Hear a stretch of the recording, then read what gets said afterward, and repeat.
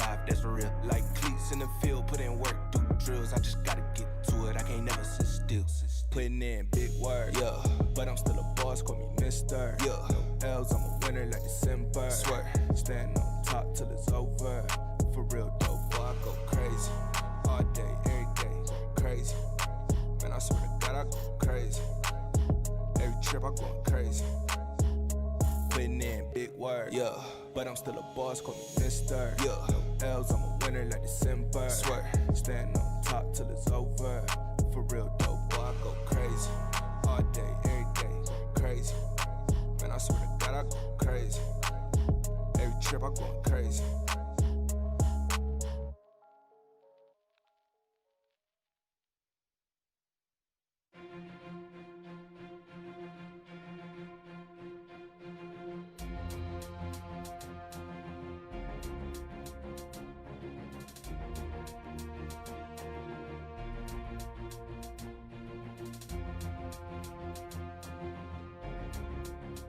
Yeah, picture yourself with your arm raised. Yo, the place is here, the time is now. On top of the world and I can't come down. No, no, I can't come down. This is how it feels to stand on the clouds. The place is here, the time is now. On top of the world and I can't come down. No, no, I can't come down. This is how it feels to stand on the clouds.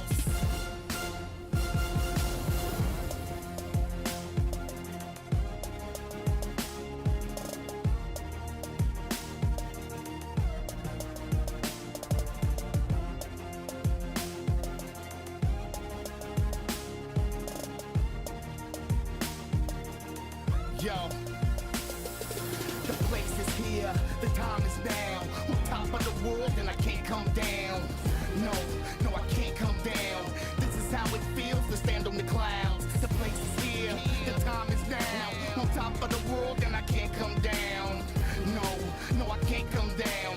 This is how it feels to stand on the clouds. The place is here, the time is now. On top of the world and I can't come down. No, no, I can't come down. This is how it feels to stand on the clouds. The place is here, the time is now. On top of the world and I can't come down. No, no, I can't come down. This is how it feels to stand on the clouds.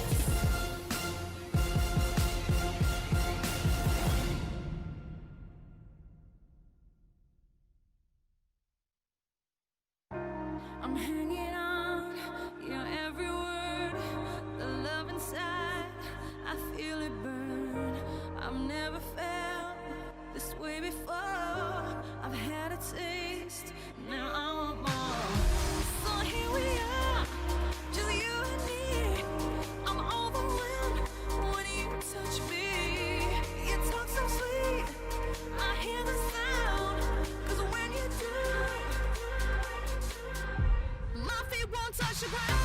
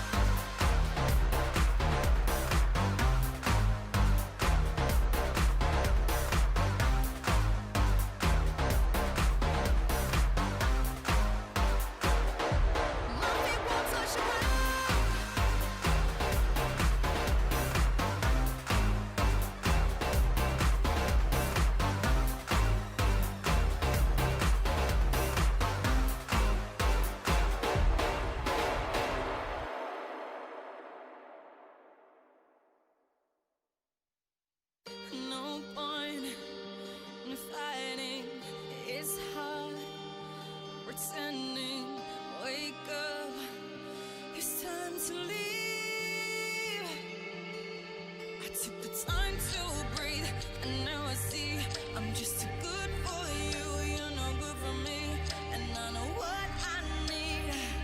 So I'll set you free.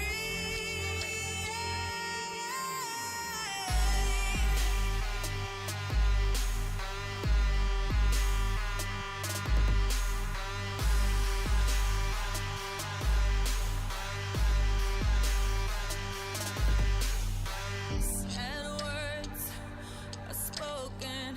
Move on. It's broken. Give up. It's time to leave. I took the time to breathe, and now I see I'm just too good for you. You're no good for me, and I know what I need. So I'll set you free.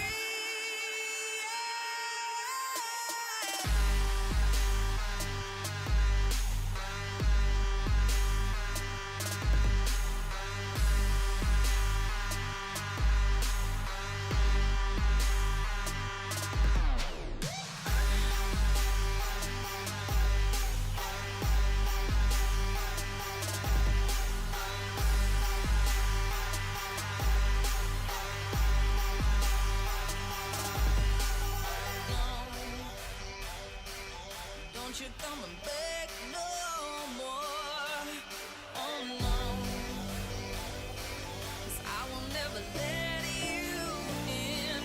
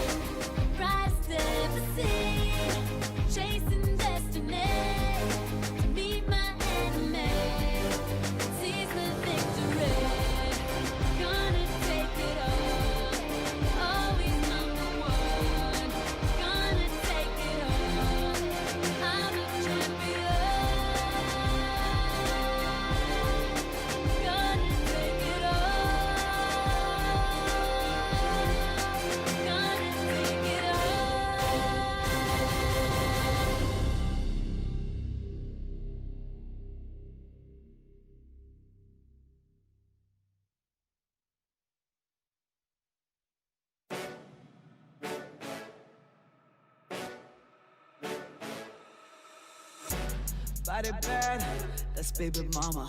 Pretty girls come and play in my arena. I'm so cocky with these bands, mucha bonita.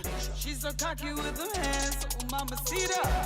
Making money daily, it's a natural high. Focused on this guapo like a fiend day and night. Spinning bands, we don't see no price. Spinning bands, what a time of life. Wake up every morning and I'm counting all my blessings. Then I count the money cause I triple these investments. We stay lit and they mad, we don't care, get the bag. We stay lit and they mad, we don't care, get the bag. So let them lurk, cause we don't mind. So let them lurk, cause we don't mind. So let them lurk, cause we don't mind. So let them lurk, cause we don't mind. So let them lurk, cause we don't mind. So let them lurk, cause we don't mind. So let them lurk, cause we don't mind. Diamonds up, so let them lurk, cause we don't mind. So let them lurk, cause we don't mind. So let them lurk, cause we don't mind. Just let them lurk, cause we don't mind. Pull up to the spot and get 'em hype. My girl extra crazy, just how I like. She a ride or die, she here for life. If you cannot respect the code, then pay the price. Don't do drugs, it's a natural high. Making money daily, it's a natural high. Focused on this guapo like a fiend day and night. Spinning bands, we don't see no price. My team be the dream. Wake up every morning and I'm counting all my blessings. Then I count the money cause I triple these investments. We stay lit and they mad, we don't care, get the bag. We stay lit and they mad, we don't care, get the bag. So let them lurk, cause we don't mind. So let them lurk, cause we don't mind. So let them lurk, cause we don't mind. So let them lurk, cause we don't mind. So let them lurk, cause we don't mind. So let them lurk, cause we don't mind. So let them lurk, cause we don't mind. Diamonds up, so let them lurk, cause we don't mind. So let them lurk, cause we don't mind. So let them lurk, cause we don't mind. Just let them lurk, cause we don't mind. Let them lurk, cause we don't mind. So let them lurk, cause we don't mind. So let them lurk, cause we don't mind. Just let them lurk, cause we don't mind.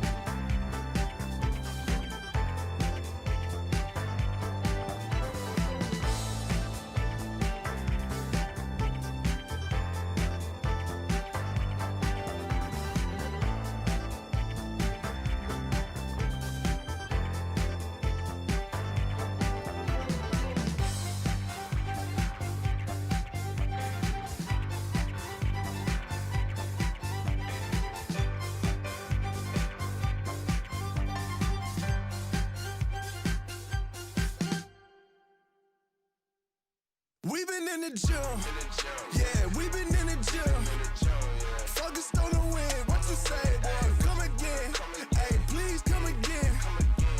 I like we ain't poppin', hey, who gon' stop us now? Who gon' stop us now? Who gon' stop us now? Who gon' stop us now?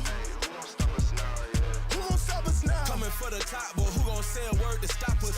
Climbing up so high that you gon' need a bird to watch us, boy, that's way up. We serving L's to those with nerves to mock us, boy, don't play us. The vibes we got get blocked, approaches proper. Them dudes got majors ambitions, we ain't going for birdie. Legends in the making, dog, you watching 30 for 30. I keep a prayer for the faith, got the real and dodge the snakes. Only mamba I rock with got 24 on the jersey. You about to witness something legendary. Ooh, I think they blind, they tryna see us, that's imaginary. You done lost your mind, sleeping on the squad, don't fit no competition. Hold up, slept on our greatness long enough, now we gon' run the score up. We tryna see the trophy pass around, confetti on the cap and gowns. Focused on the dub, but we not backing down. How you gon' stop the plan of God when he marching with the squad? Look at me, this RMG, and we the captains now. We been in the gym, yeah, we been in the gym. Focused on the win, what you say, boy? Come again, hey, please come again. I like we ain't poppin', hey, who gon' stop us now? Who gon' stop us now? Who gon' stop us now? Who gon' stop us now? Who gon' stop us now? Stop us, I've been in the gym and I'm flexing monsters. Run up and check like a marathon, saying we gon' lose, it's like speaking nonsense. Not conscious how these jabs sting like I bang choppers, boy I slang liners like Steph Curry. They Usain Jog and I am the game like my name Harlem. Who gon' step and save his name? Return the kick like Devin Hester. In the end zone flexing, I'm talking harder than the reverend. Don't wanna hear that it was destined. I train harder than legend. Need a trophy, I ain't resting. Ate a bag just for breakfast. Yeah, ate a bag just for breakfast. And a rapper that was flexing. Spit the bones out of catfish. But I swallowed up the necklace. Trying to make sure you cleared all the threats. Better put me on the checklist. I ain't playing. I repeat it till they all get the message. Yeah, there'll never be another one that can't. I throw everything, the kitchen the same, the toilet, the plumbing, I still come and smell it like potpourri. Y'all gotta know when you get to the studio. I've been focused, I've been going, you been knowing I'm not the one to sleep on. I burned down the room like I hopped on a dragon trying to get the iron on. Yeah, we been in the gym. Focused on the win, what you say, boy? Come again, hey, please come again. I like we ain't poppin', hey, who gon' stop us now? Who gon' stop us now? Who gon' stop us now? Who gon' stop us now? Who gon' stop us now?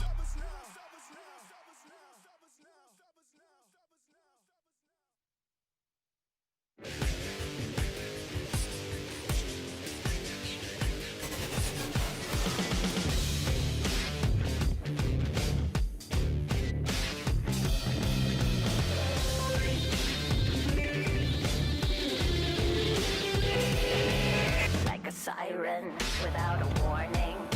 You never know what hits you if you wake up in the morning. Like a temptress in a red dress. Seduction is destruction, so you better get a move. Danger, danger, look where you're going. The heart is open, your blood is overflowing, baby. Danger, danger, look where you're headed. Got your pedal to the metal, and life is not ready, baby. Yeah. I'm gonna use you and abuse you. Tire tracks on your back,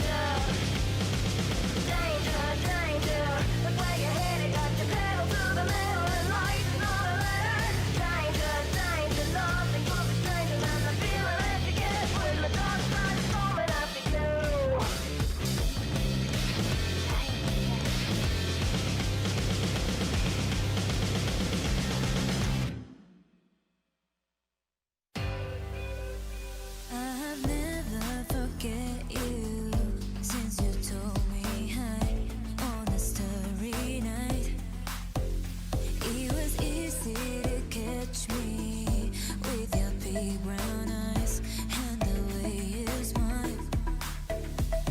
I guess that you believe in me. The thing inside is killing me. I'm holding on.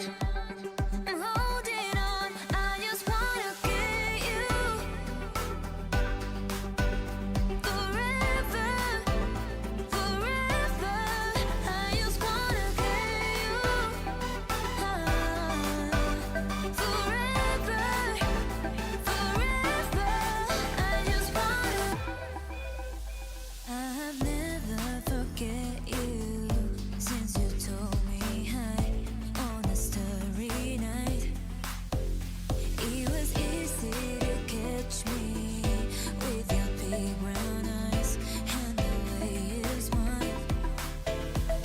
I guess that you believe in me. The thing inside is killing me. I'm holding on. I'm holding on. I just wanna get you forever, forever. I just wanna get you forever, forever. I just wanna get you forever, forever. I just wanna get you forever, forever. I just wanna.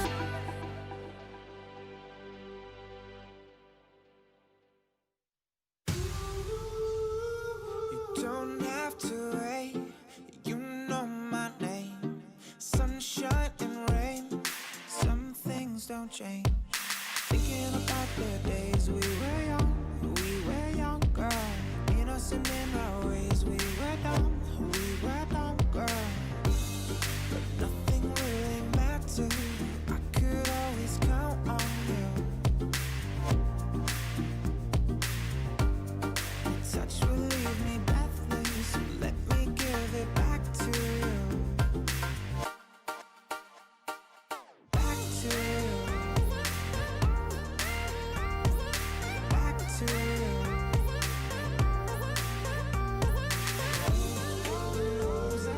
Back to you. Back to you. Back to you. Back to you. Don't have to wait, you know my name. Sunshine and rain, some things don't change. Thinking about the days we were young, girl. Innocent in our ways, we were dumb, girl. We were dumb, girl.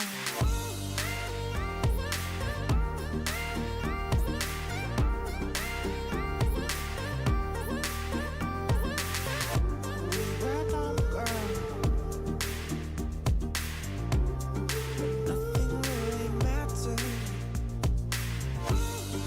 I could always count on you. Your touch will leave me breathless, so let me give it. I could always count on you. Your touch will leave me breathless, so let me give it back to you.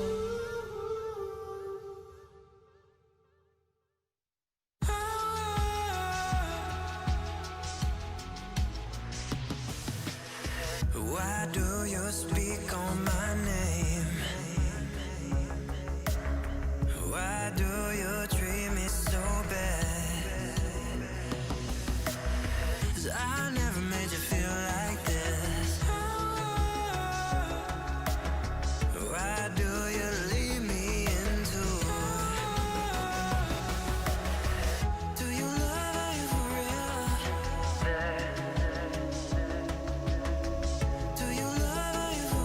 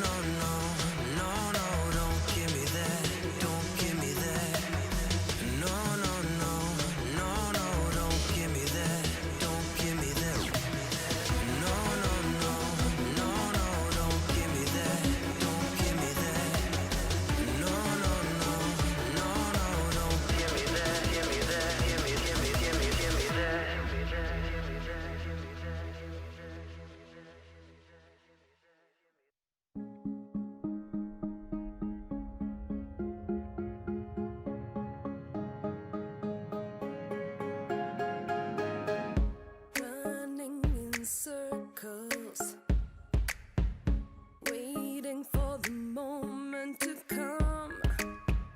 There's no rehearsal when you want to reach the stars. I lift my head up and hit resume. Get me away from the waiting room, 'cause we were born to achieve our dreams. So just fire away, fire away. Well, do you feel it getting closer? I know each day we're growing stronger. Well, do you feel it getting closer? My eyes on the clock, the game is on. The game is on. The game is on. The game is on. The game is on. The game is on. I feel I'm on the edge, testing my own limits. It's taking me to the top. I'm taking action, okay, here we go. Well, do you feel it getting closer? I know each day we're growing stronger.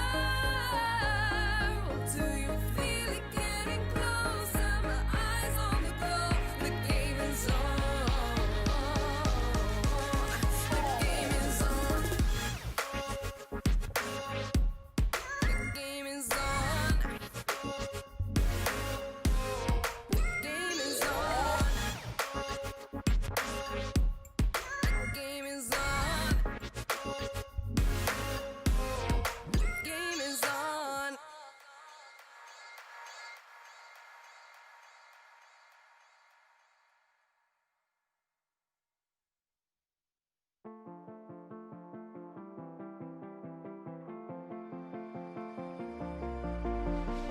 Got a feeling nothing is forever. Keep your voice low. The sun is high, but I wish I could bathe in the moonlight. Ooh, this is it now. Come out of the shadow. Make the walls fall. Memory is headed for disaster. Heart is beating slow. I hear the words, I see the ghost of laughter in the afterglow.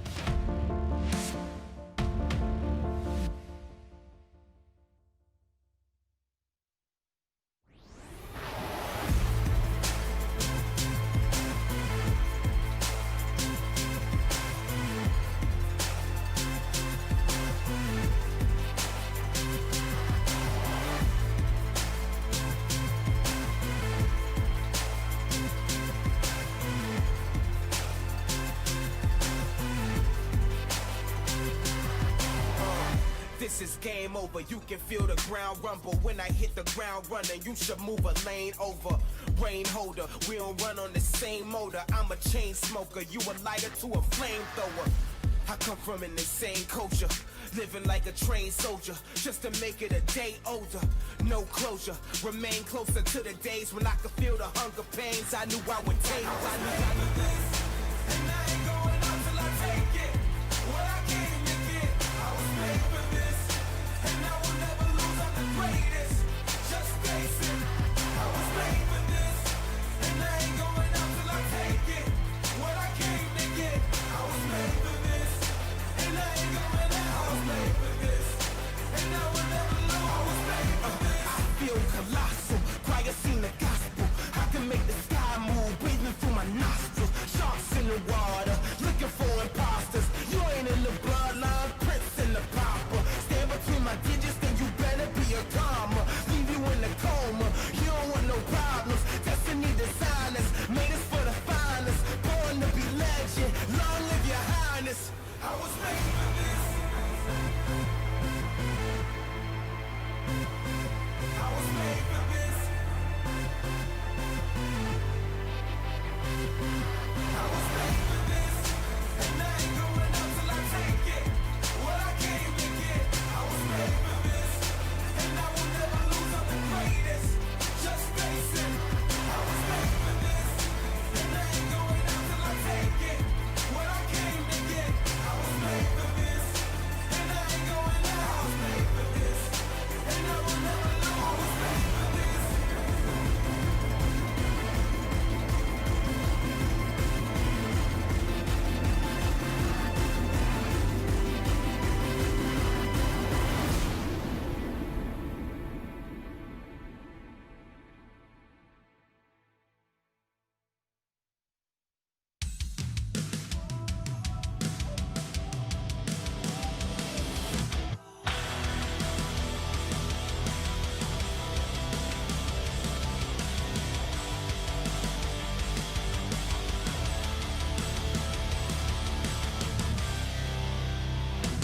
Once upon a time, we had it all, sitting safe behind our castle wall.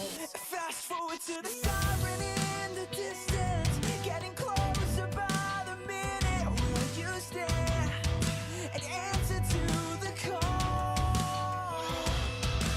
Burn like a fire, willful and wild. This is the night that you were made for. Don't close your eyes, safer to stare into the sun.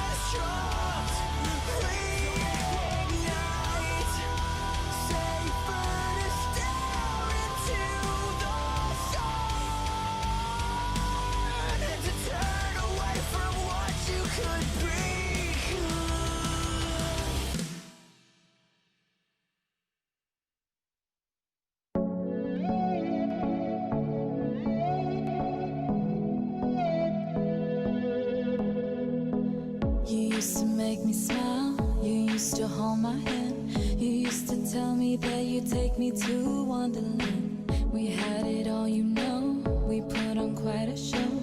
You were my one and only, never let me go. Then you broke my heart and I fell apart. I couldn't understand what you did to me. But I'm stronger than you think. I'll make a brand new start. So don't come looking for a way into my heart. Don't come looking for me when the party's over. Don't come crying to me when the party's over. You thought you had it all, but up against the wall I walk right through another open door. I'm gonna hold my tongue, it can't be undone. I'm taking all that I can get from you. I'm not thinking about you, nothing about you. Nothing you can say will change my mind. I won't be back for more, well that's for sure. I'll be flying now underneath the sun. So don't come looking for me when the party's over. Don't come crying to me when the party's over.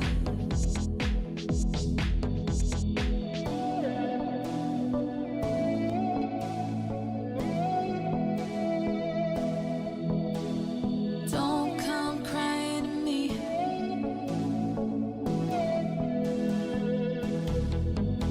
So don't come looking for me when the party's over.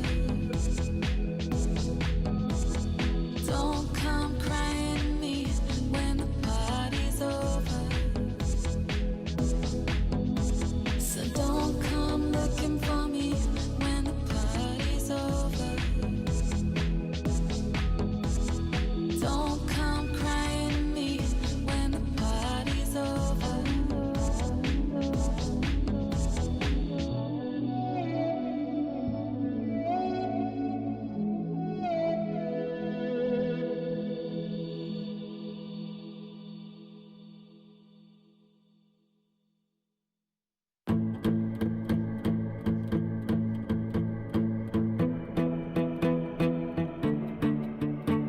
I don't know where I've been, hiding out in a dream. I need someone to help me. I need someone to lean on. Well, it gets dark on your own. I need someone to take me home. So turn the light on. So turn the light on for me. Oh, turn the light on. So turn the light on for me.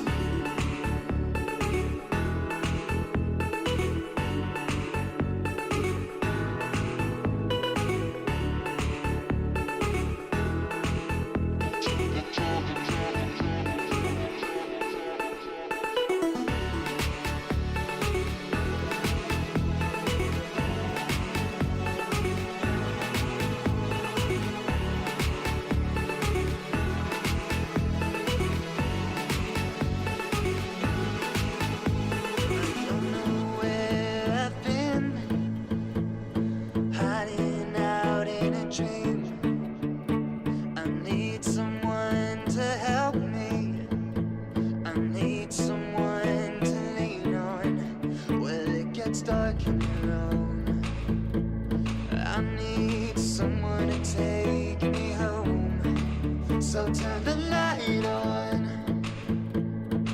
So turn the light on for me. Oh, turn the light on.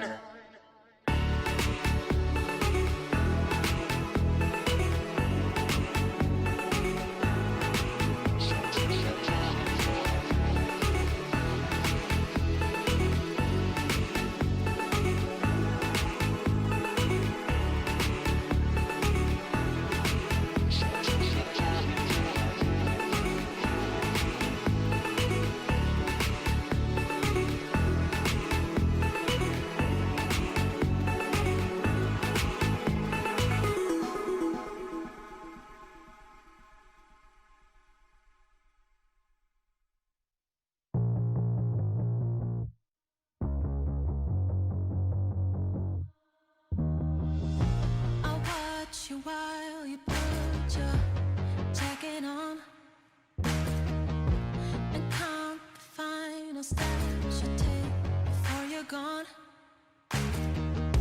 I wish you'd turn just one last time around to see the skies above me falling down. I don't know why you just can't stay here while we say goodbye. You can't deny we had a thing here, don't you realize? I need more than a keepsake, I need you for real. Don't end with a handshake. I need more than a keepsake, I need you to feel. Don't cut out the outtakes. More than a keepsake. You came like a natural disaster. I didn't run away. I thought, bring it on, I'm getting faster, but it's far too late. Now I'm right in the middle of your earthquake, swinging back and forth. I tried to hold on to wind and weather, but you're heading north. I don't know why you just can't stay here, why we say goodbye. You can't deny we had a thing here, don't you realize? I need more than a keepsake, I need you for real. Don't end with a handshake. I need more than a keepsake, I need you to feel. Don't cut out the outtakes. I need more than a keepsake, I need you for real. Don't end with a handshake. I need more than a keepsake, I need you to feel. Don't cut out the outtakes. More than a keepsake. I need more than a keepsake. More than a keepsake. More than a keepsake. Oh, I don't know why you just can't stay here, why we say goodbye. You can't deny we had a thing here, don't you realize? I need more than a keepsake, I need you for real. Don't end with a handshake. I need more than a keepsake, I need you to feel. Don't cut out the outtakes. More than a keepsake. More than a keepsake. More than a keepsake. More than a keepsake. More than a keepsake.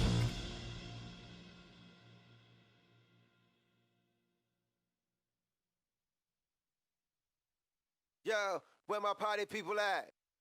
Aha.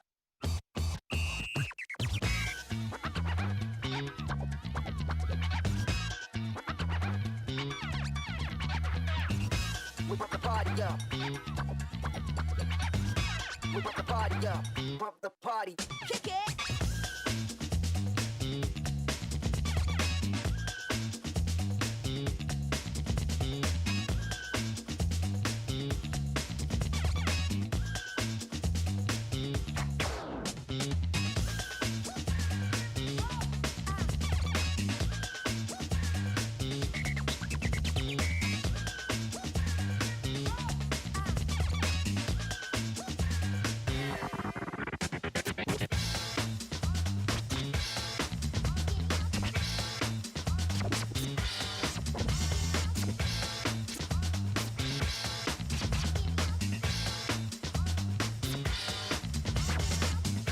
We pump the party up.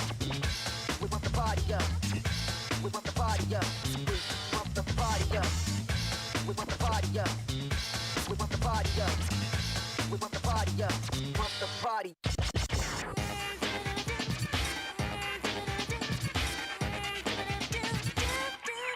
Get down.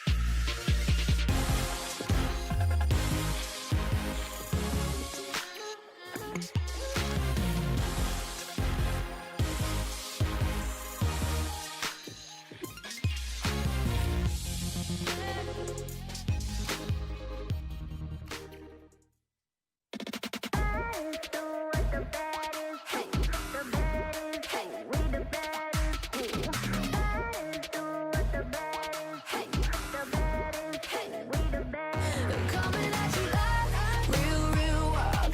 Here to light it up, set the world on fire. Gonna break rules and hearts in twos, 'cause that's what the baddies do. Never going back, nah, that. Diamonds on drip, 'cause I came to make a splash. Gonna break rules and hearts in twos, 'cause that's what the baddies do. I switch it, I'll let your face off, disappear, I'm your eraser. Aim the cut just like a razor. Murder business, world my blazer. I got all the boys on me, I got all the lines on ring. Knocking dead, turning heads, I got all the eyes on me. Pretty face, 걸어 들어와, 유행 선두자. 원하지만 못하잖아, 애가 찾아나. You like whoa, 갈리 you the gold. 난 알지, I know. 준비해, cause I like the ball. 멈추지 않아, 말할래. 그게 like a bag, 그거 말고 bye. 믿어봐, 그만큼 크게 어깨 펴고 high. 100% 덤비지 못해, 죽여주잖아. 나는 boss, 간지 with the sauce. 원하면 줄게. I'm doing damage when just how I planned it. I do what I want when I say. 모두 날 따라해, 난 끝내주잖아. To live on the edge of insane. Coming at you live, real wild. Here to light it up, set the world on fire. Gonna break rules and hearts in twos, 'cause that's what the baddies do. Never going back, nah, that. Diamonds on drip, 'cause I came to make a splash. Gonna break rules and hearts in twos, 'cause that's what the baddies do. It's crazy. Sorry for the bad news, sorry I'm so bad. Only took a minute for me to get what you had. Sorry for the bad news, know it makes you sad. There for a minute, baby, you should pack your bags. Way that I look should be breaking the law. If I don't got it, I take what I want. My circle small like a round of applause. You know that I love the sound of applause. You know I mean everything that I say. When you see me come and get out of the way. Back in the sleigh, back and I'm better and ready to stay. I'm doing damage when just how I planned it. I do what I want when I say. 모두 날 따라해, 난 끝내주잖아. To live on the edge of insane. It's crazy. Sorry, not sorry for being the best. 언제든지 내가 좀 mess. Look at the gold, all on my chest. Look at the gold, call it a flex.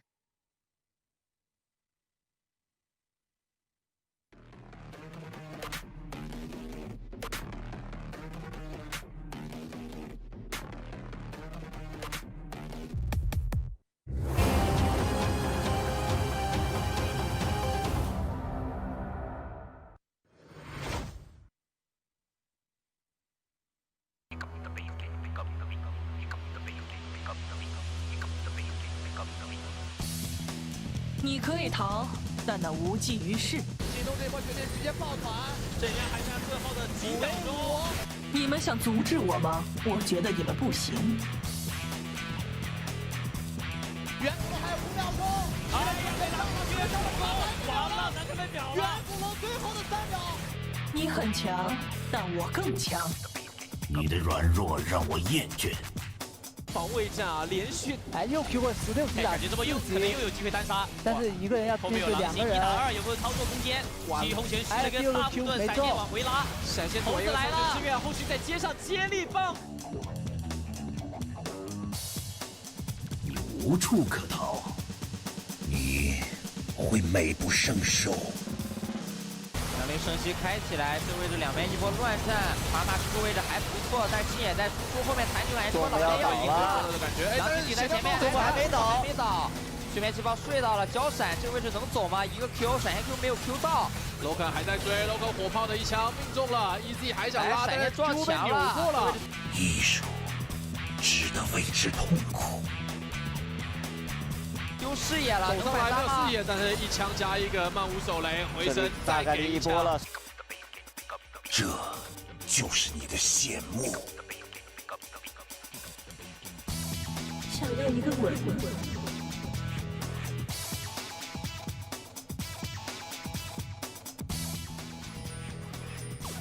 每个微笑都是即将被撕裂的嘴角。哎，又遇到了哇！痛了吧？哎，他这波有机会，反打差一丝血，哇，被他逃掉了。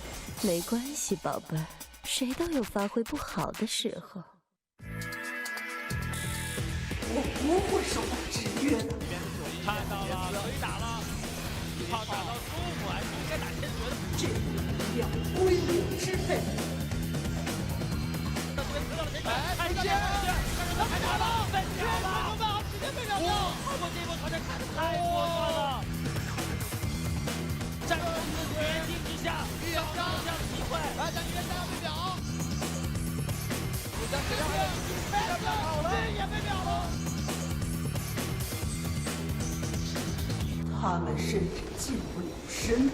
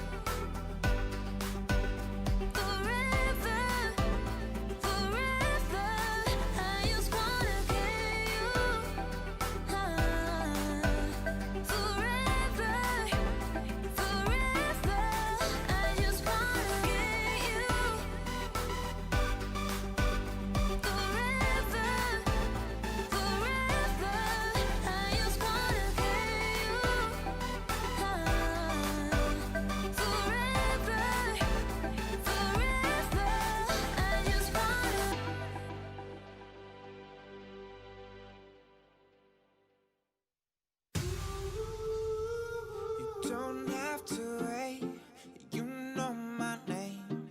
Sunshine and rain, some things don't change. Thinking about the days we were younger, innocent in our ways. We were dumb, girl. But nothing really mattered. I could always count on you. Your touch will leave me breathless, so let me give it back to you. Back to you. Back to you.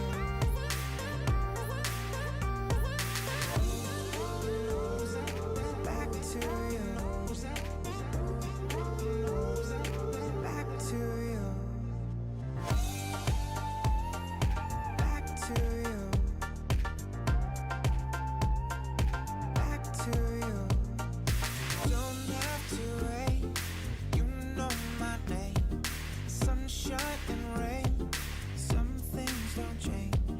Thinking about the days we were younger, innocent in our ways. We were dumb, girl.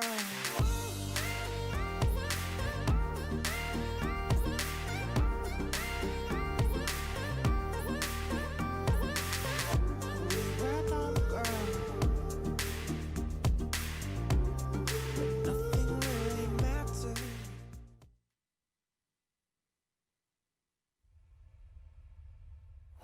天堂与地狱仅有一步之遥，而这张通往世界赛的门票是他们整个赛季努力的最好证明。站在峡谷两侧的选手们，不必在意昔日的成败，此战谁能笑到最后，唯有孤注一掷，才能所向无前。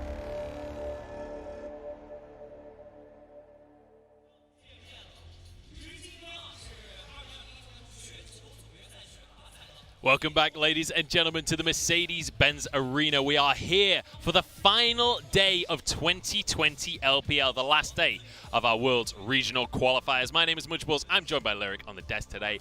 Welcome to the desk once more, my friend. How are you feeling this morning? Man, after yesterday, how can you not be feeling hype? We get IG in the regional finals, That always spells out potentially 5 games. And we also have a rematch from earlier on in playoffs as well. So we'll get into all of that, and let's start off by looking at our bracket of where we are and where we have been across the course of the last few days, because we started things off, Lyric, feels like a long time ago now, with Top Esports against JDG, and it was Top Esports that came out on top of the pile. The funny thing is that was only a few days ago, but of course, both of those teams securing their world spots when they got to finals. Suning, though, dominantly crushing LGD on the first day of regionals. I just want to say, I expected it. It was exactly what I wanted to happen. It is exactly what happened. Suning, I'm so proud, guys. But we then went on to IG vs FPX. Yesterday, FPX falling short at the final hurdle. IG, I don't know how they got away with that series. I don't know how they always seem to get away with it, but they are now coming into our lower bracket. You see LGD against IG, and this best of 5 will decide who our final world seed will be. Gonna be really important. A ton of experience on both sides of this matchup.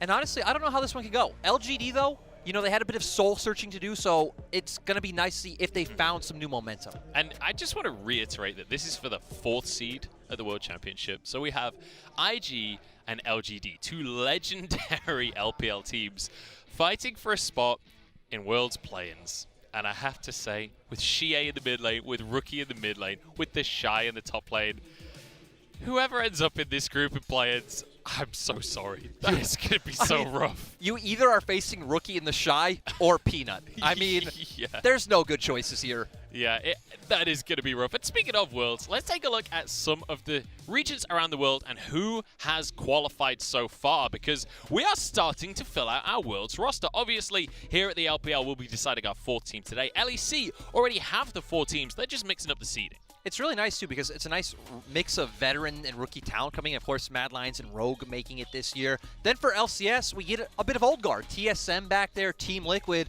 but FlyQuest, a nice new organization at Worlds. Yeah, and I has to say, like, Cloud9, that is a heartbreaking defeat for them after how they started this year. Who expected for them to not make it to Worlds. It's a really, really rough story for them. Also, some of the minor regions as well. Machi is there. Lyric, for anyone that doesn't know, Lyric actually coached Machi for a couple of years, so maybe you can take some of the credit for that one. Maybe I potentially built that foundation up, but of course we have those 2 teams coming from PCS. Legacy over in the OPL, winning the split once again. Team Flash from Vietnam. And Rainbow 7 reverse sweeping all Knights this morning. We have a lot of exciting teams at Worlds. We certainly do. I cannot wait to see how it's all going to pan out once we get to the Worlds group stage, once we get to play-ins as well, to see what these teams actually look like on the world stage, because especially when we look at LCS, teams like FlyQuest, I think a few people weren't necessarily expecting to make it to the World Championship, and they have definitely upset the apple cart there. Same story with like Mad Lions against Schalke. Who knew which team was going to make it through? Mad Lions come out at the end, but Schalke was a team that a lot of people were expecting to make that late surge. With Gilius coming in, having those strong performances, you know, being the spiritual successor to our main man, PP God, it's quite heartbreaking.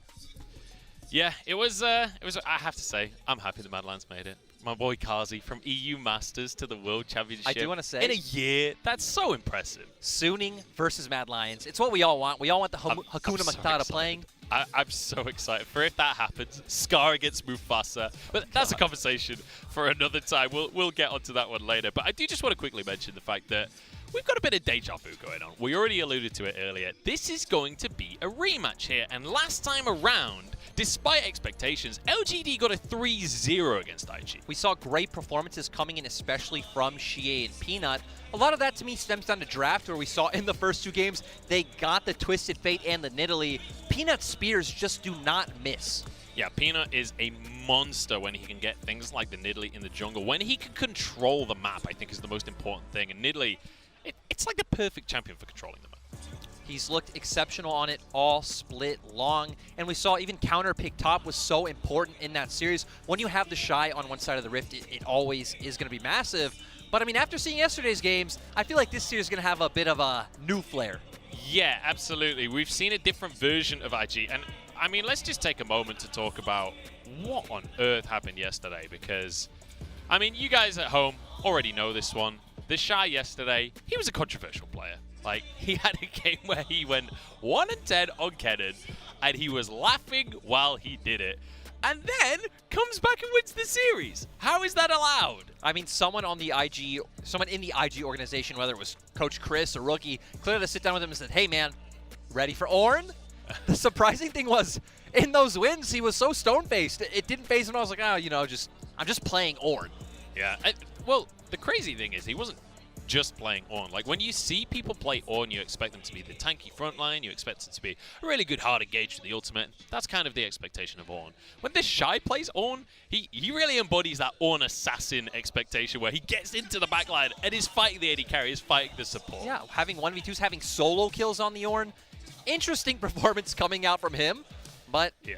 That's always been the story of IG, right? Which the Shy shows up. It feels like it's consistently the same, the Shy, but how can the enemy team punish is always the question. That will be the question. On the other side of the board as well, we've got LGD, and the big question mark to me is just which version of this team is going to show up, because it feels like there isn't just two versions. It feels like there's a great many versions of this team, from what we saw in the regular split to what we've seen against Suning to what we've seen against IG. Like, this is a team that 3-0'd IG in comfortable fashion and then got crushed twice in a row by Suning.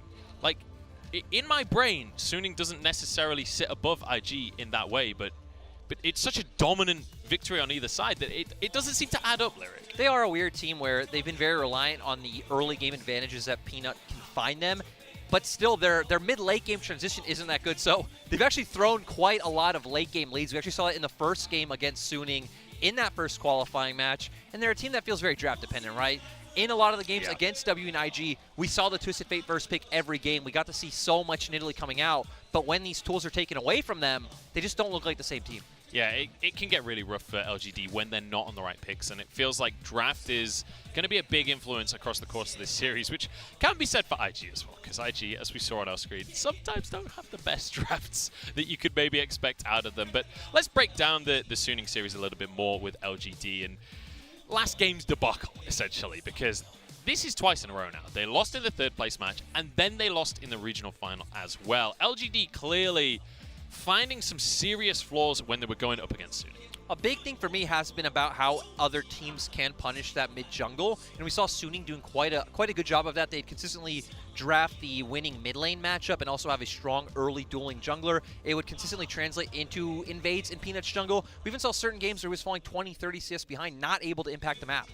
Yeah, and I think that's one of the key things, is this jungle difference that we saw. Not necessarily jungle difference in terms of ability to play, but SOFM playing around his team so beautifully on the utility Lee Sin. And he would do a great job at exploiting these mid and late game advantages that we talked about, to where here we see LGD going down for a dragon, losing 2 turrets for 2 Suning on the opposite side, and that's been one of LGD's glaring flaws. If Shie and Peanut can't get them ahead, they go into this 20-minute mark quite confused. And it has to be said that the bottom side from LGD as well, Kramer and Mark, they have had some series that they look exceptional. Other series, they feel completely invisible. To me, that also went down to draft. When they had those winning matchups against IG, we saw Mark consistently able to get out onto the map. But against Suning, they weren't able to do that. They kept drafting things like the Ezreal. Suning would have the winning bot lanes. Mark was restricted. Sword Art was the one moving. And they weren't able to find the impact they needed. And it feels like Lunxing quite often does get left alone in the top side, as you can see on your screen here. But let's be honest, that's what Lunxing likes. This is the reputation Lunxing has. This is the kind of player that he is realistically. He's really built his career playing like this ever since RNG. You can even see in some of his interviews that he's comfortable playing like this. He feels like it's the best way to play the game, playing around mid-jungle in the bot. And it does feel like today it's going to be about how well he can absorb pressure from the Shy. But at the same time, when you have a pretty restricted champion pool, things like the Ornn, the Renekton, the Volibear, and the Shy is willing to pick absolutely anything, bring out the Quinn, bring out the Lucian, I feel like Longxing's going to be in for a rough day. I think that's the big question to me, is like when we have things like the Quinn and the Lucian up in the top side. But yesterday those carries didn't work out for the Shy. It was the Ornn that came through that actually turned things around. So maybe Ornn could become a massive contested pick. One thing I do know, though, when we talk about the picks, is that the nut has cracked. Peanut, please, no more Skarner in the jungle. We can't deal with any more Skarner in the jungle. It's just not meant to be. it's just not working here in the LPL. We've seen it a few times, whether it's from people like Suning have picked it up themselves, obviously LGD being the other big ones, but Peanut is a carry jungler. He thrives on things like the Nidalee. He thrives on things like the Kindred. We want to see him have strong laners, be able to play out this carry style, and really impact the map, where Skarner is much slower, right? You need to get off your 2 full clears, get that level 6 mark, and then try to impact the map. But even then, we have a lot of mobility on the Rift right now. We have a lot of people who run things like Spellbook. They can easily take that cleanse.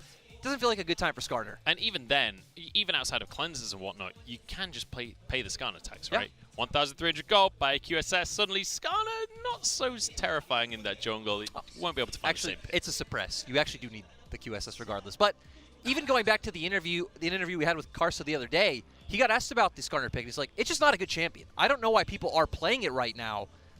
It just makes no sense. I mean, this guy just won the split. Yeah. So I trust his opinion. Yep, I can get behind that. I also don't know why Skarner is being played. Let's take a look at the other side of the board, though, because IG yesterday, man, they cannot keep getting away with this. The Shy going 1-10 on Kennen, and they're winning out the series anyway. How do they do it, Lyric? I don't understand this team at all. It starts with a guy named Rookie, and also pairs along with a guy named Ning. We've seen their mid-jungle 2v2 be quite strong. Rookie especially has had one of the best years of his career, which is really strange to say because... That's a big statement, yeah. Exactly. This guy's had a lot of good years. Won Worlds in 2018, obviously, but we saw a lot of good performances yesterday, especially on the Zoe. Ning coming in with the Graves, tons of outplays, being able to link up with Rookie quite well, and spread that pressure across the map, and we saw it work best when it would lead towards bot side, and even Puff and Baolan having some solid performances. Yeah, we've got some highlights of the games yesterday as well for you guys, and Baolan very regularly being the catalyst to start the plays off for IG. He was always looking for the hook, whether it was good or bad, a lot of times mixed, but he would find the engages that they needed. It would get Rookie onto the enemy carries of FPX, and it always led to a lot of these good team fights, and even Ning, as we highlighted, on the Graves, having such a stellar performance. Yeah, beautiful stuff coming out from Ning, and it has to be said, this was a team filled with inconsistency yesterday, but it felt like towards the latter half of the series, they figured out what was going wrong earlier on, and they managed to find the way to answer what FPX were bringing to the table. It also goes back to what you said that later on they realized, hey, we're going to put the Shy on Ornn. We're going to play from mid-jungle to bot side. We saw Puff especially had a lot of games where he was flashing forward aggressively. He was stepping up, and that was always the Puff that we asked ourselves, where is this guy? Because when he plays like that, he does look like an exceptional AD carry. Yeah, and we kept on seeing the Senna in the series as well, and I feel like the Senna, we saw it yesterday in LEC, looked amazing, looks really, really strong. Here in the LPL, games end too fast. Senna, I'm not convinced by the pick. We'll see if that's going to continue to come out today between these two teams, but I'm thinking maybe just step away from that style of play. I will say, though, in the top side, we also saw a bit of a change in picks, and it was a bit of an ordeal that we had to deal with because the Shy changed his tact entirely, moved away from the carries, and once he's on a tank, apparently just the best top in the world. You know, in that picture you've had of him, that grin just fits so perfectly because, I mean, the Shy must come out of the game like that and be like, hey, I just got carried, and it felt amazing. You did highlight earlier, he's had some good moments. He was 1v2ing in a lot of these team fights. I remember Game 4, he got up to 500 armor. Even the last game, facing pretty much a full AD composition against FPX, he was having the best time. Yeah, there was, honestly, when we talk about armor, I'm just having flashbacks to the Mal fight that we saw earlier in the tournament with the Mountain Soul. That was something. But yeah, yesterday we saw the Shy on Ornn, looked amazing, and it just makes you think, surely today, when IG are coming up against a team that has 3-0'd them most recently, surely IG have to just focus on putting the Shy on something that can play defensively, forget the carries in the top lane, let Rookie be the carry. The thing, too, is you don't expect LGD to play around top, despite them doing it sometimes with things like Camille Galio, but even if they do, it's still Long Xing. I don't feel like you need to feel too worried. If you can set Kramer and Markpine on the bot side, get Puff and Baolan ahead, I do believe that's the winning formula today. So I want to open up the conversation of our jungle specifically here, and most importantly Peanut, because I feel like across the course of this entire year, Peanut has been on LGD, and he has been the driving force for this team. Like, I don't think that's a controversial statement to make no matter what. How do you feel about Peanut coming into today? Because he's up against Ning, and that might be a bit more of a difficult opponent than he's had to deal with recently. I have mixed feelings on Peanut because he's had a lot of great performances, but they feel so heavily dependent on their laners and how well they can fare, right? That's always jungle in a nutshell. Do you have the pryos to play around? Do you have the setup in lanes to be able to gank? And a lot of the time he doesn't. And I feel like it'll be the same today. Drafting against IG is quite hard. Their champion pools are massive. I mean, they're willing to pull out absolutely anything, even if it isn't necessarily the best team comp to deal with. But we even saw yesterday where Rookie constantly had push in the mid lane, constantly had those winning matchups. And if you have that as a jungler where your mid laner is constantly under turret, it is so hard to play the game. So, I mean, you talk about the fact that IG can be difficult to draft against. It's kind of a two-sided coin, right? Because sometimes they are draft geniuses, it feels like. The champion pools are so deep, they can go in so many different directions. But game 1 of the series, I don't know, man. IG, they were opting into red side, which did not seem to want to work for them yesterday. Like, it just felt like draft-wise, everything was going wrong at the start of the series. And I mean, that's typical IG, right? They'll come in, they'll just try to get a lot of their comfort picks. So a lot of times we see the Orianna Jaces come out, and it's just blind. They don't actually care what they're playing into. And they've also come out and said in a lot of their content, which actually have English subs on YouTube, they'll be like, hey, it's about us playing our own game, us playing our own style. But obviously, if you're just focused inward, that will lead to a lot of losing drafts. Yeah, I mean, that makes a lot of sense, right? But I will say I'm a little curious if something like the Jace is going to come out. Because the Jace has been, in my opinion, that has been the signature pick for the Shy across the course of this year. So regularly we see it, not even on the red side. On the blue side, the Shy is happy to blind pick that Jace, and we've seen it to mixed success. Like, let's bear in mind, this guy has the most deaths in the LPL this split. And a lot of that has been on this Jace when he finds an opportunity to try and bully the lane. He will just push in. He will try and make the play. He will try and get the kills. But so many teams are more than happy to just punish that. And to me, that's another reason why champions like Twisted Fate and Galio can be so crucial in this series, because if the Shy does get on something like the Jace and then he has those global tools, he's not ever going to be able to play out his laning phase. Sure, maybe the first few levels will be fine, but teams have publicly stated they know how to punish IG. They know to play towards the top side. We saw LGD do it, that actually all 3 games, they were giving counter pick too long Xing, and they were playing around top. So for IG, it's going to be about going off of what they learned in Game 4 and 5 yesterday and staying consistent with it. We'll see if that's going to happen, but I do want to talk about LGD a little bit here as well and move towards the bottom side of the map, because one of the players that has impressed me the most across not just this split, but across the whole year is Mark has stepped up in a big, big way. When you look at LGD, it's very easy to look across that roster and say, hey, this is all world's level talent. These guys have all been here before. These guys have all won championships before. But when you look at Mark, he hasn't. He was on that DMO roster, or Sino Dragons at the time, that had the miracle run that looked incredible for the end of a split. And now he stepped onto LGD. He looked really shaky towards the start of the year, and now we got to playoffs. Mark has leveled up in a way that I've not seen before. It's nice to see. They've done a nice job at playing around their bot lane, making sure they're able to get that push, and we've seen some 2v2 kills come out from them. They actually did 2v2 IG's bot lane in that quarterfinal matchup. And the thing that's impressed me the most about Mark is he's really unlocked himself from lane. He's been linking up with Peanut, getting into the enemy jungle. And in that series against IG, it felt like, to me, Mark was the catalyst for that success. It was never a mid-jungle 2v2. It was always a 3v2 with Mark there first. And it'll be so crucial to see him keep that performance today if LGD are going to take a win. And it's such an interesting dynamic as well that you mentioned how Mark linking up with Peanut in the jungle, because that's exactly what we talk about when Baolan comes back into the roster for IG, which he has been doing recently. We have seen Baolan as the priority support for IG. And when we talk about Baolan, it's almost exclusively in conjunction with Ning. We always talk about that jungle support duo and how they play the map. So I'm curious what you think about that support matchup and who maybe has the upper hand when it comes to working with the jungle. To me, I'd say Mark is much more tempered with his aggression. So him and Peanut are going to take it slow. They're going to get vision in the enemy jungle. They're not going to pull the trigger too quickly to where Baolan, if he sees an enemy and he's on Thresh or Nautilus, the hook is coming out. He's going to go for it. Well, we're going to go for it as well because the players are ready to get onto the stage. So I'll pass it to Wendy for a translation of our player intros. So let's welcome 2 teams of today, LGD Gaming and Invictus Gaming.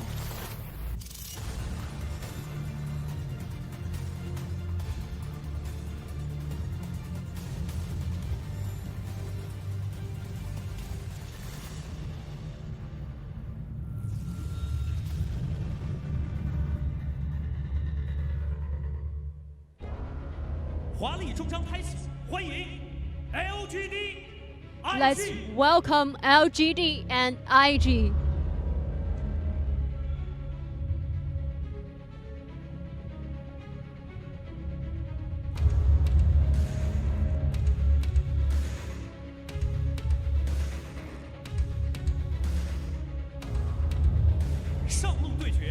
For our top lane matchup, LGD launching IG The Shy.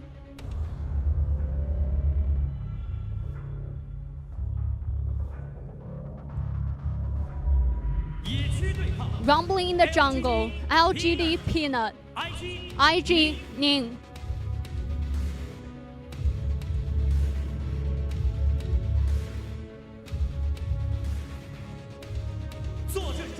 Holding down main lane, LGD Xie, IG Rookie.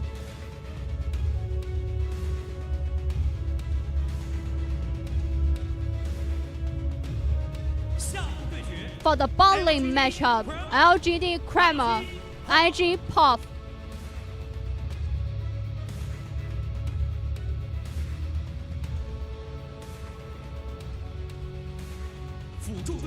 For our supports, LGD Mark, IG Baolan.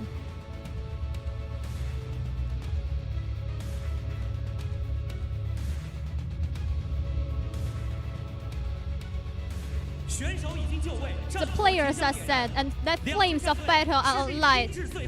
I hope the two teams fight until the very end without leaving any regrets. Now, the third day of 2020 World Championship regional qualifiers begin.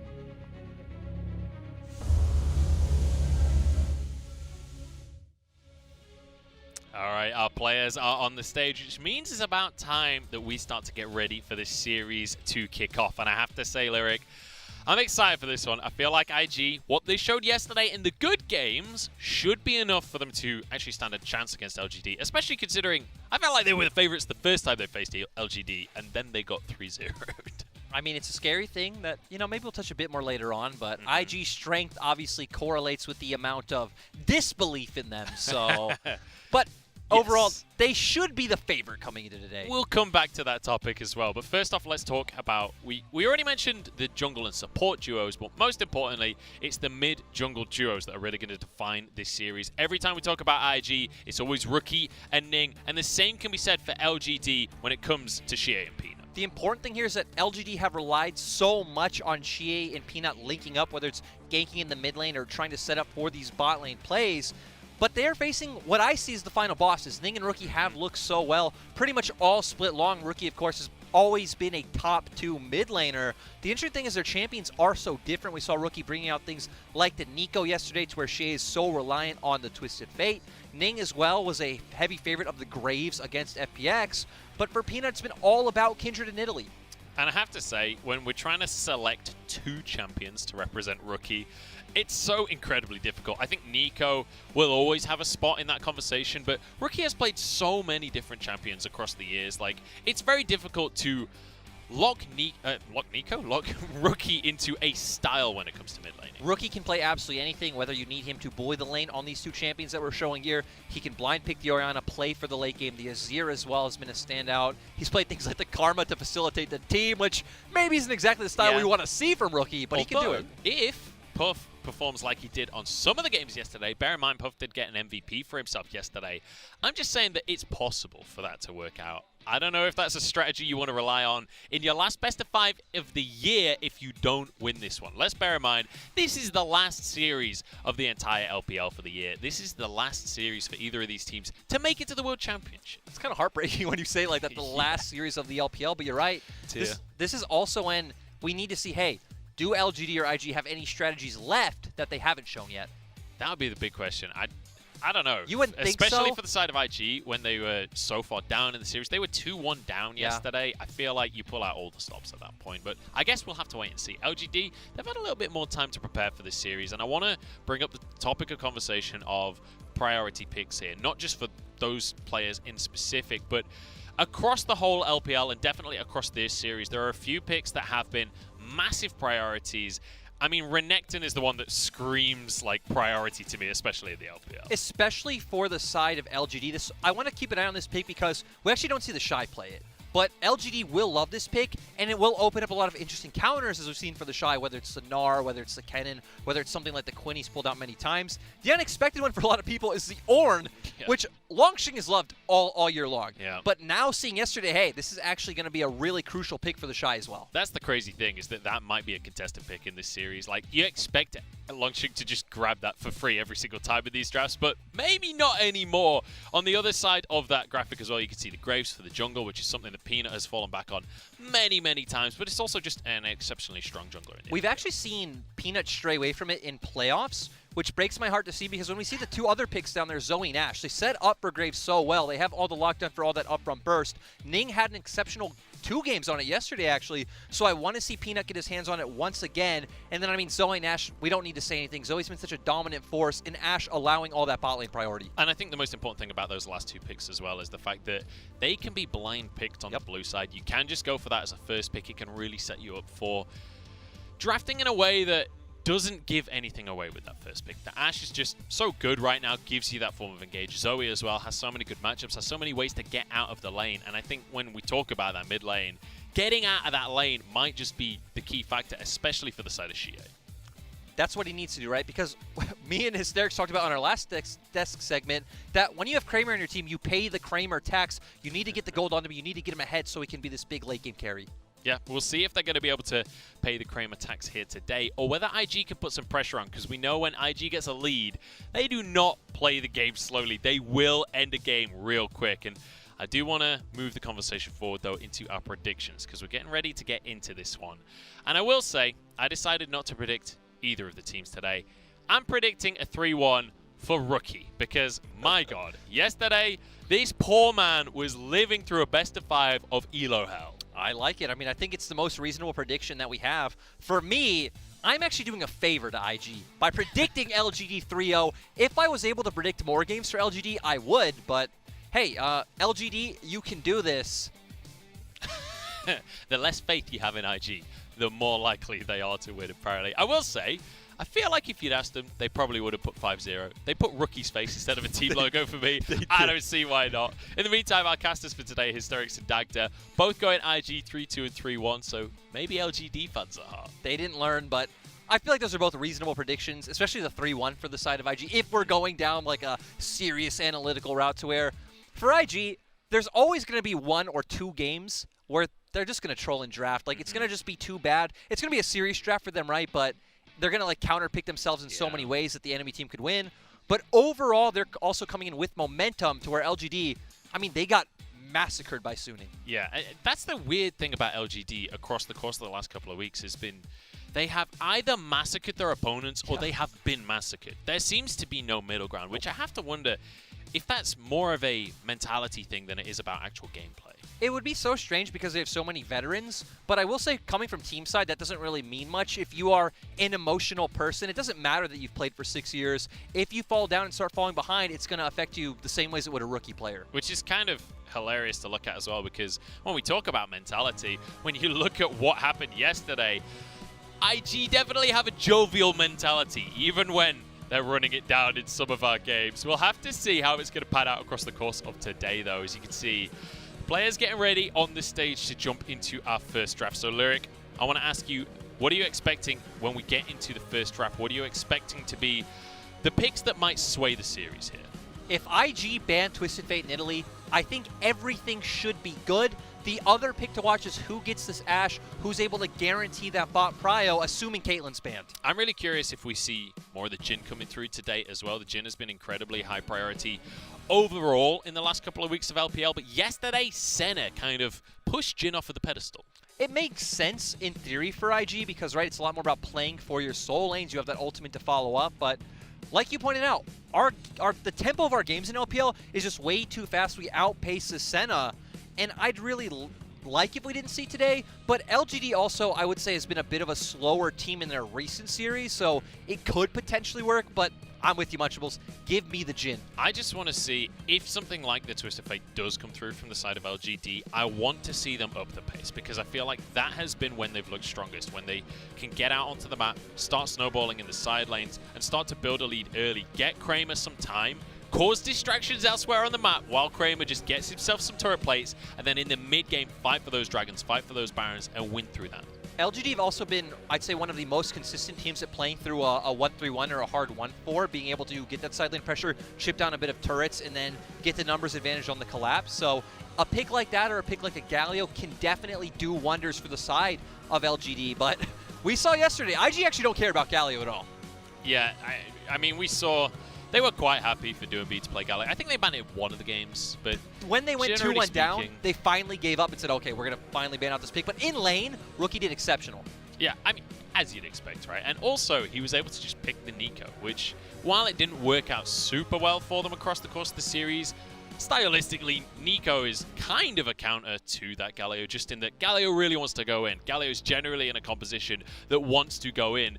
Nico loves that. That is Nico's comfort zone. That is exactly where Nico wants to be every single game. The thing I love about it as well is there's so many good matchups. It's such an early spiking champion off of its base damages, and even the items you build are so cheap that it just fits the way Rookie dominates lanes so well.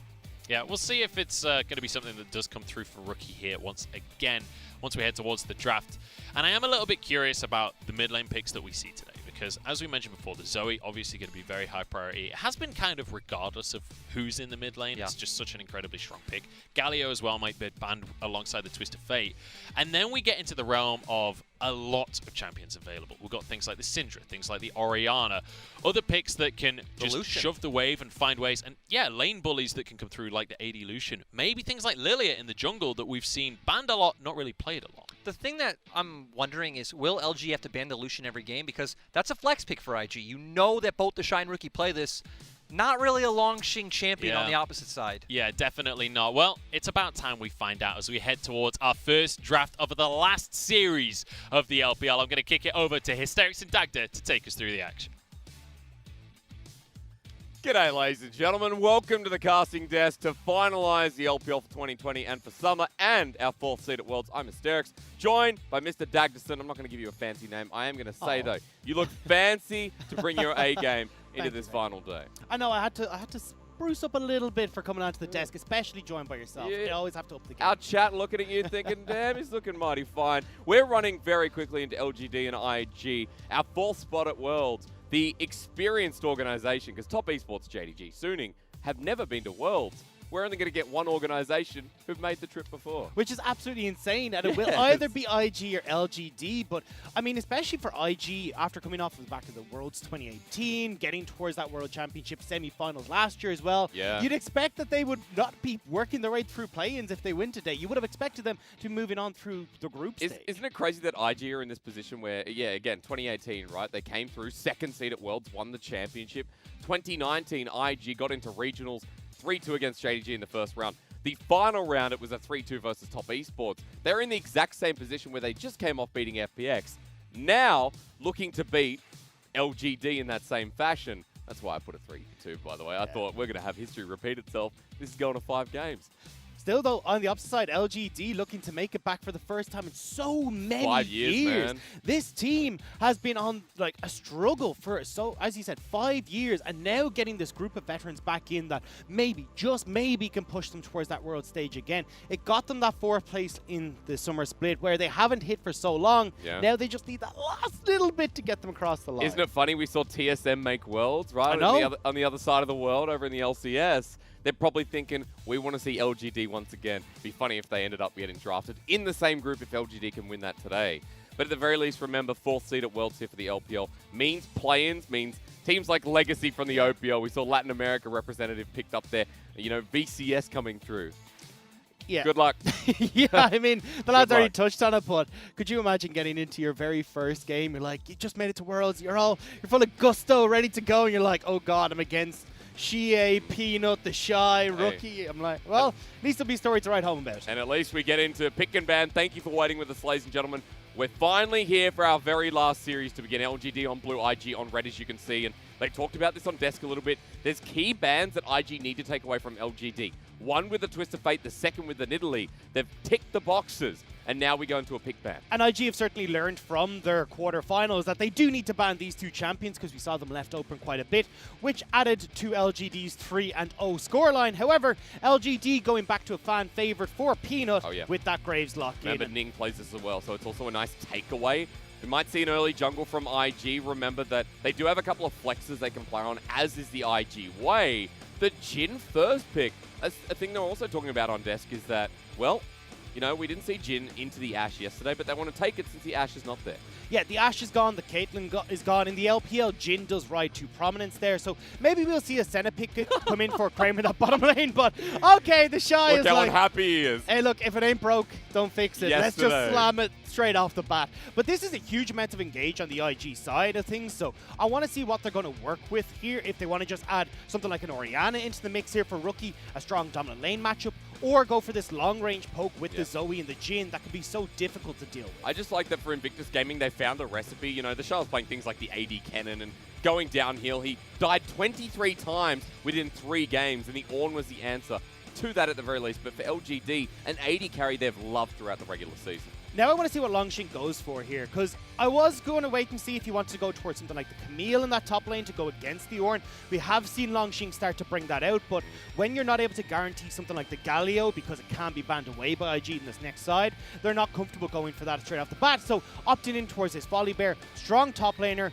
can bully the Ornn in a lot of circumstances, plus with that Ezreal on the bottom side, sets up Longshin and Peanut to play through this top lane. Very, very true. On the other side, though, for the jungle, it's going to be Ning on the Lee Sin. Remember, we saw this in the 4th or 5th game, if my memory serves me correctly. Yeah, we saw in the 4th game, and he looked real damn good. Even though he got set behind in the early stages, it didn't matter. Ning was able to come back through strong lane pressure, giving him the opportunity to just take over this game. You know, you're going to hear me a lot this game, Dagda. Instead of calling him Bruce Lee, it's going to be Ning Lee coming onto the Rift for game number 1 at the very least.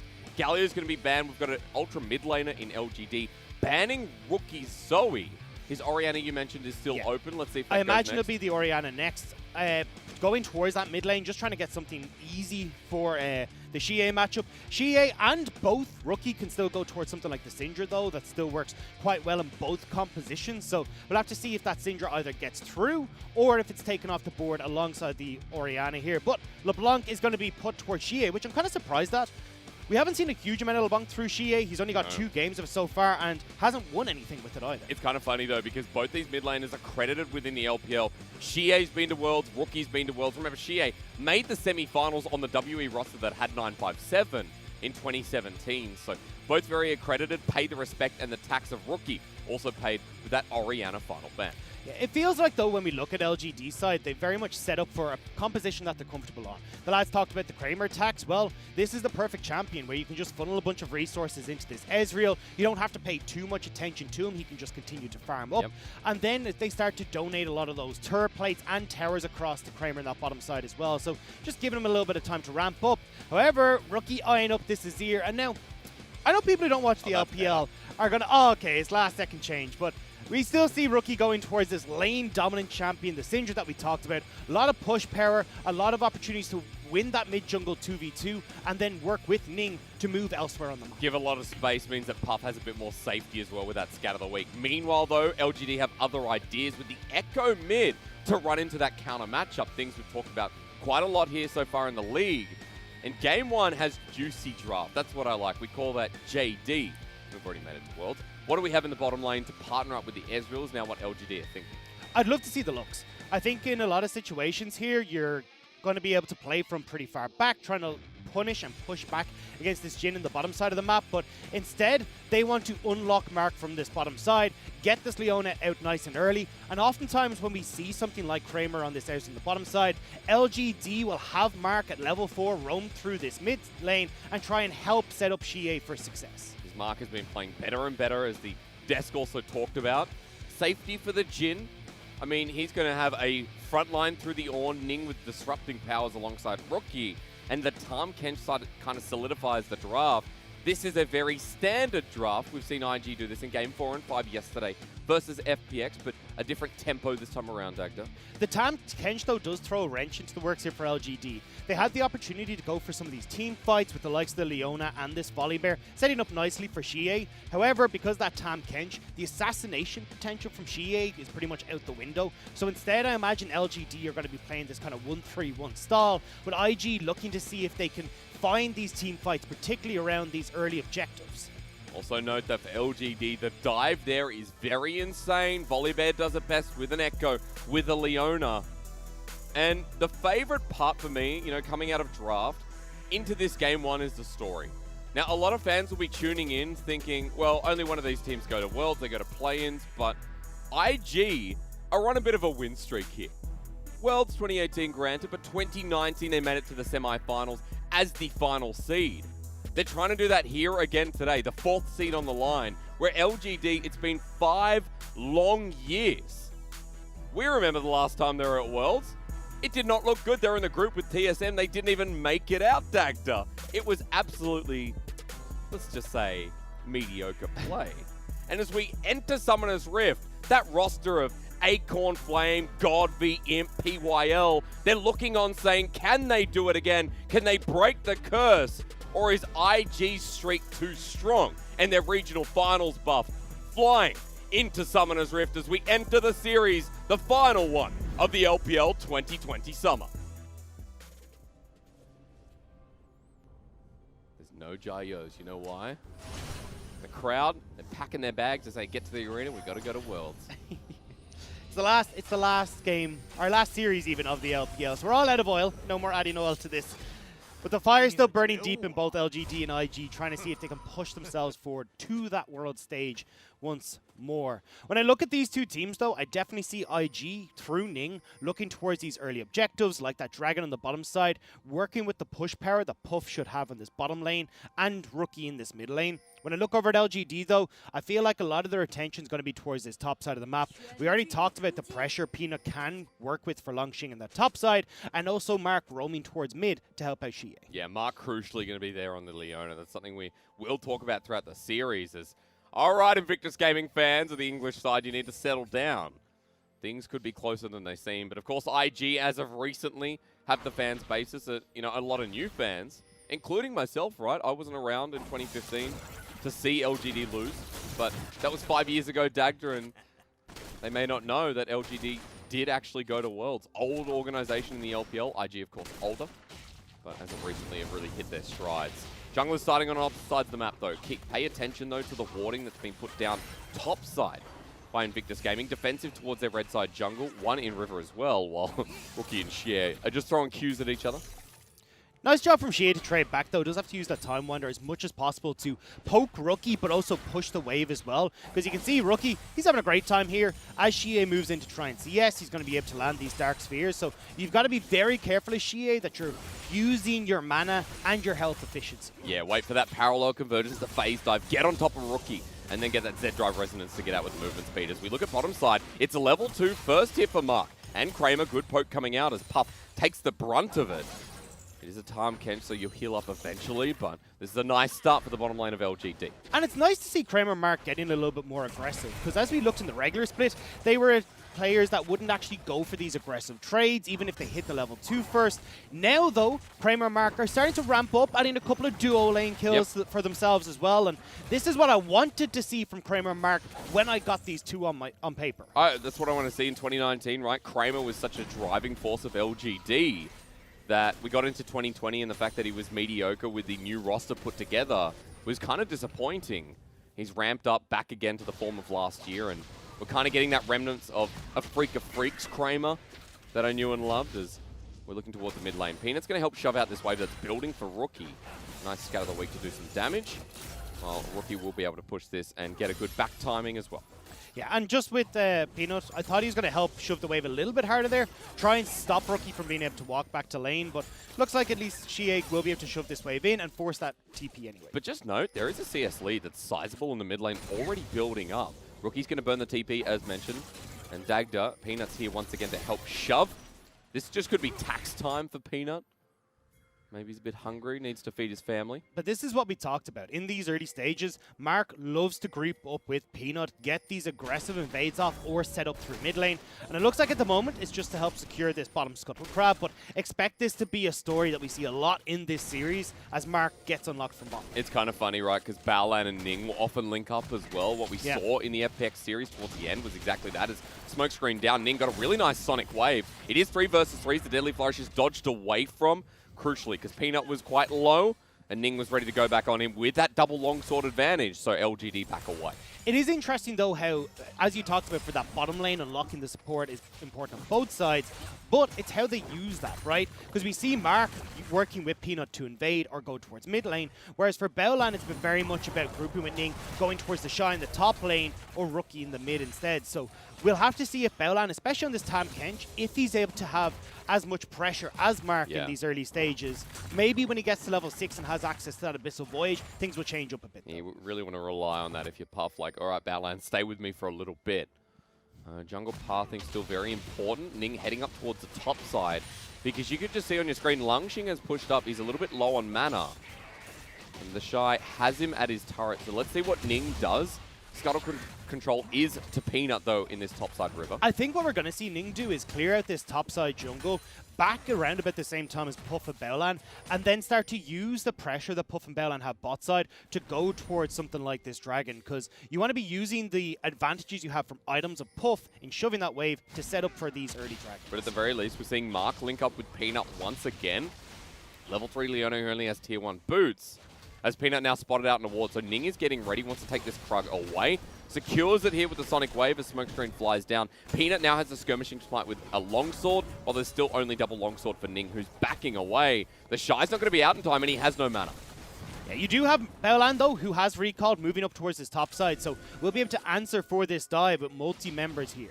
And Ornn can fit in his mouth, even though logically it doesn't make sense. 3 versus 3 in the top side. The Shy has regained some of his mana with the pot. Sonic Wave is taken. Peanut takes a tongue lash to the face, and Baolan says he tastes like a mafia man as the flash burn immediately. Peanut gets knocked up on the backside, and Lungxing's ultimate is not going to hit it. You see Rookie tries to predict over the wall, but it doesn't matter anyway. Ning matches, and it's first blood while Invictus Gaming won a little bit more, but the Shy sees a wall while Baolan sees a flash. And Peanut manages to get out. IG still hungry, but they've already won the fight. LGD needs to back away from that way faster. You already saw that there was 2 members there from IG. Rookie has that permanent shove in mid lane as well, so he gets to react first. And we're not done though. Flash here with the Zenith Blade. Parallel Convergence a bit shy though as she GP as well. Echo, and Lungxing, you mentioned, comes on in, smashes down. Ning getting low with the Ignite, but manages to get away with the TP matching. Xie though flashes in with the phase dive, but Scatter the Week was beautiful. He can't use his ulti until on top of Rookie, but that's not where you want to be. Rookie again. Highlight play while Baolan keeps the rest of the team busy. We're going to full-on fight up in this top side because Baolan going to be the next target. A 1-for-1 trade in the end, but IG won a little bit more. Rookie has enough mana to follow this one, Dagda.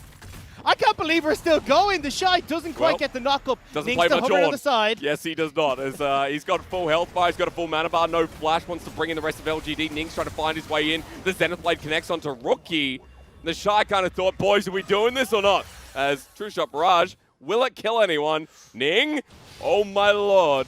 No, it just gives him a free leash. It was just like, all right, you know what? Things got a bit funky up there. Let's just peace. Good word for it. Here's a little bit of a gift across to make things a little bit easier. But, I mean, look, IG get a great turnaround on that topside gank, which I thought they were just going to call it quits at that point, especially when Ning got out with a sliver of HP. Just take your victory and go. However, they go that little bit too aggressive, end up giving kills back over. When all is said and done, it's 2-2 apiece. Yes, it is. And the kill started by IG, but ended by LGD. Good to see that they weren't just willing to take the loss and back away and probably play this out slower, right? The biggest loser in this, though, is the Shy, because he's really struggling against this volley bear, and although they do get some of the turnaround pressure on towards LGD, he still lost a lot of gold and experience to that tower while all those shenanigans were going on. And while we go across the board, just note that 80 carries stayed in their lane, so both level 6 now, while the supports match the roams and match the fight. And individual benefactors, Rookie does pick up a kill, so he gets the early magic pen, plus has 3 stacks on the Darksteel with the Sapphire Crystal. And the Shy being Ornn, okay, you know, down a little bit, but still Ornn, while an early phage for Lungxing with a dagger in hand feels pretty good. So I like that you pull out the CS advantage there. There is a small one brewing for Rookie in the mid lane. We have a dragon to start the rift off, as there always is. You know, he's very punctual. I'm curious as to who starts it, because vision shared by both at the moment. I honestly thought we'd see IG putting a little bit more pressure down towards this objective, as we talked about. Pushing mid, pushing bot, it's easy for Ning to sneak in there, but because of that play topside, Ning just hasn't had much of an opportunity to go for this objective. And now with those recalls coming in, LGD are actually the ones that can start this up. And when we look at LGD's composition, they spike really hard in the mid game just off of those 2 items. So the fact that they're already getting this ball rolling with these couple of early dragons bodes well when IG will be the later spiking composition. At least when LGD have that Ezreal, that Echo. Even around the objective right now, Ning wants to stop the Herald and go for Lungxing up in the top lane. Now Lungxing probably has an idea that this is being traded as Mark gets full vision. And Ning might just want to take the scuttle and bring the rest of the boys over and continue this one off. This could still go a little bit sideways though, so I'm holding my breath to see exactly how this one works out. There's You might the be stun. saying that a lot this game. Xie going into ulti. No! Whoa! Just gets kicked in the face and Baolan licks it. That was so much damage that came out incredibly quickly between Baolan and Ning, just knowing exactly how much damage they can do. He doesn't even have time to use the ult to get back out, and with that kill, IG secured this rift. He wanted to be preemptive, but Ning kind of just kicked straight away, and Baolan was there waiting as Peanut for the contest onto Rift Herald. We got more fighting, ladies and gentlemen. This is what we came for. End of the line onto Baolan doesn't fully connect. Sonic Wave needs to get the smite down. Rift Herald will go over to IG while Call the Forge God doesn't find anyone, in fact, on the backside. It will go onto Markwise, it's a full-on fight, but IG, health bar disadvantage while Longxing flies on in. The bear smells honey, and it tastes so good as well. As Rookie in this pit wants to kite around, but Xie, with ultimate available, should have this one in the bag. Rookie has no ult himself, and even with the scout of the week, the phase dive at the ready while the Shy bellows breath to nobody. Teleport out. Rookie, will he die in time? No! Set drive residence and LGD match the IG tempo. The TP from Xie was enough to turn that fight back around. The man advantage is no more for IG, and LGD do a great job of getting all that AoE damage down on the right targets. And those spikes are going to be coming so damn quick now. 2 kills for Xie, who started the game off with some early deaths. And that bear got himself closer towards the Trinity Force. LGD have turret plating available too, and Baolan can't stop this one. Bit of more gold into Xie's pocket, and a great start for LGD to counteract. Well, we're going to get a re-look at Ning's play here, and just knowing their damage so well there, being able to combo that. But here's the replay where Xie's able to come back in. That Call of the Forge God not hitting onto Peanut was a bit of a mistake from the Shy. They're not able to burst out multi-members here on LGD quick enough. Longxing getting a heap of damage off as well, and Xie, because Rookie has no ultimate, is free to just play around him in this pit. And I just love the fact that LGD were willing to take the risk, willing to take the fight that could have gone either way. Herald was picked up by IG. That's the only benefactor, is it gets a charge on the bottom side and gives some gold to Puff, who, alongside Kramer, has just been sitting and farming while all these shenanigans have been going on. So LGD versus Suning, remember, they kind of just laid down and accepted their fate. This time around versus IG, they've adapted well, and game 1 is a bloody start. And LGD is a team that needs to get off to these early starts. They don't really have the best mid-game shot calling if they don't have a lead, and Ning wants to make sure they're not getting a lead. Phase dive was used, parallel convergence is here for the stun, but Ning dodges away, walks out. Meanwhile, Flash is here from Xie. Has the Chrono Break available, but the Flash is going to be burnt instead. Xie now with no summoners. And that means Xie has to be a little bit careful in this lane as well, because if you get another setup coming through from the likes of Ning with Rookie getting the stun, you are very much in danger of going down. LGD, though, realizing Ning has exited stage left, will move in towards the jungle. Puff will spot them out. Got a bit of information. It's LGD who are trying to set up for more turret plating in the bottom side. And you can see while Ning is camping around mid, looking for Rookie to accelerate, Peanut is kind of hovering around this bottom lane once again. Trying to get some more gold into Kramer. The Kramer tax, paid through the laning phase itself. Hasn't really been given over yet, Let's call turret platings like, what is it? GST. Do you have GST in Ireland? I have no idea what GST is. It's a government state tax. Oh, no. Right, so it's automatically put on 10% of everything in the goods in Australia. Oh, yeah, we could just call it VAT. Value-added tax. But we don't see it. Everywhere, the price is there, and it's always put in. It's not like America where you pay on top. That's ridiculous. It's just there. And, that's the GST, the turret plating lane. We're waiting for these kills to come across to Kramer with the Manamune already and the Cull stacking up with 40 kills left from ready. And I think those early turret plates are the most interesting thing about LGD, because the Rift Tower control is actually abysmal all split long. They have like the 3rd lowest objective control in general. Oh, hang on. You ready for a volley bear solo kill? Ulti there. The Shy doesn't get the knockup call. The Forge got flushed away from. But Longxing, easy does it. He's a big old bear in that top lane. Triforce finished, and the Shy feeling the pain, and this is just Longxing, who we always kind of looked at as like a lane. He's okay in lane. He's kind of the wall. It's not like he's going to lose too heavily, but he's not going to win overall. He's been looking absolutely great. Ball shot comes in. Ning just kicks him into a wall. Sonic Wave resonating strike. Ning the savior. Last turret shot doesn't take, but Mark is under the wall. Balan spits him out to save his life as he sacrifices his own. Heals up. Ning takes an extra turret shot, and Balan flashes away. Now, that was almost a goods and service tack, to reiterate my mistake before.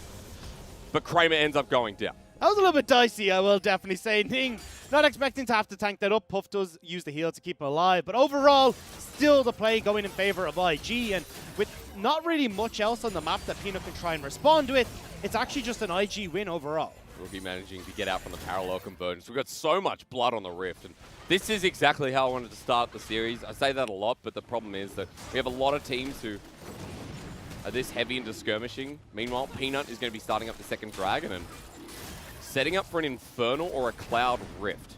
If you're LGD, an Infernal Rift would be a blessing from above. But either way, like, let's look at the timing here for LGD, right? Because they've just got 2 dragons. Look, I know it's a Cloud Soul, but either way, if you still look at the 4th dragon in, just how much power it brings. Yeah. I mean, you still got, like, the 2 item spikes coming in really well. So as you have this Triforce into a Death Stance for the Volibear, you've almost got your 2 items complete on Ezreal, something like a Lich Bane coming in from the Echo. Yeah. That's when you can fight for these dragons. You are so damn strong as LGD, whereas IG are still waiting for multiple items to come in on towards this crit 80 carry and towards the likes of the Shy in the top lane, who's been set so far behind. Peanut setting up for mid. Parallel convergence here again, but the Scatter of the Weak keeps Share from getting near.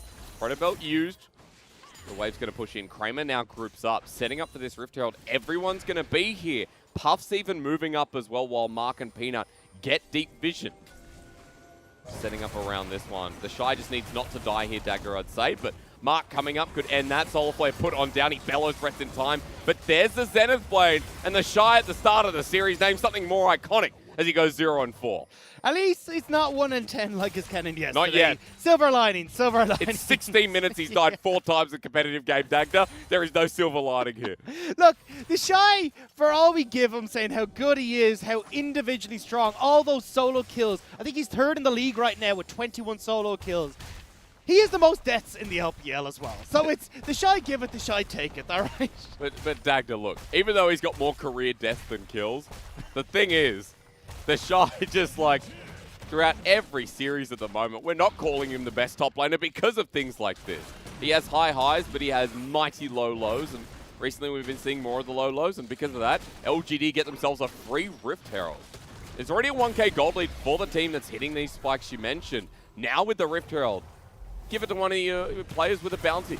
And don't forget, we're also talking about how LGD, they have the opportunity to play through these side lanes as well if they want, especially as like you've got the double TP, Xie being able to play very aggressive, and now you've got this massive Volibear in the top lane as well. So if they want to try and spread out on the map and then use these teleports to pick members of IG off, there is definitely that opportunity to go for it.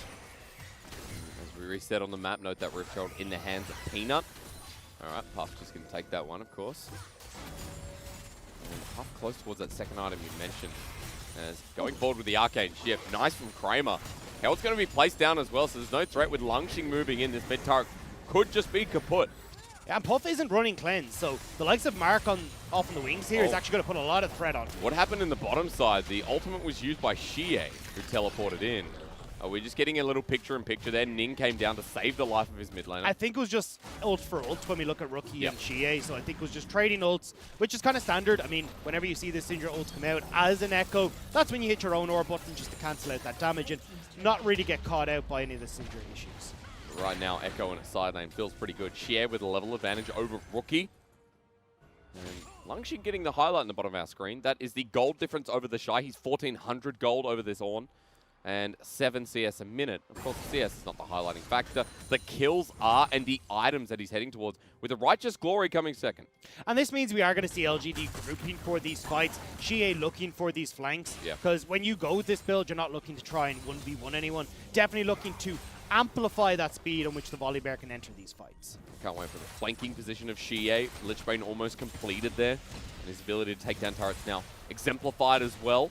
LGD managed to hold on to their mid lane turret, while IG just want some gold back in their pocket.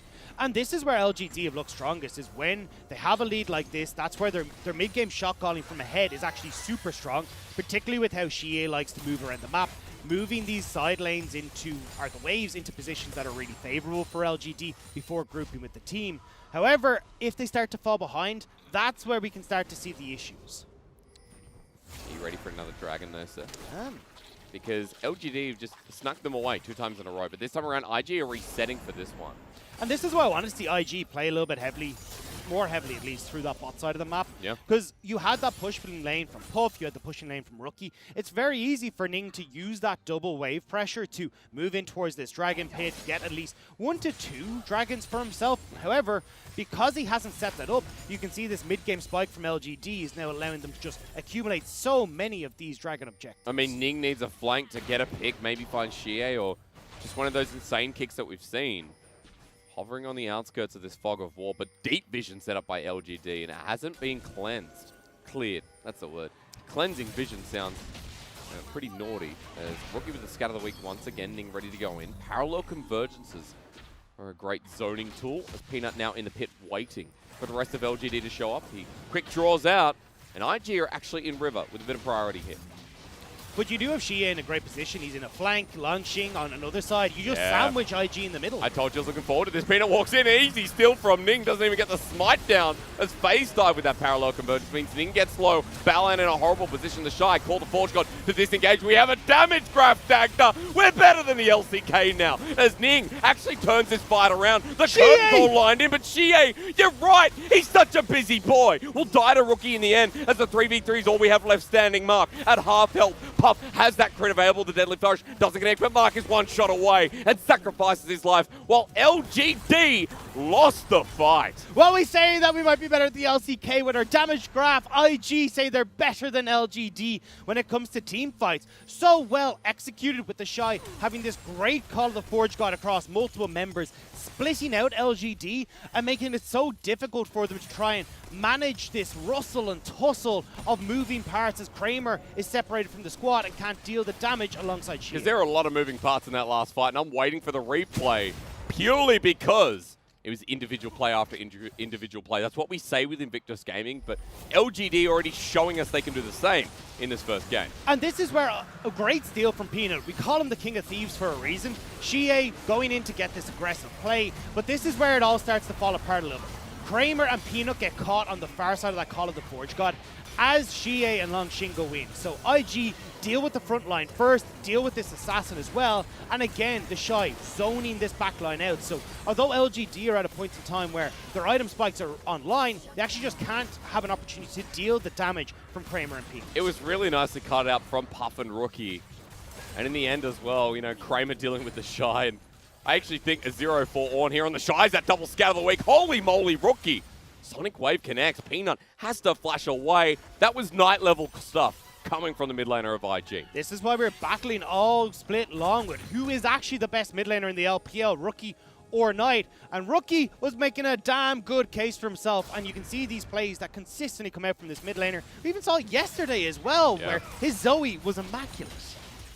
LPL Syndra is at a new high, even though it is a meme to say that R is an outplay, as Puff using that false shot to help get the turret. Longxing can't defend, and IG with a bit more gold. Even after that fight, they're down, however, with 22 minutes on the clock and a 1,500 gold lead for LGD, still consistent. The big thing is, though, the Shy's about to hit that level 14, so he can start dishing out a couple of these Orin items. We're starting to see Puff ramp up into these crit items as well. He'll be going for the Infinity Edge next here. So although we're nearly even when it comes to gold, IG are ahead in their composition where it starts to really shine.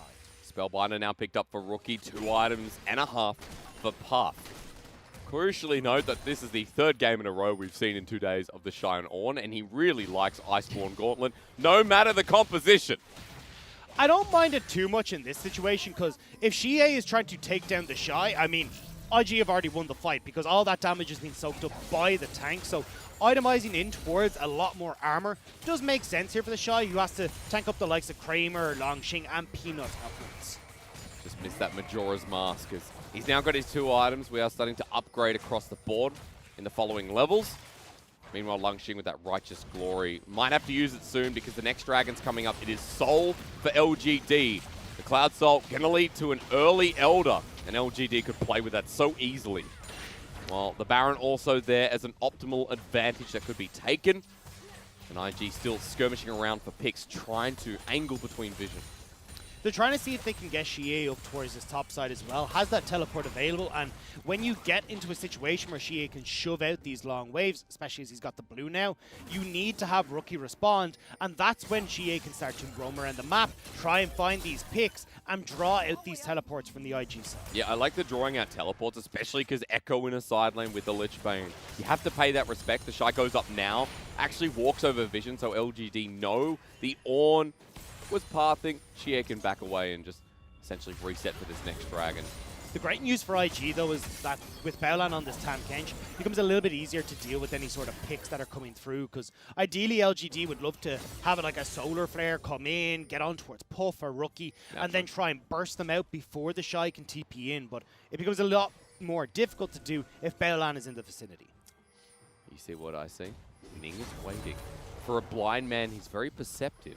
But that's what they say, your other senses heighten.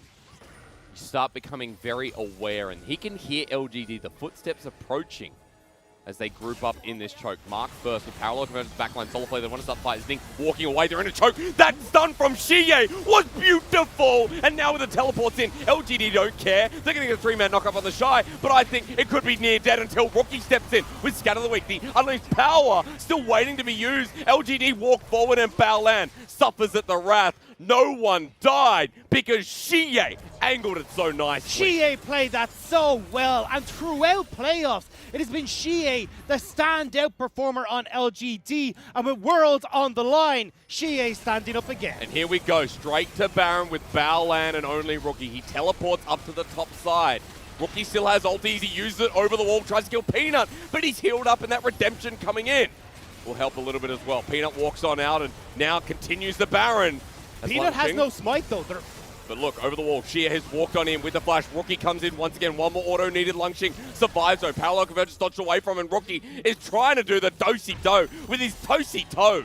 As LGD pick up the Baron anyway. Rookie may survive, but LGD have the game. The fact that LGD managed to get away from that with no one going down is incredible. Longxing needing to go over the wall because Peanut had no smite meant that they've had to push Rookie back in case some sort of steal came through. They do manage to get the Baron though.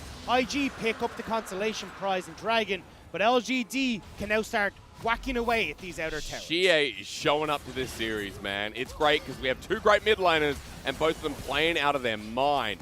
A 3-man stun in the end, and Rookie has to flash. And from this, LGD just tear them apart. And even when the Shy does come in, he does a fantastic job here.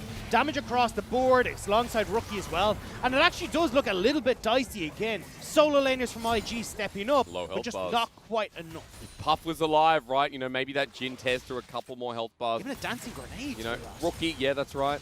Rookie got the Scatter of the Week, that was nice, but Invictus Gaming lacked the rest of their damage, and LGD got away into the Baron, and now have a very significant lead in this game. Mark is angling to try and get somewhere in the mid lane, or even this bottom lane. They're grouping up.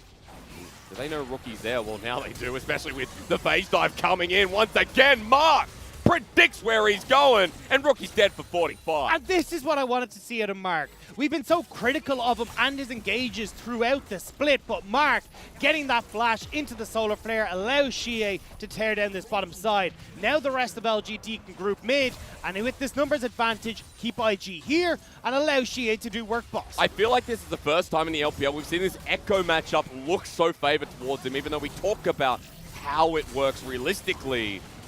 More on that in a second. LGD want to fight once again. The Shy takes half health, and the one thing is right now, Xie can half health the Ornn without MR because of how fed he is. And this is the thing. This isn't like it's any mid laner. It's Xie outperforming against Rookie. Now, obviously, this matchup does favor the Echo as you get past that level 6, but Xie has been doing an exceptional job of setting himself up for success. 14 stacks on that Magi Soul Stealer as well now. He is off to the races and does not want to stop. And that third item's coming in fast with the needlessly large rod. It is needless because he already does enough damage, but it is going to be more explosive. And again, for someone like the Shy, he cannot really run into an Echo. Not that Shie is going to be anywhere near him anyway. The gold difference on your screen highlighted. 2,500 at least. We go past that because the observer's like, we don't have time. We're setting up for another fight. Now, we have to look at the items that have been completed for IG, though. That Molten Edge finished for the Jhin is actually going to be quite a lot of damage added to Puff's inventory. So if Puff is able to stay safe in the back line, and we don't have these fantastic engages from Shie that just one-shot the AD carry, there is an opportunity for IG in these fights. Now we're seeing those late-game items come through. Scared, though, because of how big the front line is in Langxing. He's got his Randuin's Omen. But importantly as well, Mark with the Stone Plate and the Zeke's Convergence. Also note that Kramer with the Death Stance is now going towards Immortal, so... Or at least, you know, the Armor Pen item. Rabadon's just picked up from Shie, though. And that's even bigger news, so... That's the thing, though, with Langxing's build, he actually has no MR in his kit. So the likes of Rookie will be able to do a lot of damage to him as well, alongside the Shy's abilities too. So you do need to be quite careful with Langxing about who you actually end up engaging into, because just a combo between both the solo laners from IG can get that bear out of the way, and then you've got a very vulnerable backline behind him. But the cool thing is, in the position LGD are in, I mean, all Langxing has to do is ult the turret, run forward, and the rest of LGD will do the work. Especially if he can continue disrupting like he's been doing and heading up the charges of these fights. Note that it is an 8k gold lead just about here at 30 minutes, and we are setting up for another one. I mentioned before the fight will be coming soon. About a minute 20 until LGD have another opportunity at getting this Cloud Soul. But also importantly, the Baron timing works out really nicely to be right after it. And I don't think we're going to see IG try and contest for this Dragon as well. The Cloud Soul is nice for LGD, especially for Shie, as he'll be able to get that ultimate up so damn often. But honestly, IG, it's not worth risking your life and the game right now to stop this soul going over. Dagda, do you mind if I have a word? Just over here, a second over here. The problem is, it's not about logic, it's about IG. And IG, it doesn't matter what comp, they're going to fight. They're going to fight. Okay, we'll go back to the cast. I should have checked my notes again before. Just look, all right? Let me lead the charge. Been here before, seen this show, you know. I was there last year. It just says IG fighting in massive words. I don't know how I missed it, to be honest. You know, it's... That's why their hashtag is Go Invictus. They actually couldn't have IG fighting in it. It just triggers the team. Yeah. Go Invictus also triggers them because they're like, we go anyway. What's the point? Folks, we are heading up for that Dragon, 20 seconds. I could be wrong. IG maybe thinking a little bit differently. At least Shie spot in the top side could change that, but both these laners have teleporters. Ning is up here too. And IG, the rest of them are moving towards the bottom lane. Baolan sitting in base waiting for the Abyssal Voyage. He's going to walk straight on in as Peanut onto Rookie. And LGD now getting position over this Dragon. IG trying to get control back, though. River is completely... Oh, hang on, the Shy. And he takes a lot of damage, even from Kramer, who Arcane shifts forward. Now the Shy, that 0 and 10 buff incoming, I think, Dagda. Kramer's just solo killed him. However, that does give IG the opportunity to get on towards this Dragon. They do steal it away with the man advantage, but LGD are on the hunt. I mean, they could try and end things here. They've got a pushing top wave, and now they're going to fight as the parallel convergence in the back end. This is not good for IG, though, as everyone jumps on in. That diving shows the speciality. Shie gets kicked away. Meanwhile, Rookie's dealing with the bear and his honey, and Kramer's just ending the game. But I think the fight's done anyway, and LGD destroy IG again. Expectations be damned. LGD looking clean in game number 1. Early game snowball into that mid to late game shot calling, and Kramer will close this one. The organization, the players, sick of not making it to Worlds. They want to go back to the stage, and game 1 is the path of recovery to breaking that curse. LGD Death Timers, you can see, well, talking about IG here, that IG are coming back up. But it won't matter. They'll walk forward. They'll hit that bare nexus. 2 more games to go for LGD to return to that stage. LGD looking so good in game number 1. In particular, the mid lane matchup that we highlighted, Shie versus Rookie. It's Shie on this Echo who's looking so superior to his opponent. And it's crazy because I think Rookie had such a good game as well. But Shie just that much better. Shie that much more impactful. The parallel convergence setups that W into the back line of IG. There was nothing they could do. And, you know, game 1 for Invictus Gaming. Need I say more? The Shy 0 and 6 in the end. And it's only when he has 20 deaths or more in a series that he'll start ramping up. And Langxing solo killing was a good sign for the top lane battle at the very least. I mean, across the board, the battle was going in favor of LGD. We didn't really see IG able to use the bot lane pressure that we were talking about. Peanut able to exploit the matchup between Longxing, even having Mark roam up to get that ball rolling for Xie. It really just felt like LGD were able to control a lot of this early game and set themselves up for success. I mean, Kramer, the quiet achiever, while Xie is doing so much work, but in the back of these fights, really lining up. Peanut had a very good time. Solo killed the Shy. Yeah, well, hang on, you know. I suppose a lot of people have done that. That's the problem, Dagda. It's not really a compliment anymore, is it? I just love the damage graph on Rookie is so high and the rest of the team behind. Puff had a decent game, I will say. He was a Jin. He was a facilitator for someone like Rookie. And in some of those fights, really started getting some of his damage output there. But you're right. You know, LGD found that 2-item window you were talking about and snowballed the rest of the game so easily with these fights we saw. And it's kind of nuts to me that we saw, I mean, 2 of those solo lanes going over in towards like LGD favorite matchups when they were on blue side. Yep. I mean, red side, you would assume we would have saw a couple of those counter picks come through, but the Syndra locked in early for Rookie. You see Xie go towards the Echo, and that early lock-in of the Ornn just spelled disaster. The Shy's not allowed counter picks anymore. No. We know he's not. He's put on Ornn duty for a reason. He's in timeout. The Shy is in timeout. What is the thing, sir? I was going to say, like, he ended up with counter pick a lot during the regular split. I mean, most of them were going to Rookie, had like a 60% counter pick rate, but either way, still getting one lane that's going in your favor would have been a lot better. And then even playing through the bot side of the map, which was that lane where you had success, it felt a bit strange for me from IG not being able to use Ning to play around that bot side. Yeah, because I think Ning had, Ning had a very good time in the early game. Like, he was very decisive. He was, what's the word? Actionable. Yeah.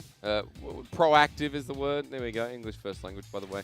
So Ning, Ning had a very proactive early game, but Peanut farming up, as we see on the Graves, gets in these fights and pretty much destroys it from there. I think for LGD, this is a great start. This is so much better than what we saw against Suning, and it's exciting because for Invictus Gaming, they showed a couple of cards as well. So, you know, saying 3-2 in this series feels really nice when we see what both teams put up against. But LGD with a great start. And this is important because LGD against Suning did not look like a team that could make Worlds. This does. It felt like LGD got so much of what they prioritized, how they played the game. Strong jungler for Peanut. Fantastic. Now we can play through Longxing, who's in a winning matchup in the top lane. Great. Xie on this massive carry in the mid lane as well, where he's even managed to get a counter pick. And Kramer's on a late game carry. Like, this just feels like exactly how LGD play, especially Unlucky Mark as well. They got what they wanted. Doesn't have to be the TF or the Nidalee. I will say, though, for the Shy in the top lane, the gate #1, Inting, has opened. All right? And like Might Guy, there's 7 more gates to go. This time around, maybe only 5. So we'll see if he can get to the gate of death eventually. Ladies and gentlemen, we're going to go to a break. When we return, see what happens with IG and LGD in the final spot for Worlds in our regional qualifier.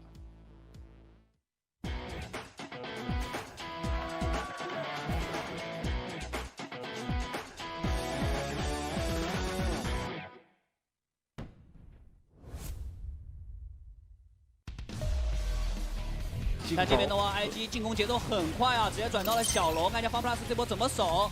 直接一个大招过来以后，宁王被开到了，宁王这个位置稍微有些危险，一套控制连直接下场，连人带龙一起收，而且宝蓝也倒的情况下，德善的大招选择并不是很好，并没有控制被卡到了龙坑里，而 Rookie 在侧翼冰枪再拉，但是闪现的一发平 A 直接带走，进攻完成了一发终结人头的收割。但剩下的4个人状态还不错 ，IG 这边慢慢的开始打了，求稳就放了。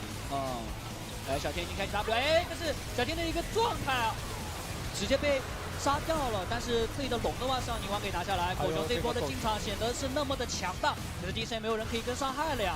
控制一个反身打了一圈，但是刘青松也是勾到一个宝蓝，交出这个秒板能够分一下时间。这里的话 ，Rookie 再度打了一段控制，第一时间顶着复活甲的林伟强是没有人管的，宝蓝已经被捐掉了，后续只剩一个中野，这2个血量在回廊里面没有任何操作空间，宁王赶紧清一下兵线，补一下发育，这波思路是对的，那死之前尽可能的打一下伤害，打一下经济吧。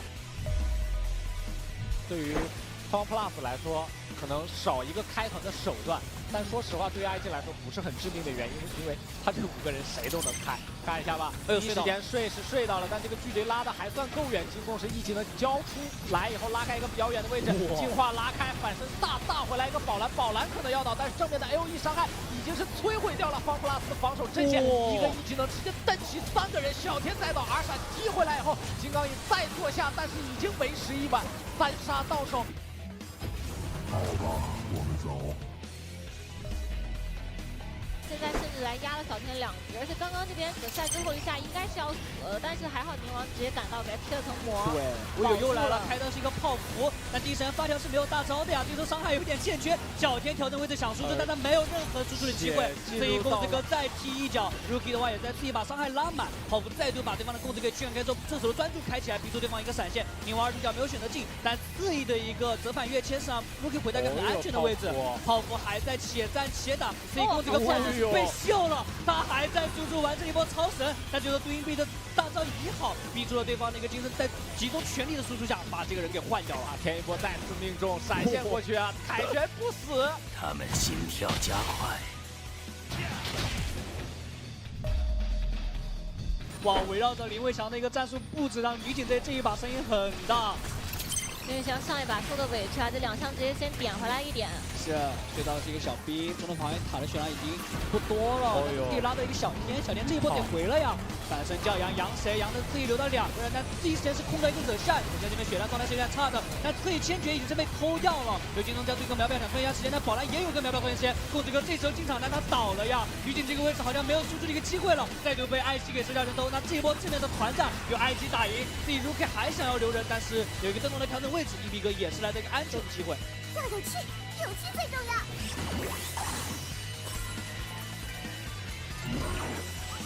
Shut down.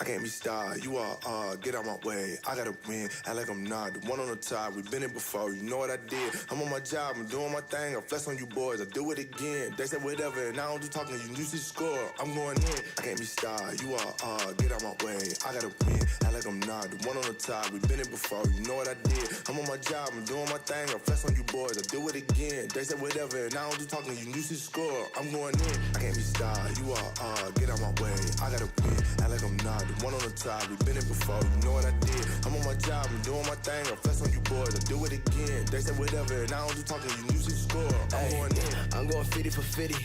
Me Me and the team is superb. I got it out of the dirt. I put it out of the ground. Everything on my own, Too cold to the bone, Top dog, I'm alone. Whole backtrack to the throne. Yeah, hey, look at the shine on the ring. Look at the ring, I'm a king. Look at the king in his court, it's a breaking report. I got time to make amends. Hey, time to get the win. Hey, flexing on you boys, working out again. 10 out of 10, dub yet again. I can't be starred, you are, get out my way. I gotta win, act like I'm not. The one on the top, we've been it before, you know what I did. I'm on my job, I'm doing my thing. I flex on you boys, I do it again. They said whatever, and I don't do talking, you used to score. I'm going in, I can't be starred, you are, get out my way. I gotta win, act like I'm not. The one on the top, we've been it before, you know what I did. I'm on my job, I'm doing my thing. I flex on you boys, I do it again. They said whatever, and I don't do talking, you used to score. I'm going in, yeah. I gotta win, yeah. Heard you be talking a lot, I'm here, so say it again. They sound crazy, I agree with that notion. Come through like train, look on my motion. I came from the gutter, why you playing around, you don't know. Everybody does that, I know. Eating granny while around with a Draco. Haters look at me like, oh no. My teeth look like a bitch snow cone. My big truck messing up the ozone. If you ride my way, better hold on. I can't be starred, you are, get out my way. I gotta win, act like I'm not. The one on the top, we've been it before, you know what I did. I'm on my job, I'm doing my thing. I flex on you boys, I do it again. They said whatever, and I don't do talking, you used to score. I'm going in, I can't be starred, you are, get out my way. I gotta win, act like I'm not. The one on the top, we've been it before, you know what I did. I'm on my job, I'm doing my thing. I flex on you boys, I do it again. They said whatever, and I don't do talking, you used to score. I'm going in. 下一场打 IG 对 Rocket 的话，就我们之前有打过很多次，只要按我们准备的打就好了。我们只要稳住自己的心态，还有我们的状态，我们有自信可以赢下IG。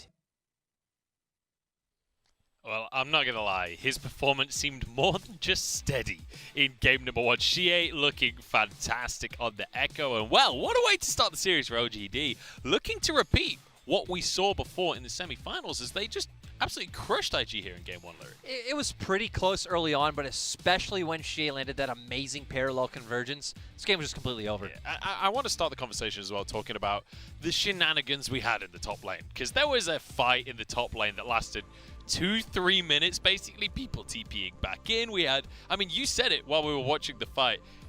Rookie's ult might have come out twice during that battle. And it actually started off with a really good read from IG with LGD looking to make that play on the Shy's Ornn. They found some nice picks early on. We saw Ning get away with only a sliver of health. And on both sides, it felt like there was a bit of greed going back and forth. I remember me and you were watching, we were like, no, Balan, why are you going there? Why are we in the enemy jungle? And it ended up evening out for LGD getting a slight advantage. Yeah, it was very much a minuscule advantage at that point in the game. Shie managing to take what he got there and turn it into more.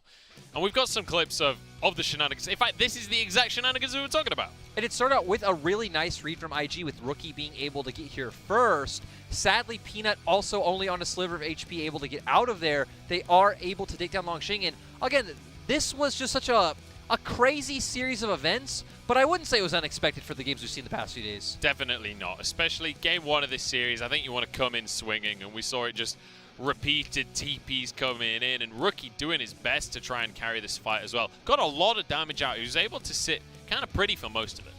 On the side of IG, I feel like Rookie had a really strong performance, but LGD had some nice winning lanes. Of course, he did an Echo counter pick into the Syndra, having the Volley Bear up against the Ornn.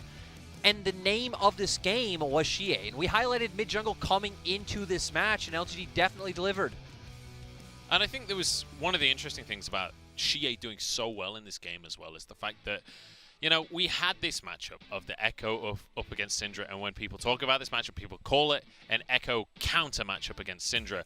But this was not about the lane matchup. This was about how these two mid laners influenced the rest of the maps, how they were able to play during the team fights. And Shie came out on top because of his team fight positioning, because of his use of parallel convergence. That one play really did, I think, turn the game. They were already in the lead. They had stacked up 2 Drakes, but IG's comp definitely was much stronger in those early and mid-game 5v5s, in my mind. The problem is, even though the Shine's Ornn is nice in that he doesn't get focus and, you know, like, doesn't end up going 0-4 in a game, he's not really used to playing this frontline engage role. He's not used to like face-checking brushes for the team, so he's usually not in the right position to play this sort of role. And with Battleland not on an engaged champion, we saw that IG weren't able to find any ways to create skirmishes. I feel like the issue that they had was that the Shy didn't go 0-4 in lane, but he did go 0-5 across the game. So still not exactly ideal in the top lane coming out from the Shy, but it is going to be Xie that grabs the MVP for game number 1 off of this exceptional Echo performance. And we know that Xie is the kind of guy that will bring this out if Rookie goes for the Syndra blind pick, and it might mean that IG have to change the strategy now.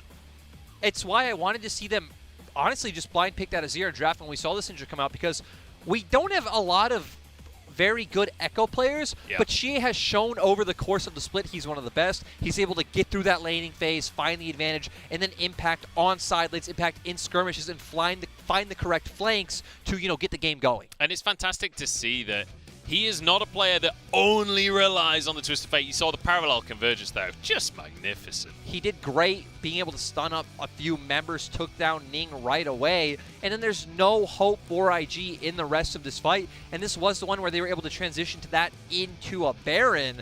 And once again, he always knows his role, always looking for the carries, using that ultimate to get back out and then find a nice flank angle. Yeah, I love this. And using that ult to get back out of the fight, goes all the way around the lane to get his way back into the fight. And in the meantime, they were just setting up for Kramer, who, by the way, Kramer, we know this Ezreal is a big old comfort pick for him. He was able to just farm up while all the shenanigans were going on in the top half of the map. Kramer is there in the bottom lane, just happily farming away, happily getting himself some plays. And I feel like he really got a free game to where we saw Jhin come out with the BF sword, and that should be the spike where you get to play around the Jhin, have a bit of an advantage in the bot lane. But sadly, we never got to see IG play around that.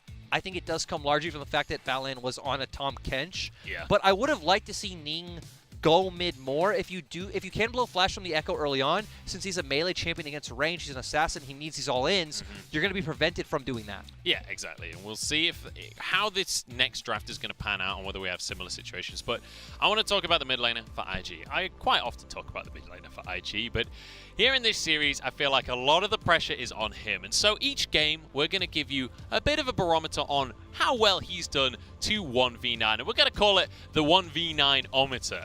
And for Rookie in this game, I'm going to put him about a 7 lyric because he had some incredible play, the scat of the week across the whole team. Like, there was a few fights where it felt like maybe he could do it. The one where Xie got the parallel convergence, Rookie was playing so well on the opposite side of the blue buff pit, doing the Baron. He was kiting out so well the volley bear, and we saw the end statistics. His damage was absolutely insane.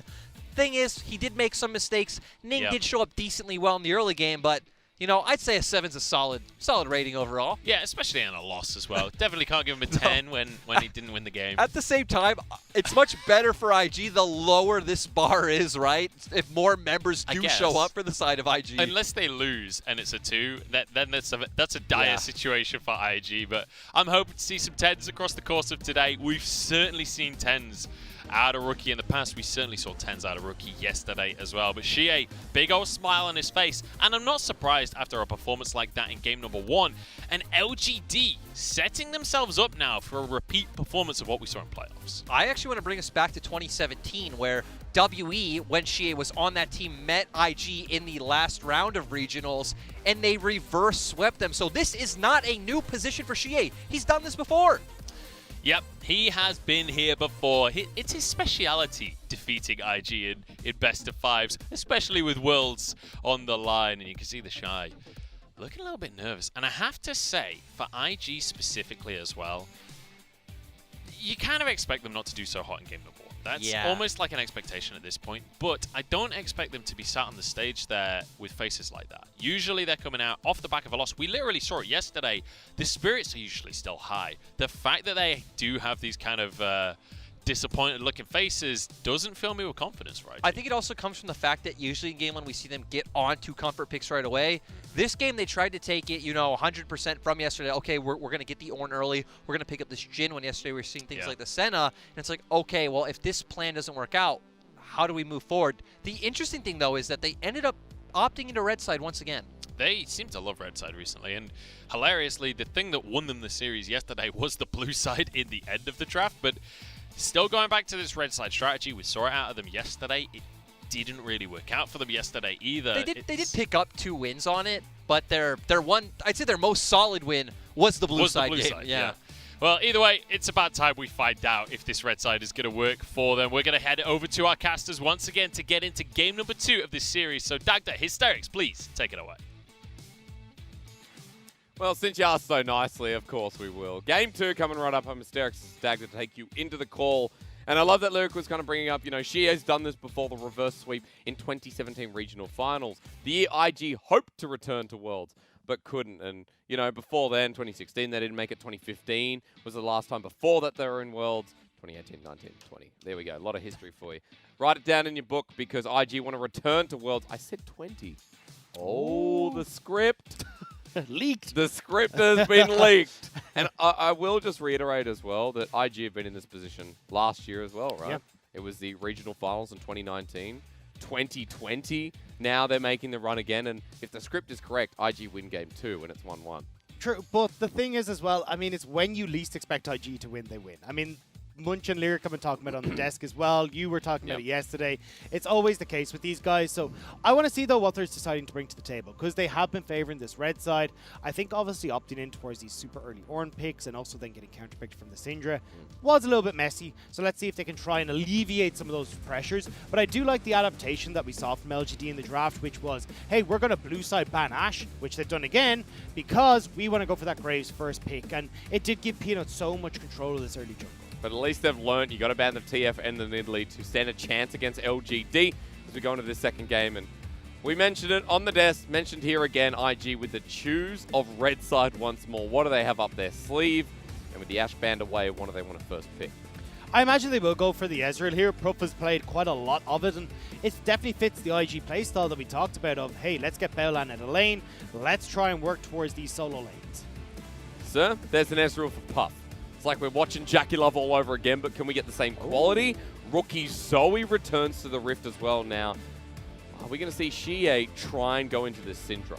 And for anyone who missed yesterday, Rookie Zoe is disgusting. He is so damn good in this champion, an 80% win rate so far in the summer split. And when you see him on this champion, he'll be looking to push, roam, and try and help out the rest of the team. But LGD opting back in towards Longxing's speciality, which has been the Ornn. He's 10 games of this played, or actually even more, 16 games of this played so far, with a 69% win rate. Look, either way, a lot of games. Kramer on this Jhin. He was one of the first Jhin players in the LPLs that started becoming popular. He's going to show us once again going into the Ezreal. Now, normally for IG here, we'd see a jungler. Is it going to be his Lee once more?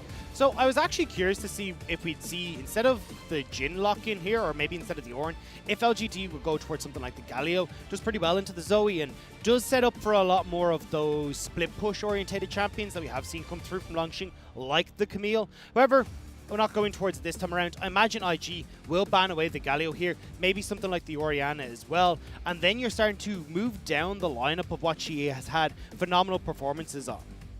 Can I just give you an analytical take for a quick second? I'm ready. Ning should equip the FPX skin just to show some BM. We'll move forward. The mid lane is getting banned away by IG, and it's the Galio from Xie to link up with the rest of the team and really get that wombo rolling. Also, the LeBlanc again showing respect to Xie. Again, solo queue. I believe Xie has been pulling this out a little bit, and he is a great LeBlanc from history's sake. Now that he's been targeted once more, I'm still curious as to what we get. So for Xie, we could see him go towards the Orianna. The only thing is that it will be a favorable matchup for Rookie and will enable him to roam. So I want to see if that's what they opt into and just go, look, either way, Rookie's going to get out of this lane. Let's just try and get Xie onto what has been a very strong pick for him and works super well in the late game team fighting composition we're seeing prepped up from LGD. Renekton here for the Shy. I mean, banning away GP.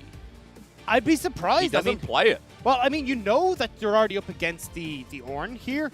So, well, at least from the LGD side, Ornn is going to be going top side. So I imagine that the Gangplank is more so like, maybe just we don't want to deal with a Gangplank for a Jhin, for something if you do go towards an Orianna. A Gangplank could just be a bit of a nuisance and giving that free lane to the top side for the Shy to scale up. This is why I got you, Dagda. You set me straight. You're going to see the Volley Bear come out of the Shy.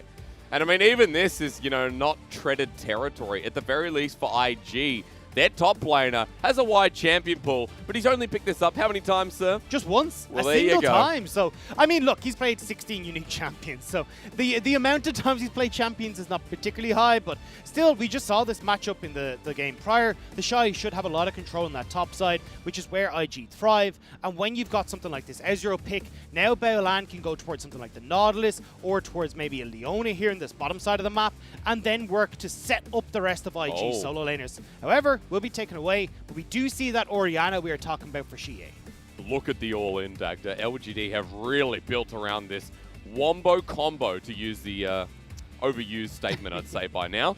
But IG, support for Baolan. Now, this Thresh in the FPX series was his best game, and I'm glad we get to see it again.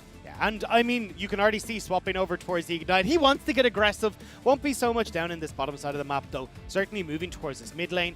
And think about how potent the combo between the Zoe, the Thresh, and the Lee Sin can be if Xie is not on form, which is why we're seeing that cleanse opted into for the Orianna. Let's transition over, though, because there is a lot of range, and we got 2 out of 3 of Team Rocket here with the Zoe and the Ezreal.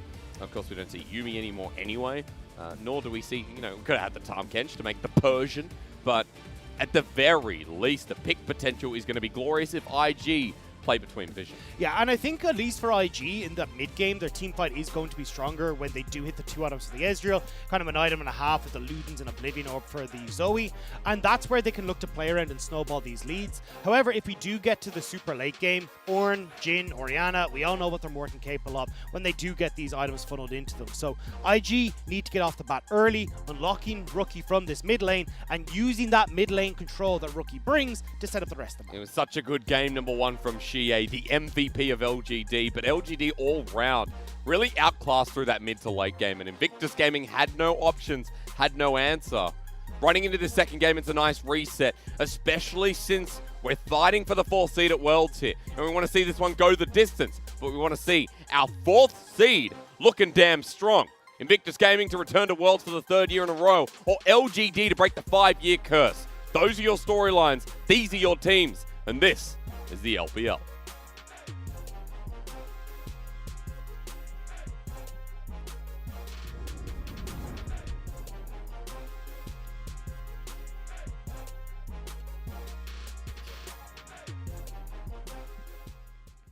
That was some jamming music to enter the rift. And our camera angles, oh my lord. Observers T-Tours. Getting paid overtime. And I said in game 1, the Shy opened gate number 1. Someone corrected me on Twitter, said he opened it yesterday. So I think we are to look up the 8 gates at the gate of life.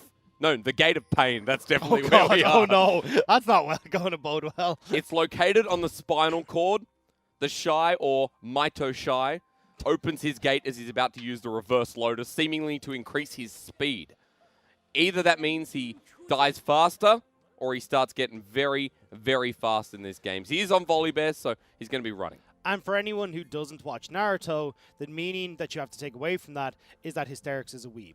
Now, coming into this game, though, LGD, this is a composition that can play very well against what Invictus Gaming has set up here. Because although you talked about IG being able to play at range, where you do have this Zoe and this Ezreal, the difference maker here is the Ornn being able to set up with that Call of the Forge God, Kramer as well, having this call, or not the Call of the Forge God, the Curtain Call even, to set up for these long-range engages alongside Mark. So overall, IG will still be forced into fights if LGD want to go for them. I'm curious as to how IG can skirt around, though. There's a lot of mobility with the Lee Sin, the Ezreal. Good dodge from the Zenith Blade in this bottom lane.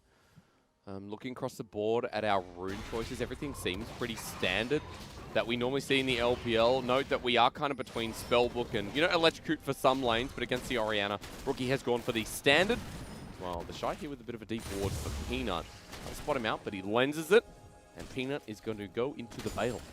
And I mean, this is just setting up nicely for Ning, because now he realizes I can go towards this top side of the map pretty freely, because Peanut will full clear down towards this bottom side, and he can look to set up plays through the Shy, like we talked about for this Volibear in this matchup in the last game, and also through Rookie in that mid lane.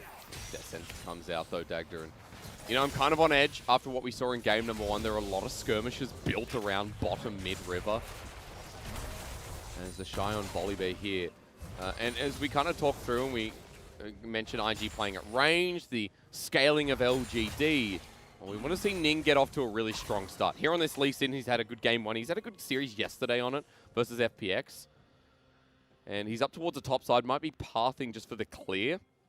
And maybe for topside scuttle. While Peanut was thinking about going bot, but ends up going back to his Raptors. Yeah, you can see the call was there that there was a ward from IG in the tri-brush, but Baolan is doing a really good job of covering this bot side for safety. As we said, look, they already know Peanut's down on this bottom side, just making sure with this wave pushed in, they're all good. Dagda, he actually did it, didn't he? He's got FPX Lee Sin on.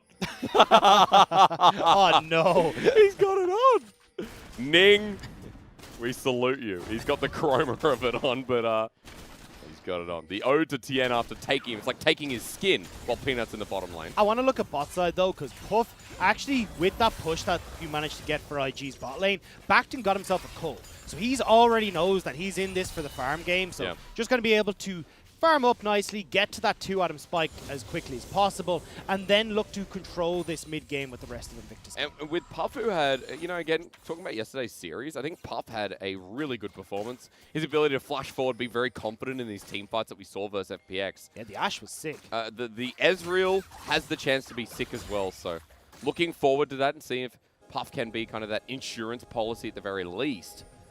But speaking of which, the Shy could be in a bit of trouble. No insurance policy of the Volley Bear. If Peanut gets in this lane, doesn't even want to go through a try. Dagda just going to walk straight in. The Sky Splitter means a good trade. He wants to kill Lungxing, even with Ning coming in. Smoke screen there with the teleport, and Peanut now has to walk out of lane. Rookie TP's in. Of course, he is just going to walk down to mid.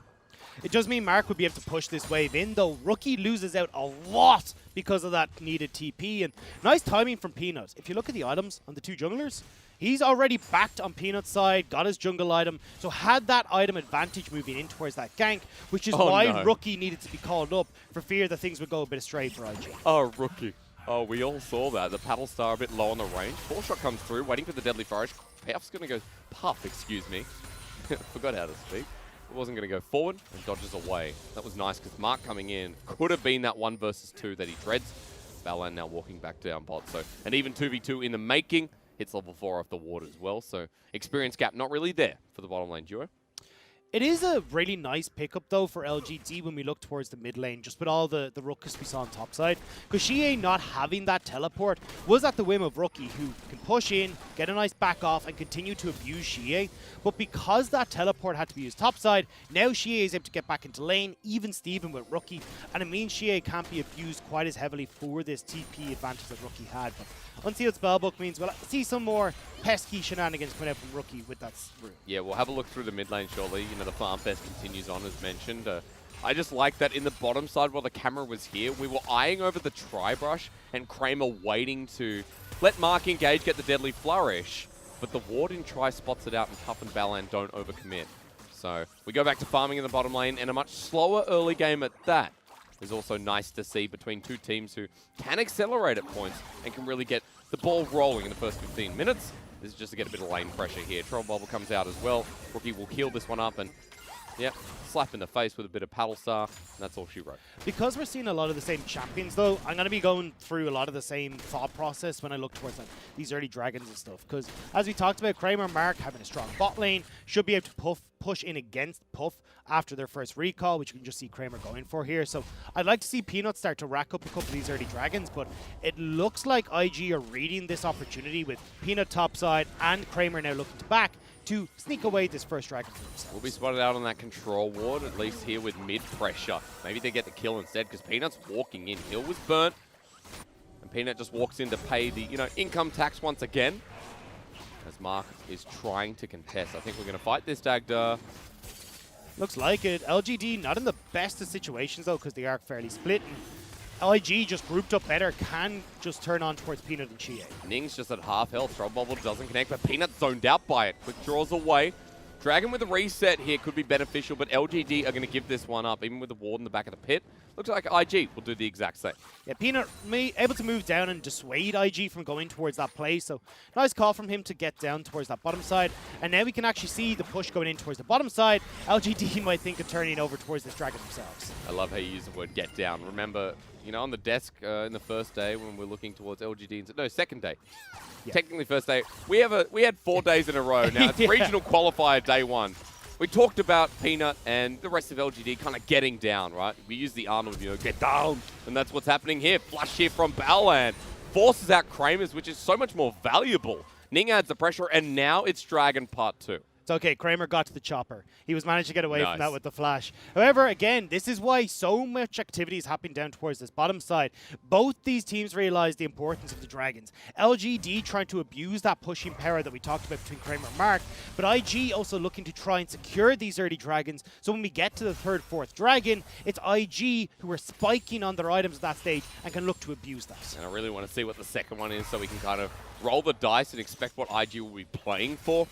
Even after the play, even after Kramer flashes away, he's able to stay in lane. So Ning doesn't commit for the Dragon. They just drop some vision. They hold on for a little bit. So we will have a later Dragon Soul, which in the LPL is quite uncommon.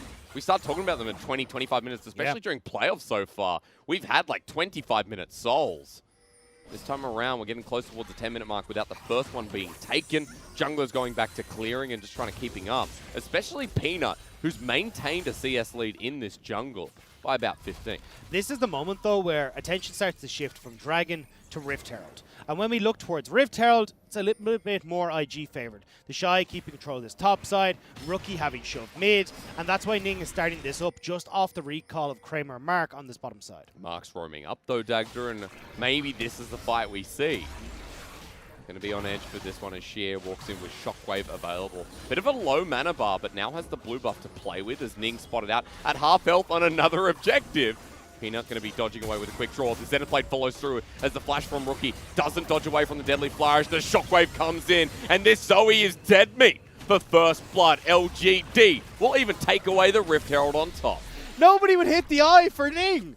Nobody hit the Rift Herald eye, so he couldn't get it down far enough. Rookie ends up getting caught out. And as we talked about, Kramer, just the nicer back timing because the shove he could get bot, moves up towards this Rift Herald first, and the very tip of the deadly flourish seals the deal for Rookie. It's always a nice feeling, isn't it? We've got to see a first blood on Xie with the Rift Herald getting put down mid with another minion wave flying in. This is a lot of gold for Xie again. Different carry, different type of champion, but all the same Xie in a good position. And all the time, Xie does get these Rift Heralds. The rare times that we actually get the Rift Herald for LGD, they do put it mid, both to crack open this mid lane turn and allow Xie to roam around a little bit, but also because Xie has been one of the main carries for this team, so getting gold onto him is always a good cause. The Shy might need to run away. He's stuck around on the turret for a little bit too long, and on solo kill territory there. But Lungxing is not going to flash commit for the Bellows Breath passive proc. And the Shy will continue pushing in. Actually, with a bit of potion help, he should be okay up there, but almost took a turret shot too many. Longxing, I like his thought process with the build, though. Going for this early Catalyst, I mean, you can end up building it in towards that Abyssal Mask at any point in time, and you will need to do so with the likes of the Zoe and the mixed damage coming through from the Shy, but it just means you've got so much more health and regen coming into this lane that he's able to at least go somewhat better in this lane than the Shy did in the last game. And as trouble lands, Xie having to flash away. That was Balan coming in with the hook. Peanut's doing Dragon, but IG are walking down over these objectives. We're still just tossing the coin. Cleanse not available for Xie in the mid. He's forced out. Now IG... A bit early, though. It's still at 1k. Dark Passage taken out. Peanut waits so patiently. Well done. The mind game's played well by LGD. And Peanut has been absolutely incredible this series so far, and he's been so important for this early game of LGD, like King of Thieves, the conductor of LGD, but might need to start some music mid. Sonic Wave, you know he's taking it. Shockwave waited, sends him upward. Ning with the kick late, but Xie lives! This man's having the series of his career. Xie's having the playoffs of his career. Every single damn game, Xie is looking clean. And even dodges the true shot barrage. God, I love Xie and LGD. Like, when we had him on DMO in spring, I was like, all right, I mean, Xie's okay, I suppose he's doing good. On LGD, Xie has just leveled up so much, and it's plays like this that I'm delighted to see from him. I know we're going to get a replay of that. I know I'm going to change my opinion of Ning, but I want to wait, sit in this bliss of Xie a little bit longer. He's got the Ludens Echo. He's got a bounty on his head and 2 kills. So we'll have a look again. Bit of pro view time. Let's see what happens. I mean, look, this is just so well read by Xie. The timing was so good. Rookie missed the paddle star. Oh my God, Rookie. Oh, well. I told you. Ignorance is bliss. Yeah. You know? We might have to move our 1v9 meter a little bit, but... It's going down to 3 right now. Either way, though, we are looking at LGD doing so damn good. Xie, 2 kills for himself in that mid lane. Luden's Echo already completed. You can see how quickly he's picked that up above his counterpart. And when we look at Peanut as well, that 20 CS lead opening up, he's in control of these objectives. And again, Peanut, when he's in the lead like this, he's the one to keep your eyes on, because wherever he goes, plays are sure to follow. The Graves with a 30 CS lead is ready to jump down. Puff, do you believe in your flash? Baolan's coming down, Arcane shifts away, flash to the left, but Peanut's still there. Great dark passage from Baolan. As hiccups are now in my system, I have to pause because Baolan has come on in as well. The turret shots help, and his Thresh performance continues forward as the curtain call wants to make Puff dance, but he won't dance. Ning's coming in with ultimate available again. No flash though. Sonic Wave connects onto the AD carry, gets the kick flash, but no Kramer. Reaction time fantastic again. But still a little bit dicey. Kramer opened up with the curtain call. Not really going to be able to get on towards Puff. However, does mean that, again, that kill going over towards IG, they'll definitely take that moment of respite in the bottom lane. The 2 core members who always bring it home for IG, in Ning and Rookie, are not having a great game too. And Ning's attempt there was solid, but in the end of the day, it was Baolan who made this play gorgeous. Well, great job from Puff as well to dodge away from the solar flare. Yep. And then you see it here, Baolan getting this turnaround play. Mark, unfortunately, is the one that gets hung out to dry when that play goes amiss. We don't see the later part there because unfortunate, but great reaction time from Kramer to survive. Lives on, gets to stay in the wave and keep farming up. Speaking of farm, speaking of gold, LGD with turret plating yet again, 1100. Xie getting the most out of it. The biggest surprise for me is Longxing in that top lane. Like, we saw him taking 2 turret plates off of the Shy, needing to back there, but when you're in a losing matchup like this and you've so much pressure from the Shy, it should not be Ordis picking up 320 gold off of turret plates. No, it should not, but he did anyway because Longxing so far in this series has proved he's a lot better than the Shy. Death Sender's going to connect here. He gets the Troll Bob with the artillery. Won't be able to get through the rest of the members of LGD. They're setting up for the Dragon in a minute 15. It is an Ocean coming up, so Dagda, Infernal or Cloud Rift once again. And I have to say for IG, they are hoping for the Infernal so they can play through the extra stats they can get from all 4 Dragons, plus the burn. Sonic Wave onto the minion. Ning with a kick again. Now, that did nothing. Of course, Peanut is going to throw the Penguin. It was a nice attempt from Ning, but unfortunately he's not having the same play as last time. Look, it was an attempt. You are such a sweetheart. This is why the audience loves you. It was a nice attempt. Let's be realistic. Look, A for effort, you know? Flash away is the Shy, and he survives. You know what? When everything's going wrong across the map, the Shy doesn't die. That's the positive I have. I mean, yeah. I suppose it is a silver lining of some shape, but IG, they are definitely struggling. And even looking at the build we see coming in from Puff, opting towards this Triforce, that mid-game spike off of the Iceborne Gauntlet and Manamune going to be a little bit delayed. LGD mid, though. Rookie actually uses his real flash, wants the solar kill, goes into trouble bubble there, and goes forward with a portal jump and ignite. Rookie golden, but Xie survives and sidesteps. Lives on to laugh in Rookie's face. Not even close. What are you talking about? She is totally fine. Look at him, that big old grin on his face. He knows just how close he went to that play going a bit sideways. Rookie's best moment of the game comes close, and IG meanwhile going to pick up this Dragon to turn us into an Infernal, a Cloud Rift. Here we go again, while second Herald for Peanut seems like a very real possibility. I mean, look, he's going to be able to get this, no problem. IG have already committed towards that bot side. Rookie's dead, no TP available either. So, I mean, the fact that LGD have been able to pick up 3 out of the 4 early objectives that we've seen has been super good. Because as we talk about, LGD had that later scaling composition, where Kramer's going to ramp up to that Stormrazor, Rapid Fire, i.e. Xie will get towards a bunch of these Orianna items, and Longxing dishing out those ornaments. Let's reiterate, of course, Ezreal's Zoe. A lot to talk about with the with Kramer's Jhin going in, but this was nice. Rookie commits real flash, dodges command, attack, and the shockwave. But Xie flashed away just in time, and this... Oh! His tippy toes. I think you could feel the wind off of that with how close it was. But either way, I mean, look, Rookie is trying. That was, you can see just how good he is on the Zoe. He goes to a 4 in the 1v9-ometer, because... And that's the thing, it's like he can have these plays on the Zoe, especially if he's left 1v1. The problem is with Peanut having so much pressure in this early game that Rookie's just being outmanned in these plays. Being outplayed by Xie. This series so far, Xie has had an exceptional performance. Second highlight coming through. What do we have in game 1? Maybe it's Langxing, excuse me. But this time around, almost 10 CS a minute in the bottom of your screen. He's 1,100 gold over a Rookie. That's what you're seeing right there. Well, IG now grouping around the top side where the Shy is just pushing in this wave. He's got a Black Cleaver, he's got a CS lead.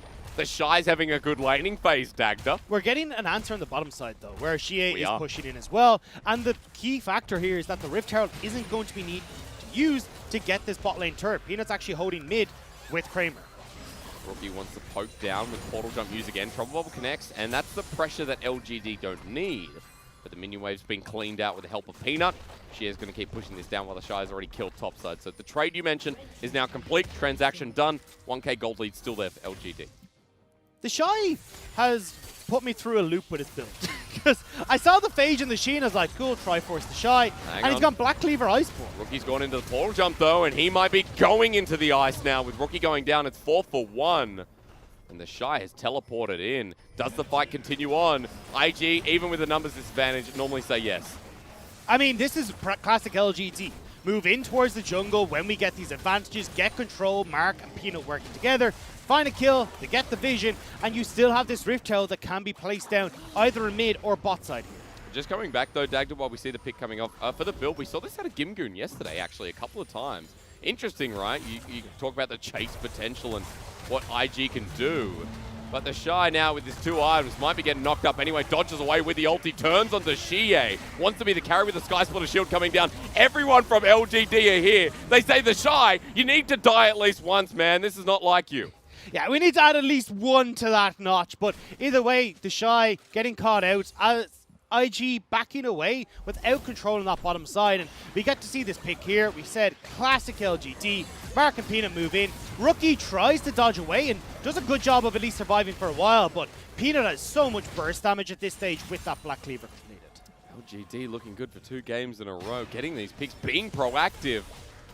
So going back to our point on the Shy's build, though, I actually don't like the build here because when you look at like Xie and Kramer, who are both very immobile champions that you can get onto as this volley bear, I much prefer just going for this burst-orientated build with the Triforce. The Black Cleaver, you don't have enough carries on your team that the Shred, or at least AD damage carries, that the Shred from the Black Cleaver is going to do too much.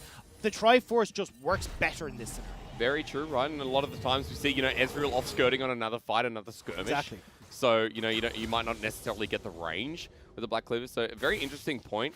We are hitting 2 items across the board, and there is a Trinity Force, though, on Puff. So, maybe they swap builds, Dagda. Maybe Puff's like, I'll get the Trinity Force this game. He's got the Muramana, too, and I think I am going to be saying that Puff could be the hope of Game 2 for IG. A 50 CS lead. And now a bit more gold with mid-turret going down. Arcane shifting forward. He's obviously been watching a lot of Jackie Love. Xie has gotten so much gold, though. It's like Puff versus Xie in this game because you've got 2 towers and a bunch of these kills that have gone over towards Xie. 2 items already completed. He's just backed and got himself a needlessly large rod. Yeah. And Puff, however, as he talks about, going for this carry-orientated build with that Triforce rather than the more utility-focused Iceborne Gauntlet build. Damage already, right? And the poke's starting to come out of Rookie Puff. As well. Yeah, that's a very good point. As whoa! Oh my god! I mean, Rookie things, right? This is what we talked about. He loves this Zoe pick. He looked really good on it yesterday, and goodbye, Kramer. Well, hello, Dragon. And IG now going to start building them up. And those picks, kind of what we talked about in draft with the Rangers. Balan going into a place you shouldn't be. Flay down, box down, shockwave down, Trump Bubble to help him out. He goes golden to bring Rookie in. The collateral damage used early as he flashes away, somehow lives. Death sentence there, but dies in the end. As now the rest of the cavalry are here. He's delayed enough, and I think Balan's death might be worth. As Xie flashes away, True Shot Barrage kills him in the end. Ning over the wall, Peanut in. Here comes Ning with a big kick at the ready. Peanut walking away, the Shy's there too. And LGD all of a sudden have been outplayed. That was a terrible call from LGD. so deep in the enemy jungle. If they didn't burst out Baolan, they were going to go down as IG collapsed. Baolan buys plenty of time. Rookie with the follow-up, and IG may have got Baron. Maybe, but here comes the fight from LGD. Ning's in a low health bar, goes onto the solar flare, tries to get away. They've killed the jungler of IG, while Puff is the target. Manages to arcane shift out, while Kramer is dealing with a hungry bear from the Shy, who's doing so much work in this fight. The range advantage now given over to Invictus Gaming as the thundering smash comes on down again. Mark's dead, and the Shy, you've made him angry. He opens gate number 6 this time around. It's the gate of view, the view of the dead body of Longxing. IG managed to find the play. They turn off of Baron, and they can go straight back on it. Ning is up in 7 seconds. There's 30-second death timers before Longxing can come. However, LGD did manage to stop it, and this was this blink and you missed it. Kramer, half health, finding that perfect angle to finish off the Jin.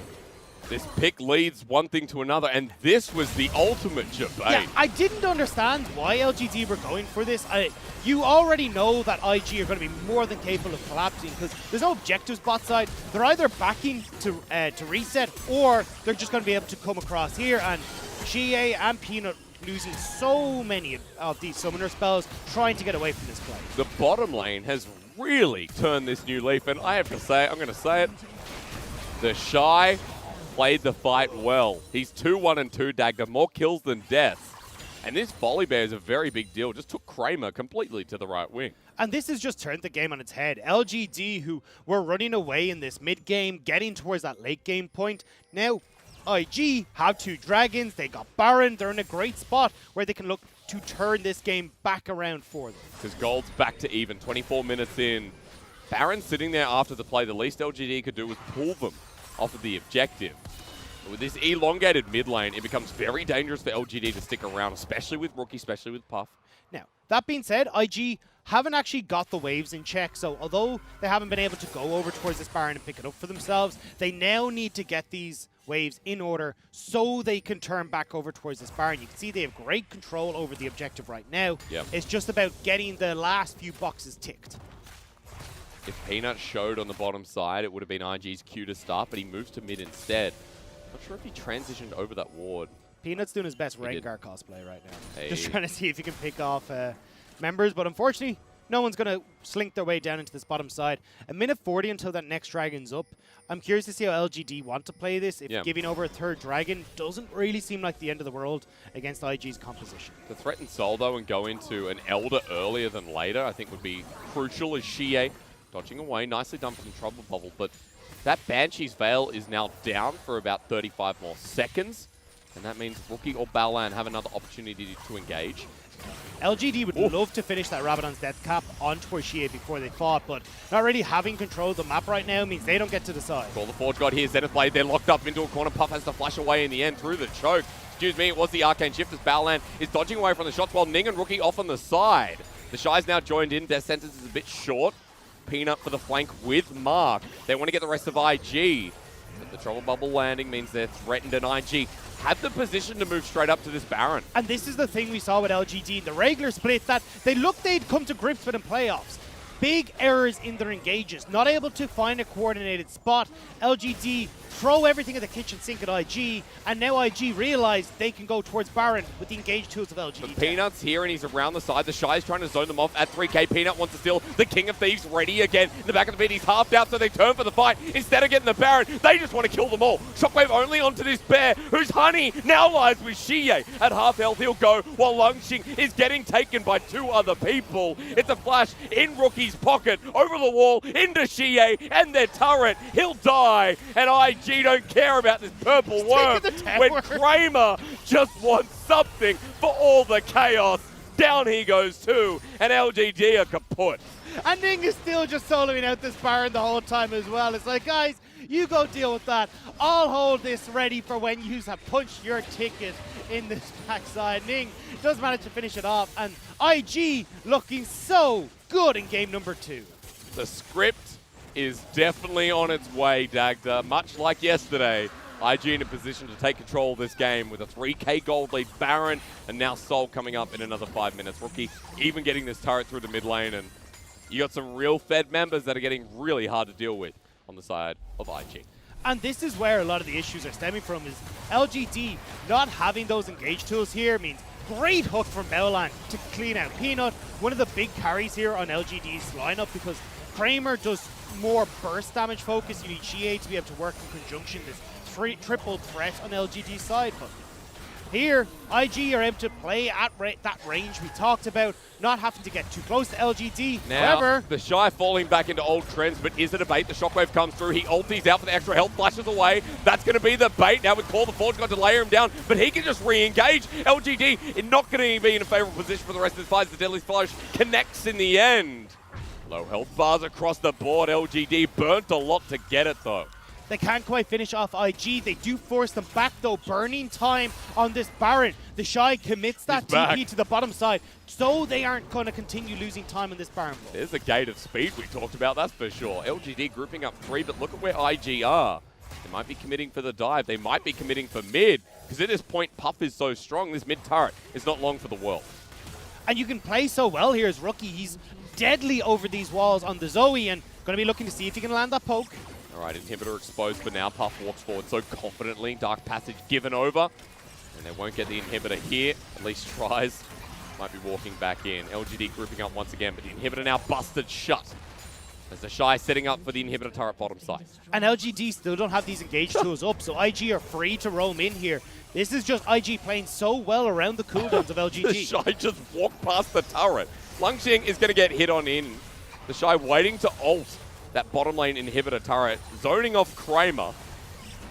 And doesn't really care. Troll Bubble lands, and IG might be looking for their final fight of the game as Ning comes in for the kick, ready down, but the Shockwave flushed away from. Dark Passage giving him safety as LGD still can't get that window. Another inhibitor busted shut as with the Baron buff, IG just want to try and end this. And it's just these cooldowns being thrown out wayward, but here we go, Puff. Okay, Call the Forge got onto Puff, low mana, Ning comes in, but a double knockup with the Searing Charge while Lungxi gets kicked away, Ning's dead, Puff's dead, and LGD, their stand holds. Baolan left in the minion wave with Mark forcing the flash with his Zenith Blade. This goes on. Just about, though. LGD do get the Call of the Forge God and that Solar Flare combo up. Burst out Puff, who doesn't manage to escape away. However, 2 inhibitors down. You've got the Shy already shoving in this top lane. That's a big old Baron buff lead that you've just accumulated on IG's side. You got a Cloud Soul coming up in 2 minutes. We'll look again because IG were like, let's just poke them and maybe end the game. And this is the thing, like when LGD actually have these cooldowns, they can be so potent. Great job from Longxing to get the follow-up with that Searing Charge there, but if they don't, they're just at the mercy of the range that we talked about with Rookie being able to play from afar, Puff tossing out these Mystic shots. You need the Deadly Flourishes, Curtain Call, Solar Flares, Call of the Forge God to actually get on top of IG. And at the end of the day, if you want to try and kill IG, at least starting with Puff is a good way, right? We've got a 4th item on him, but as we saw when Puff runs out of mana, when Puff gets exposed and the CC layered on, the Eddie carry can't really free fire away. To give IG their due, though, so far this game, they've been doing a great job of playing around these engage tools. Because when we look at where the positioning has been, we've got Ning on a flank, the Shy in a separate lane, Rookie playing off to the side as well. Trying to hit multiple targets with the Call of the Forge Guard on these Solar Flares has not really come through. They've mostly been hitting onto the likes of Baolan as Puff has skedaddled away with the Arcane Shift. I mean, all the Shy, right? They used a lot on him in that previous fight, and that meant that LGD couldn't walk forward. As Rookie just took a bit of damage, I believe, from the minion wave walking in. Where are they now? Trying to skirt between vision, get a pick off to the top side. They know that the wave's channeling in. Puff has a lot of minions behind him.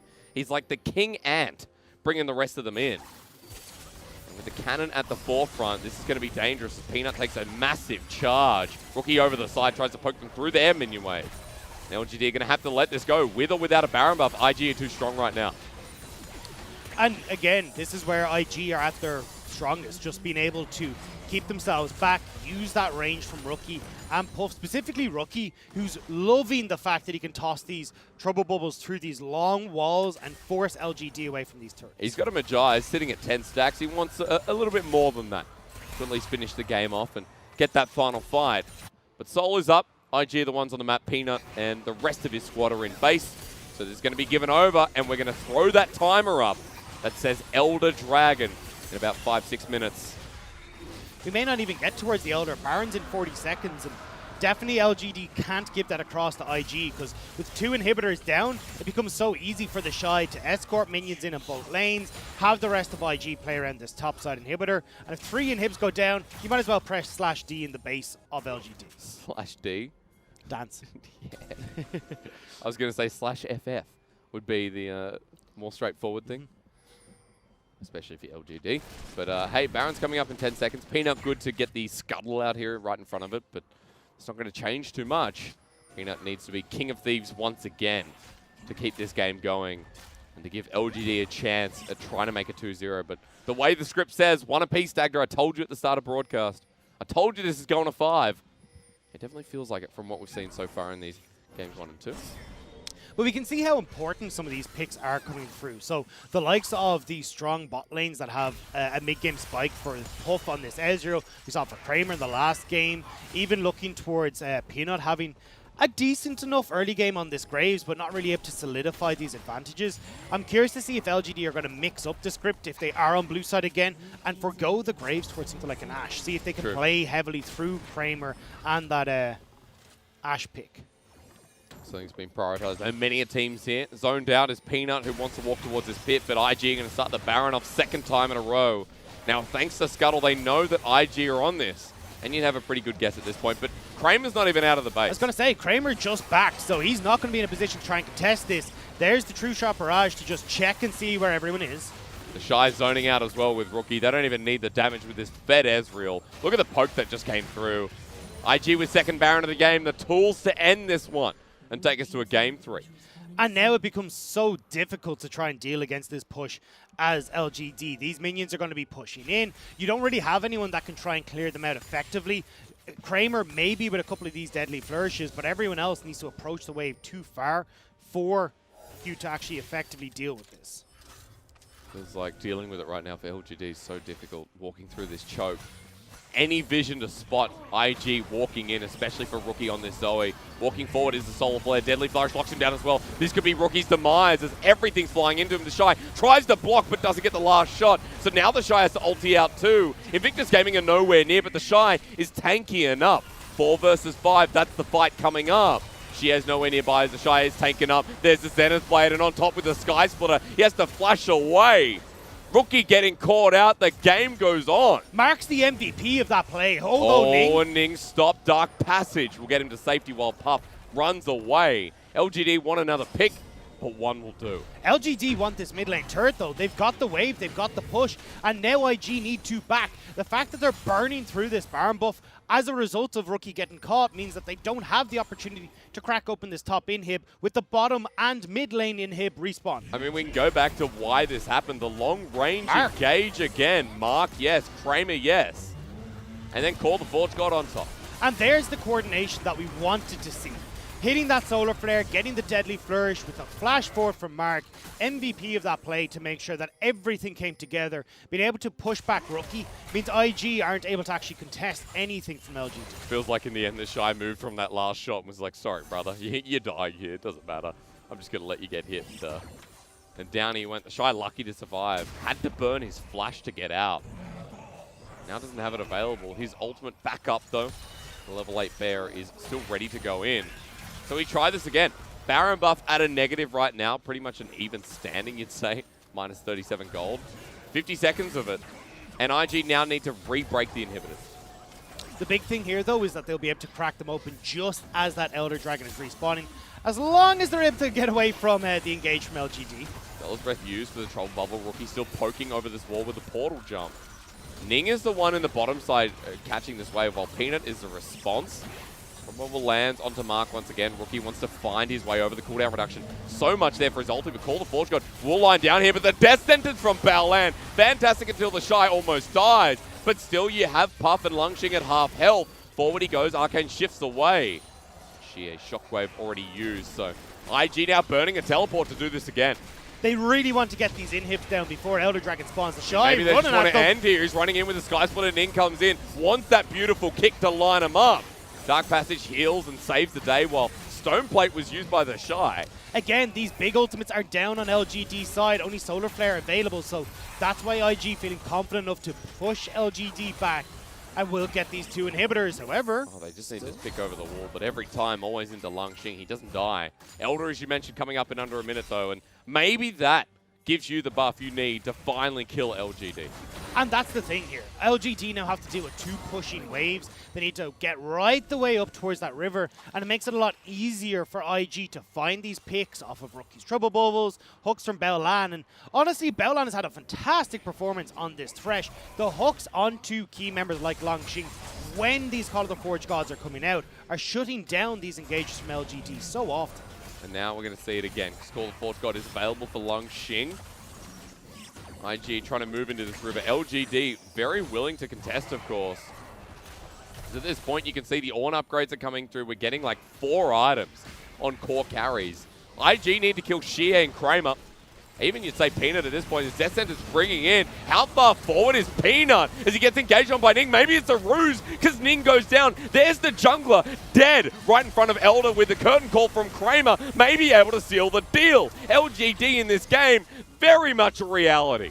And with that massive shockwave from Xie, jungler's down. LGD need to be safe though. Peanut and Mark so low. And Puff here, True Shot Raj nails through Peanut. Low as you mentioned as Rookie comes on in with a paddle stop and destroyed by Kramer on this Jhin, who's walking forward now onto the Shy. Everyone from LGD grouping up. This bear demanding attention. Kramer needs one more hit. The 4th shot with the fast takes him down. But they need to get this Dragon back. The base has those super creeps pouring in, so this won't be the end of the game. It's just that more time for LGD has been gained. Because at this point, these 5-on-5 fights look so good for LGD. Langxing unkillable. And the damage numbers with this Elder is going to be near unbeatable. So they'll hold on and they'll clear this minion And wave. this is the super late game we were talking about. You've got that Rabadon's Death Crown for Xie, that Molten Edge along with all these Zeal items coming through. And although Peanut does get caught out here, the shockwave from Xie to save the day with the collateral damage across all those members means that IG are forced back. A beautiful combo from LGD will thwart IG's attempts at this Elder. Shy, he walks a bit too far forward even though the fight's done. They wanted to 4v5 this. And again, this was IG trying to use that range, but Rookie takes that one step too far. The damage from both the Dancing Grenade from Kramer and the Command Dissonance coming through from Xie's Orianna is just too much to handle. And you looked at Langxing in that fight. I'm not even sure if he was hit, but he didn't take any damage anyway. This Ornn, near unkillable. The Shy, not to be said the same. Even though he's a tank, Kramer destroys him with that mortal reminder as we're doing this again. Elder buff in hand for LGD for 1:30. That lines up with Baron. IG, if they team fight here, this could be game over. The thing is, IG want to try and stop the backs. Look at that bottom wave. They've True. still got these minions that are pushing in. So LGD are on a timer at this objective. They're starting it up. True Shot Barrage comes through. If they want to delay time, relies on Rookie here, but Call the Forge God to turn the fight. Baolan now with the Death Sentence doesn't connect as the Shy spotted out on this flank. LGD are going to have to walk away. You talked about the bottom minion wave. It's channeling in. So now for IG, the Baron buff could be their third, a very real threat as they walk on in. The Shy dodges away from the Deadly Flourish. And it's just delaying time while the poke still flies. Ning and Puff can do this pretty quick. Langxing can't clear this wave particularly quickly either. Peanut may need to look for the Miracle Steal. Flashes away and he's dead thanks to the Elder. Langxing goes on back. The Shy is close to the execution range. The collateral damage flashed away from the Baron pulled off, but Peanut can start this one back up. Hysterics, this is 4v5. Langxing is still in the base. LGD have pushed back IG. They're holding every angle of attack. But we've reset and Elder's going to expire in 15 seconds, so I feel like the story in this game, not yet complete. The inhibs, though, are respawning. You just heard it in your ears. There's no more time for IG to play around these super minions. Now LGD will get to fight. All hands on deck for this Baron. We've got Elder in 3 minutes as well. This game is going the distance. Second Elder of the game. Third Baron sitting there staring them in the face. LGD have reset, so have IG. Walking back out to the Rift with Scuttle Control for Invictus Gaming. And everything pretty much available, bar that Curtain Call, bar the Solar Flare. A couple of summoners down across the board too, but at this point, waiting for Baolan's box and his flash. And suddenly IG don't look as confident. IG backing away, LGD commanding space. When you've got this level 18 hit across the board for almost everyone in this game, that's where LGD have hit their strong point. Wait for the Troll Bubble to force out the cleanse of Xie. Rookie's hovering in over the wall, using that range advantage. Ning wants a flank. Lee Sin in the late game needs to get a massive kick. A Shockwave comes on through. Xie wants to pick onto the jungler, but now that ulti down, you've got about 25 seconds to play with if you're IG. But yeah, that's going to be up super quickly. There's not really much you can do as IG because Ning is missing, but it does buy LGD space. It buys LGD more vision, and then they can continue this slow, never-ending march towards IG's base. Rookie's responded to the top lane wave while Longqing sticks around mid. Everyone's still just grouping up for the potential. Balan's over the wall. It's blind. It's onto Longqing. No Trouble Bubble is going to connect with Sonic Wave. But he just bellow breaths out while Kramer takes a big hit. Rookie still does a lot of damage in this game. But Kramer needs more than that. LGD, they have the shove in mid once again. They've got the bait around Baron with limited vision from IG. And now you've got the new line of vision control coming in from Mark. He just backed, picked up 2 control wards. Although the Shy... Oh, he's gone a bit too far forward. Deadly Flourish with the Dark Passage used. Curtain Call is going to fly through as well. Balan wants the movement speed. Call the Forge God knocks him up. Mark with the Zenith Blade at the ready. Also has Flash in his back pocket but doesn't use it. Now that Call the Forge God's not available, we start counting down another 30 seconds as LGD start Baron. This is where they're trying to draw IG in, though. Those engage tools not available. IG can play at range. You see in the bottom left-hand corner of your screen, it was Ning who flashed away. Ning who almost died as the Baron's just going to be taken down. The Shy can't get in, and Ning is not on the rift because of it. Bursted down in the back line. Rookie does a good job onto Kramer, and they've actually soloed out Mark. Solar Flare there too. The Death Sentence gives Balan space over the wall as the Shy is such a menace onto Kramer. Smacks him down. He's taken a lot of damage, but every single time the Shy disrupts, LGD lose another. 5 versus 1. The Ornn drops while the Shy sacrifices his life. Xie forward with a Shockwave onto Puff, but it doesn't kill him. The Baron minion's doing a lot of work as Kramer walks back into the fight. But IG with a net win for now. But LGD won't lose too much as Elder spawns. It's 2 for 1, but LGD will take that trade for the Baron. This is how they force IG back. This is how they can look to crack those inner turrets. But they need to be careful. 20 seconds on towards Elder. They need to back. They need to get out onto the map and get control of that river. All right, Dagda, 15 seconds is my water time. So let's reset. Let's all reset. Chat reset. Hysterics reset. LGD, IG reset. Now, in time for the Elder, 10 seconds with the spawn, but Longqing has TP. The Shy the same. Rookie, if he needs to clear bot, can also do the same, but expect him to just walk there. And now Elder's up. And Rookie is super far behind on items when we look. He hasn't actually been able to farm as much as compared to like the Xie and Kramer. So he's only sitting at 3.5 items where we've got nearly full build for every one of the carries on LGD's side. So with IG, they need a little bit more time, but LGD aren't going to give it to them. Of course not. We don't have time. We have the game-deciding fight ahead of us. 45 minutes in with Elder up. Longqing with the Searing Charge onto Balan. Uses the Stone Plate. Mark goes in. He's absorbing pressure. We call the Forge God. Nailed nicely. LGD may just have it as the Shy. Now for the re-engagement. The poke damage down from Invictus Gaming. Might do the work. Bubble lands onto the back end. Peanut could take this as Rookie won't go over the wall. Kramer has his 4th shot ready to go as the Shy takes it. Zenith Blade as well. They're going onto this bear. Peanut's over the wall. The Shy has to disengage. Rookie and Puff so crucial. They're trying to get somebody, but Mark's blocking for Kramer. Elder's at 5k, Dagda. But we're still going. Ning is still here. Shockwave's still available. Xie has not pulled the trigger. He's waiting for the perfect moment. A long fight for Ezreal is great, but remember, you're versing an Orianna who might have a second Shockwave, and down it goes. Elder over to LGD. Execute available. The Shy has to back away as Puff is left on his lonesome. They get it again, and LGD want to take another one. LGD, though, are looking to see if they can pick off stragglers. Oh, the backs aren't coming through. He's on a ward. Kramer is the fast. 80 carry versus 80 carry. That's a big death timer. And now they can move towards mid. Baron buff may be gone, but 2 minutes on this Elder. Puff is dead for 60 seconds. LGD have so much time to work with. But as we've seen, Dagda, 1 is not enough. Even at this point in the game, even with Elder. LGD is still going to try by running it through mid lane. Get that inhibitor turret, add some pressure. Cooldowns are running through though. Longqing leading the charge. Call of the Forge got Solar Flare available. If they can catch Rookie, that spells doom for IG. Maybe we went down a gate, maybe it's the gate of pain, but it's just in general for Invictus Gaming.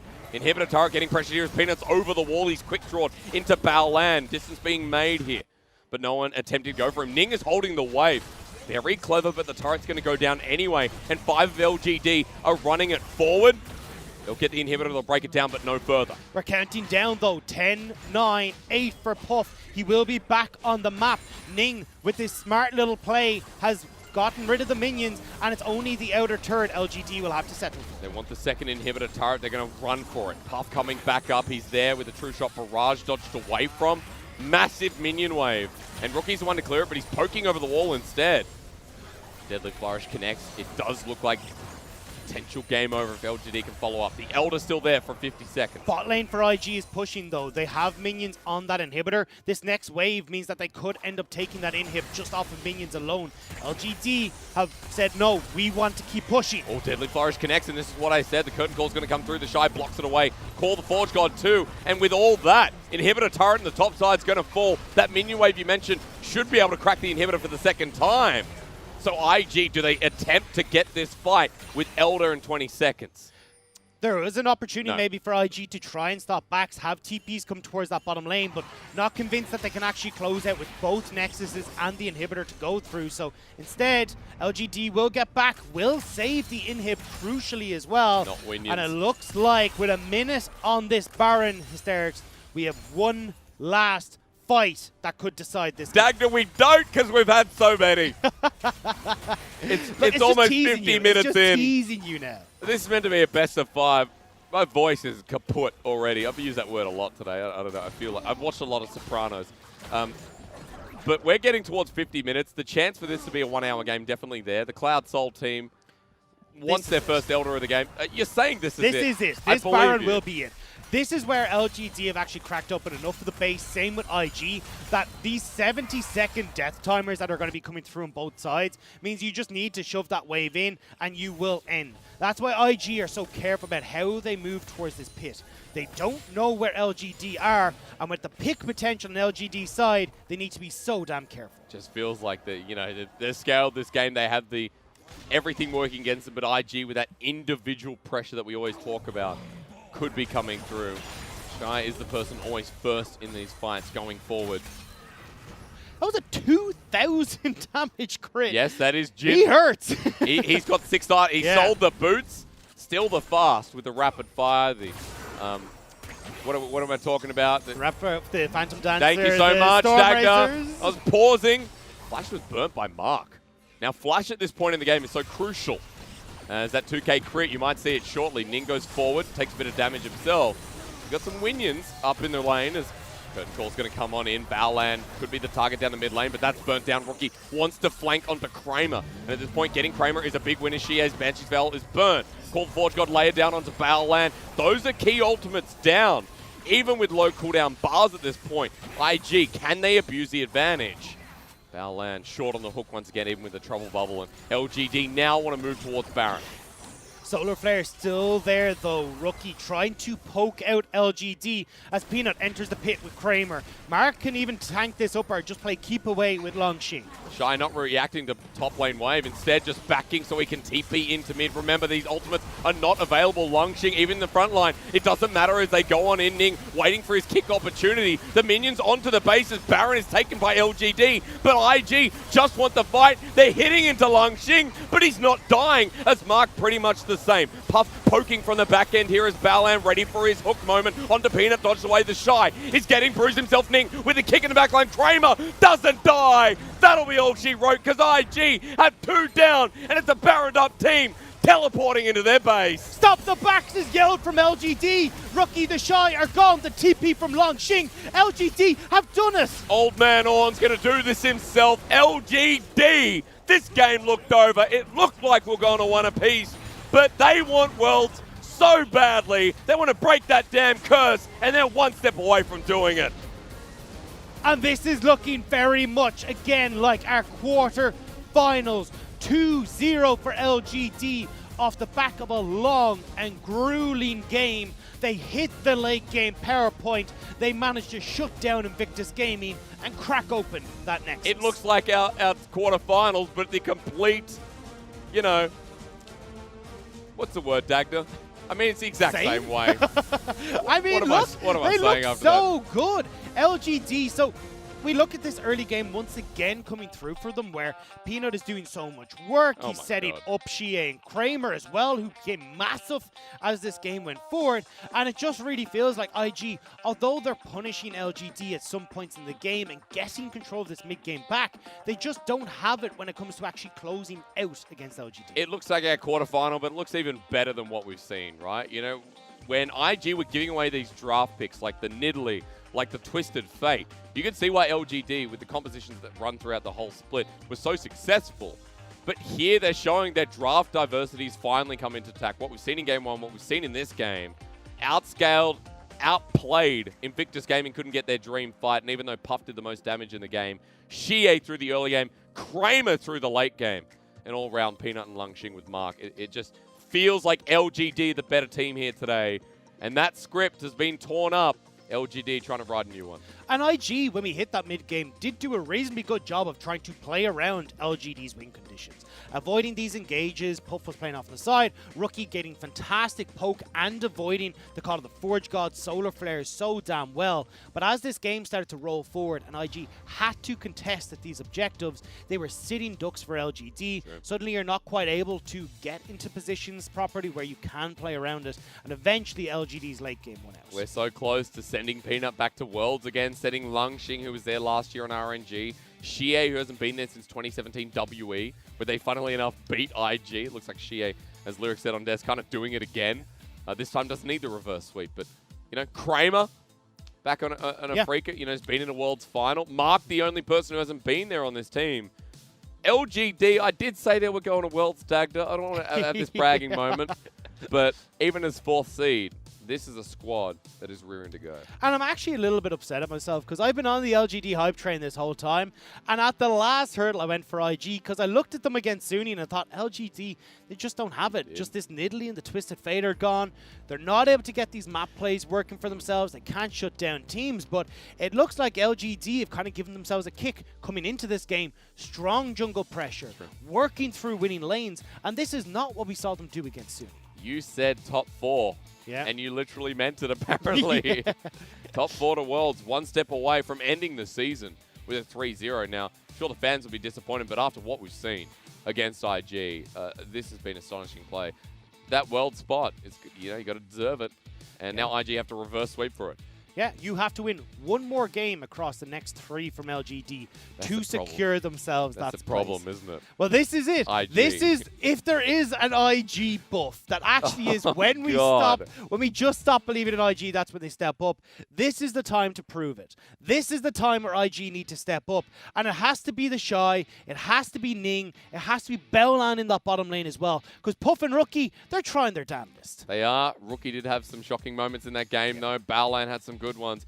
We'll see. IG 0-2 down at the moment. LGD on match point to qualify for Worlds. We're going to go to a break. When we return, we run into the game 3 to see if it's the final one.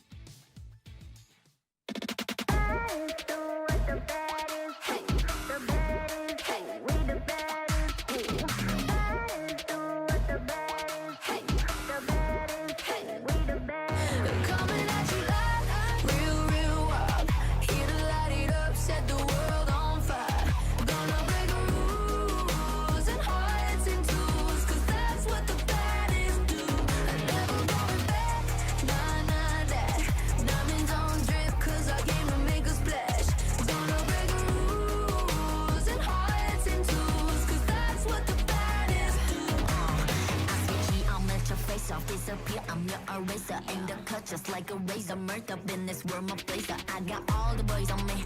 I got all the lines on ring. Knocking dead, turning heads. I got all the eyes on me. Baby face, caught up to the rock. 유행선 두자. 원하지만 못하잖아.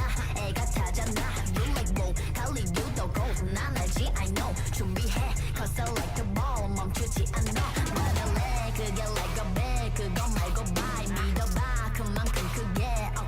고 high 100% 덤비지 못해 죽여주잖아 나는 boss 간지 with the sauce 원하면 줄게 I'm doing damage when just how I planned it I do what I want when I say 모두 날 따라해 난 끝내줘 주장만 to live on the edge of insane. Coming at you like real, real world. Here to light it up, set the world on fire. Gonna break rules and hearts and tools, 'cause that's what the baddest do. Never going back, nah, nah, that. Diamonds on drip, 'cause I came to make a splash. Gonna break rules and hearts and tools, 'cause that's what the baddest do. It's crazy. Sorry for the bad news, sorry I'm so bad. Only took a minute for me to get what you had. Sorry for the bad news, know it makes you sad. Live for a minute, baby, you should pack your bags. Way that I look should be breaking the law. If I don't got it, I take what I want. My circle small like a round of applause. You know that I love the sound of applause. You know I mean everything that I say. When you see me coming, get out of the way. Back in the sleigh, back and I'm better and ready to stay. I'm doing damage when just how I planned it. I do what I want when I say. 모든 날 따라해 난 끝내주잖아. To live on the edge of insane. It's crazy. Sorry, not sorry for being the best. 언제든지 내가 좀 mad. Look at the gold, all on my chest. Look at the gold, call it a flex.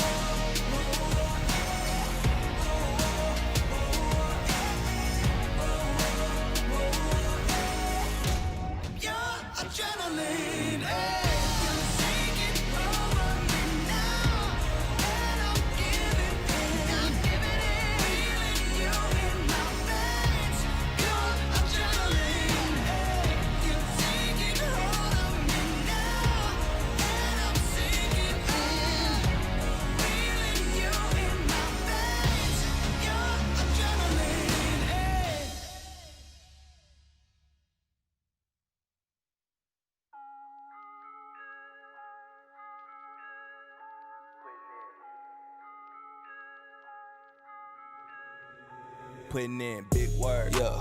But I'm still a boss, call me Mister. Yeah. No L's, I'm a winner like December. Swear, stand on top till it's over. For real dope, boy, I go crazy. All day, every day, crazy. Man, I swear to God, I go crazy. Every trip I go crazy. Seem like every chance that I get, I show out like a pair of Lambo doors on the whip. My sneakers on the floor, man, you know they cause the grip. They know I go crazy anytime I can flip. Boss lifestyle, I be flexing like I live. Cheerleader on the side, wanna come and give me kiss. All I do is work, put up numbers every trip. One time I took a loss, I've been winning ever since. Got my jump bag on me, you don't want me to unzip. I could give you 50, try to tell you I'm legit. 下一场对阵德赛的话，就扛压就行了嘛，因为帅哥现在就是状态也特别好嘛，然后能扛住压就可以了。就希望下把我们都打得很好，然后可以进决赛吧。Well, there we have it. A nice, clean, easy 2-0 to start off this series for LGD. I can't even say that with a straight face. I'm Much Balls. I'm joined by Lyric. Well, what a game. 50 plus minutes. It was very close. It was very tight. LGD take it at the end somehow. I mean, it took them 2 Elders, Ornn items, and Orianna, and a ton of shenanigans, and a bunch of misplays coming from Ning and other members of IG. And you know, it might not have been that impactful in the grand scheme of the game, but let's start the conversation with what happened in the early game as well. Because when we look at the draft, I feel like both teams had reasonable drafts. I don't feel like in the late game it was just like one team had the draft that won the game. This felt much more down to mechanical play. We saw that. I'd still favor what LGD have in the late game, right? They have the Ornn items coming out. They have a really nice front line. They have the Orianna damage. But we saw that IG had a lot of mobility that if they can kite out that initial engage, they can actually play off their range really well, and I think Puff did a good job of that. But in the early game, man, it was all about LGD, and especially Xie, especially that mid play with the ultimate when Ning and Rookie were going in, outplaying that, picking up the kill, and it looked like this game was going to be all Xie. Yeah, it felt like it was going to be all Xie, and Xie's going to be our MVP for the second game here. And, you know, kind of expectedly so with the way he started this game off as well. He looked amazing on this Orianna. I mean, the first thing that jumps to my mind is the play underneath the tower when Rookie and Ning, tried to assassinate him. And it didn't work out. He did really good. And, we even get a nice action shot of it coming in. Of course, using that shield, the Q, and then right there, just nice ultimate.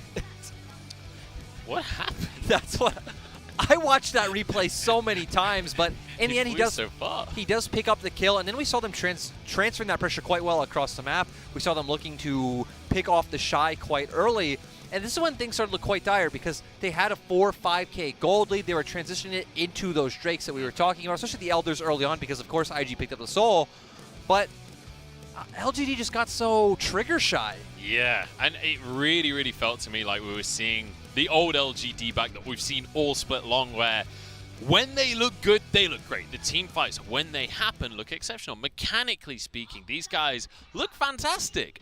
But you see them at the Baron, you see them at the Elder Dragon. They're like toying with the idea of going for the objective, toying with the idea of going for the enemy, and kind of not really doing either in the end. And I remember me and you were talking during game. We were pointing out so many areas where it's like, okay, Mark could have looked for an engage here. Longshin could have opened Call of the Forge, got here. You guys are strong right now. You have the Ornn items. I remember you just screaming at the screen like, you guys have Elder. You can fight this. But LGD have always been a team that like to take things very slow and have very, like, confirmed 120% we will win this fight engages. Even the last fight where they finally won. It was actually IG coming into them. That's the crazy thing. And when you have things like a Leona and an Ornn in your composition, that should be the ticket for you to start these engages yourself. You should be able to be decisive. And we have seen in playoffs LGD be decisive. This feels like almost stage jitters, and which on a super experienced roster like this sounds weird to say. I love that you mentioned the tanks coming out because Longxing also itemizing way better than the Shy did in the first game. We saw things like the Abyssal Mask coming out, upgrading that, having some MR. And once again, the Shy showing us, for some reason, he just hates building Magic Resist, having a weird build overall. Hey, he had a Negatron Cloak in that stone plate, so... And I guess he just wanted very quick CDR with, I think he bought the Black Cleaver and Iceborne Gauntlet. It was weird. He wasn't very tanky in that game anyway. And, you know, I feel like the members of LGD, in the long run, showed up. I definitely agree. And IG, they had some players that would really try and Puff, especially. My heart goes out to you, Puff, because that was a great performance on the Ezreal. He really, really tried to make it happen for his team. Wasn't enough at the end of the day. And we have to bring back the conversation here of the 1v9 meter for Rookie.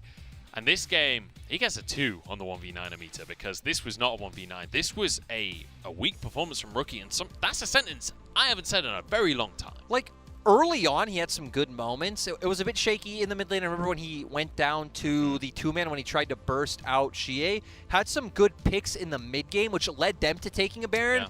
But then, I mean, from there just wasn't much to be seen. Yeah, Rookie unfortunately not, and especially on this Zoe as well, you expect Rookie to pop off. I saw the Zoe locked in Chap Select, I was like, this is the 10 out of 10 game. This is where we really get to talk about Rookie. Just didn't happen. The early game, as you said, struggling a little bit in the trades against Xie. And part of that as well is Xie having the game of his life, honestly. Xie played phenomenally in that early game. I also feel like going back to the other side, just to, you know, kick IG a bit more. Ning sadly did not have a good game at all. I mean, I remember even one of his engages onto Graves in the bottom half when the first Elder came up. It didn't make a lot of sense to Shy also. He had a bit of a lane advantage, but wasn't able to transition it into much more, maybe 1 or 2 good ultimates. But when Ning's not stepping up, Rookie not being able to put the team on his back, which, I mean, to be fair, you should not be expected to 1v9 a game. Let's, you know, throw that out there. Yeah. But, yeah, it felt like the top half of IG, as in top and jungle, just really didn't perform too well. And I will say as well that, like, we saw Puff having a good game, and he is on this Ezreal in a composition in the late game that has Triforce. Like, you expect him to do a lot of damage. You expect him to be able to step up in those situations. But Baolan as well actually had a pretty decent game on this Thresh. When we think about Baolan being this super aggressive support that just always wants to go in, playing this Peel-style Thresh, he actually looked pretty good during the team fight. He did look fine, but you know who outdid him? Was our main man, Mark. He was unlocked on the map. He was moving around. He did have a lot of good ultimates. Again, the thing is, we want to see LGD have the confidence to look for more engages, because when they do find them, they are quite good. This is the thing, right? Like, we can talk back and forth about who individually played well across this series, but this was not a individual player kind of game. This was 50-plus minutes of League of Legends. With 2 Elder Dragons taken, with Barons galore taken, like, LGD, just end the game. Like, they could have just ended the game. And they played so well about denying IG from ending the game. But then when they had the tools to do it, when they were knocking on the door of IG's base, they were just like, maybe we should reset. Yeah, and IG's comp actually didn't even have, like, great wave clear from behind. You have an Ezreal, and again, you don't have something like a Hurricane or easy way to clear waves. Zoe as well is not some champion. One Paddle Star will not clear the whole wave. But I feel like looking forward, despite how messy it was, obviously LGD are in a great position. The momentum they have carrying into Game 3 and the mindset that IG should have, I think should spell out a pretty easy 3-0. It's feeling that way, and I can see your oozing confidence for LGD, and I think you may have an ulterior motive there, Mr. Lyric, as I know that you believe anti-faith is what IG are fueled by.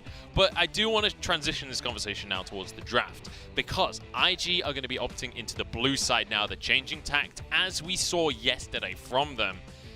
And I'm curious what you think is going to change when we do get into this draft on how IG are building these compositions. So we've seen LGD have to ban Set, Lucian, and Ashe every game. So now they're going to have to change out one of those bans for the Caitlyn, or IG gets the Caitlyn. So assuming they open the Ashe, now IG has that Ashe in the bot lane. They can guarantee themselves that priority. Set has been something Ning's looked quite well on, or Rookie gets Solution. I feel like there's no downside to getting this blue side. You're going to have a new pick opened up to you.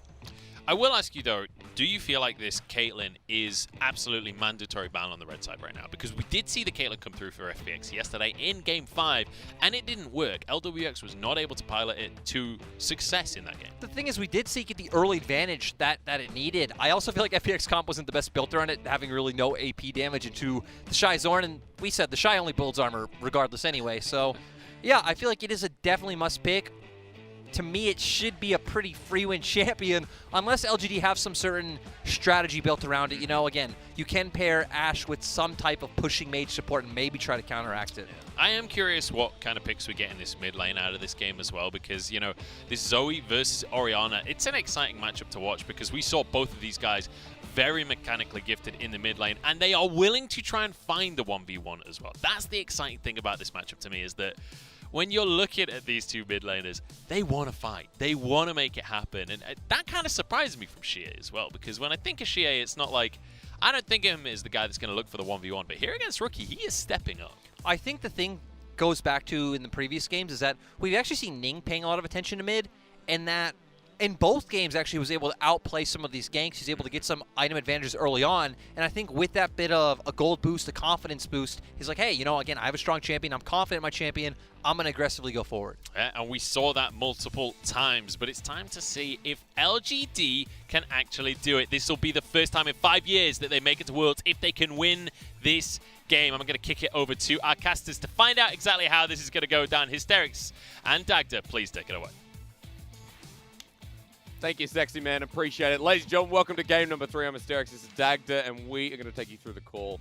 See if this is the last one. 5 years in the making for LGD to get to this point. 5 long years for the organization of being towards the bottom of the table. And here we are. And what an opportunity this would be to take down Invictus Gaming, get yourself to that world stage again.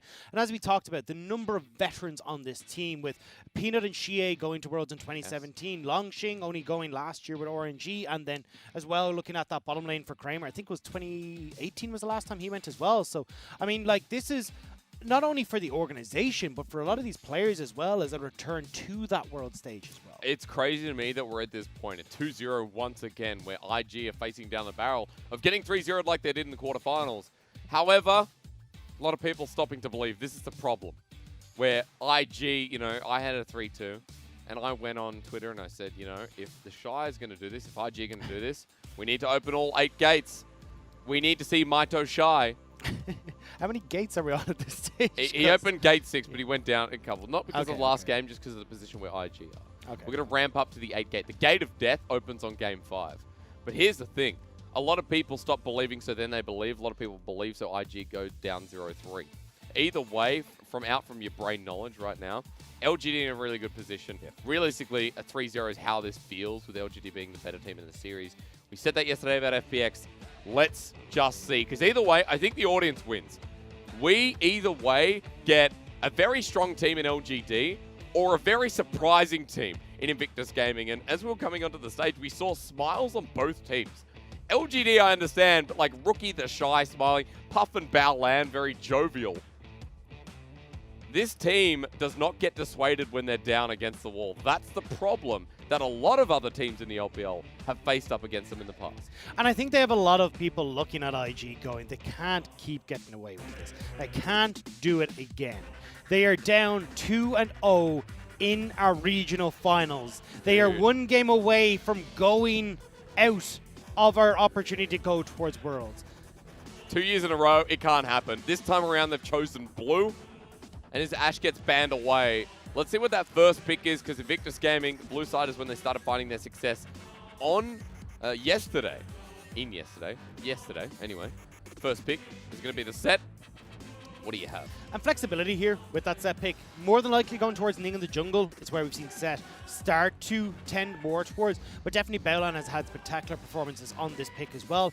LGD side, I'd like to see them go towards something like the Ezreal here for Kramer in that bottom lane. And again, allowing to unlock Mark alongside a strong jungler here for Peanut. You can be pretty sure you're going up against the set here. So the potential for Peanut to go towards something maybe like the Lee Sin, or if he really wanted to, can double down on these AD carries and go towards the Kindred. Kindred is a good point. We've seen Peanut excel on that in the past. With the Graves not open, it does open a bit of a can of worms. Yeah, the only thing I would be worried about if locking in this Kindred early is you have to make sure you've got a strong top and mid then, because you want to be able to use that pressure for Peanut to invade. But not opting to go for the jungler quite yet. Instead, they're going to lock in that Ornn towards Longxing. So once again, LGD opting for this late game team fight where they can start giving these Ornn items around and spike off of the 2 items that the Ezreal has. Start building that front to back precisely. Let's see though, because IG already have the set, and a lot of time we'll see that, you know, it's things like the Orianna basis for Rookie in the mid lane. I think the Zoe's probably going to come through here. Oh, good point. And when we look towards Set, he oftentimes ends up facilitating the front line for these kind of play at range compositions. Yep. And it's something that IG has liked to tend towards, especially over at least the last couple of days, where you can go towards the Zoe, have the Jhin play at range as well, and just try and play this poke and run style to get away from the likes of this Ornn ult. Kramer was on this Jhin in game number 2 and excelled really nicely. And had a lot of windows to play through, and Puff hopefully going to get the same. Is it the Zoe? Yes, it is. Well said, Dagda. So that'll get locked in. Now it kind of throws a spanner towards Shie. I think you go Orianna again. I mean, it worked in the last game. You got some good help from Mark, and we can still see that same thing coming through. So LGD, I mean, very much going with, hey, look, it worked last game. Let's go towards it again. Building a very standard team composition for LGD, while a lot of range for IG so far. We still need top laner for the Shy. What do you want for LGD? Well, it's the jungle for LGD that I'm most curious about. Imagine IG are going to start banning away some of Peanut's more high priority picks, something like the Lee Sin. Even the Olaf wouldn't be the worst idea with the composition that LGD have. Just give the set a little bit more room to breathe in this early game, but we'll have to see if that is going to be the decision. It's actually the Lilia they're going to take away. A lot of it being played in solo queue by our LPL pros at the moment, just as a heads up. And we know over in EU, it was played last night, the G2 Fnatic series, but I'll hold on that. Double support ban by LGD towards Balan. It basically screams Leona. Like, Thresh does really well against Leona, Braum does really well against Leona, and the Braum as well does well against Ornn, so just shutting that fact down. But either way, imagine LGD going to go towards this Leona on this next rotation, and then leave that jungle pick for the last rotation. Seems like the smart protocol, right? So let's get it. Leona. To make perfect sense. There is no other real pick, right? Unless you want to start flexing around with Lux and take it away from IG. And I was going to say, there's no need for them to go towards the jungle. I actually would have preferred to go towards the support, unless they're trying to counterpick. But, I mean, your counterpicks for the Leona are already gone, so take the Leona. Dagda, this is why you get paid the big bucks, sir. Response from IG. Now, Balan on Nautilus is a pretty standard port of call. You've got a Jhin, you've got a lot of CC layering down. This would mean they were trying to attack something like mid, or set up the dive for the bottom lane. Nautilus a bit more standard. Let's just pause on this one. So the only thing maybe that LGD were thinking when they're looking at maybe taking the Lee Sin is this could still be a potential Balan flex towards that bottom lane. Oh my lord. Okay. All right. All right. It's Jakey Boy's story time. In 2019, in the regional final, similar situation to this, when it was Game 5. That's the only difference about this story. The Shy pulled out Vladimir, and his team fighting was what helped IG make Worlds as a 3rd seed. Their backs are against the wall. They've got a lot of games to win, but the Shy's Vladimir has come to known around the world as one of the best. And now we have our team composition. What does Peanut pick in the jungle? I saw the Skarner, and I was like, oh god, no! Peanut, please, don't go towards the Skarner, I beg you. Anything but the Skarner. Oh no, it's gonna pick Skarner. It's a Scorpion King. I actually hovering the Jarvan. I'd love the Jarvan. Scorpion King. I think Jarvan would be great. I think he got great ball delivery here. Okay, Lee Sin works as well. But either way, Skarner would have been horrific in this composition, so I'm delighted he stayed away from it. The Lee Sin, I think, very much is about just trying to plaster over this early game. Try and play through both Xie and Longxing. Give yourself a nice dueling jungler to go against Ning, because there is a very real threat of this set, if he's given free roam in the early stages, working to set up particularly like Rookie and Balan in his bottom lane. A lot of pressure there to try and make these plays happen. So Peanut going against Ning on this Lee Sin is going to be pretty good for LGD. I mean, on the side of IG though, I'm looking at that comp and I'm saying, well, there's a lot of disruption for the Shy to play between, right? These flanks from the Vladimir can be set up really nicely. But it is when the Shy pulls out Vladimir, you know it's the Hail Mary. A lot of the time they use it as that Game 5 decider. They use it as, all right, let's throw that spanner into the works. He gets a free lane against the Ornn. He wants to build this advantage and then come into these fights and win him a game. And it felt like it was basically a coin flip. It's like, do we go towards the Vladimir or the Kayle? Like, they want the Shy and Akari here. End up going towards the Vladimir. Now, he has played this once before, did get a win on it, but he only has a KDA of 1. So it wasn't the best of performances, but did get them across the line. Either way, in a lane matchup like this, the Shy is very much going to be trying to get these flanks, flashing into the back line, and setting up his team for success. But he needs the likes of Balan, Puff, and Rookie to be setting him up to allow him backline access against an LGD comp that's set up to win against them. He's 13-5 on Vladimir in his entire career, one of his most played champions. Is it enough to keep IG in this, to keep IG their chance towards Worlds? Or will LGD be our 4th team for this year? Will LGD finally end their 5-year-long curse? Boris, what do you think? Because LGD has stayed in a pretty good case as we enter Summoner's Rift for potentially the last time. And the issue for the Shy in this game is one that you kind of hinted at a little bit, Hysterics, is the composition from LGD does so well against the Vlad. Vlad wants to be in the thick of things with his phase rush moving around, but you have so many things that you have to try and deal with between stuns from Mark coming in, the CC from Longxing, even just Peanut sitting there and kicking you out the second you come in. So he's going to have to be really on point with these pools if he's hoping to get access to the back line, and that's not even including the fact that Kramer, he can arcane shift away, flash away, and even the shields late game from Xie will nullify quite a lot of that damage. It's all about playing around that vision being a surprise factor. IG on their last stand. Yesterday, after beating FPX, 5-game series, a 3-for-2. People started favoring IG coming in to this series, right? LGD are the team that people didn't expect could have a chance going to Worlds, but 2-0 up, looking so damn strong. As Longxing takes an extended trade with Transfusion. I actually don't like the fact that Longxing went for Grasp of the Undying. You take the Grasp of the Undying, in lanes at least where you can get on top of your lane opponent. Like, it's really difficult for you to get on top of this Vladimir who plays at range, uses the Q to just heal himself up. Usually in ranged matchups like this, we go towards the Unsealed Spellbook for access to all these extra summoner spells, but also the fact you get the reduced summoner spell cooldown so you can make plays elsewhere. I don't like this Grasp of the Undying. You're not going to get much use out of his Longxing. All right, well, we'll take a look at the lane, especially with Phase Rush, a lot of chase potential. Took an early trade, as speaking of which, it's Baolan with the Dredge line in the bottom lane. Dancing Grenade follows that. And they hit level 2. Longxing hits the same up in this top side. So Tides of Blood should be here. I'm not sure if we went Sanguine Pool alongside, but I assume for the trading capabilities, it is the E. Yes, it is. And Phase Rush taken. This is nice. And it begins. I'd expect the Shy to be able to bully this lane pretty continuously. Phase Rush just adding into that equation because he can outrange Longxing, move around these pillars as they come out quite nicely. However, I want to see this mid-game spike being run away with by LGD, because when you look towards Kramer off of 2 items, he's going to be great. Xie off of the Ludens and maybe an Oblivion Orb, or even going towards... I wouldn't mind... Actually, yeah, I like the Oblivion Orb for the Morellos early here, but either way, this is where LGD start to get strong, and they can run away with this while you're waiting on, like, Puff to get towards that Infinity Edge as his third item. The Shy working towards these late-game Vladimir items as well. I want to see LGD having a strong mid-game, which for me has been the crux of their issues when they don't get off to an early-game lead. Might be built on how Peanut approaches this top lane. The Shy has a massive wave here. Peanut walking in. This could be trouble.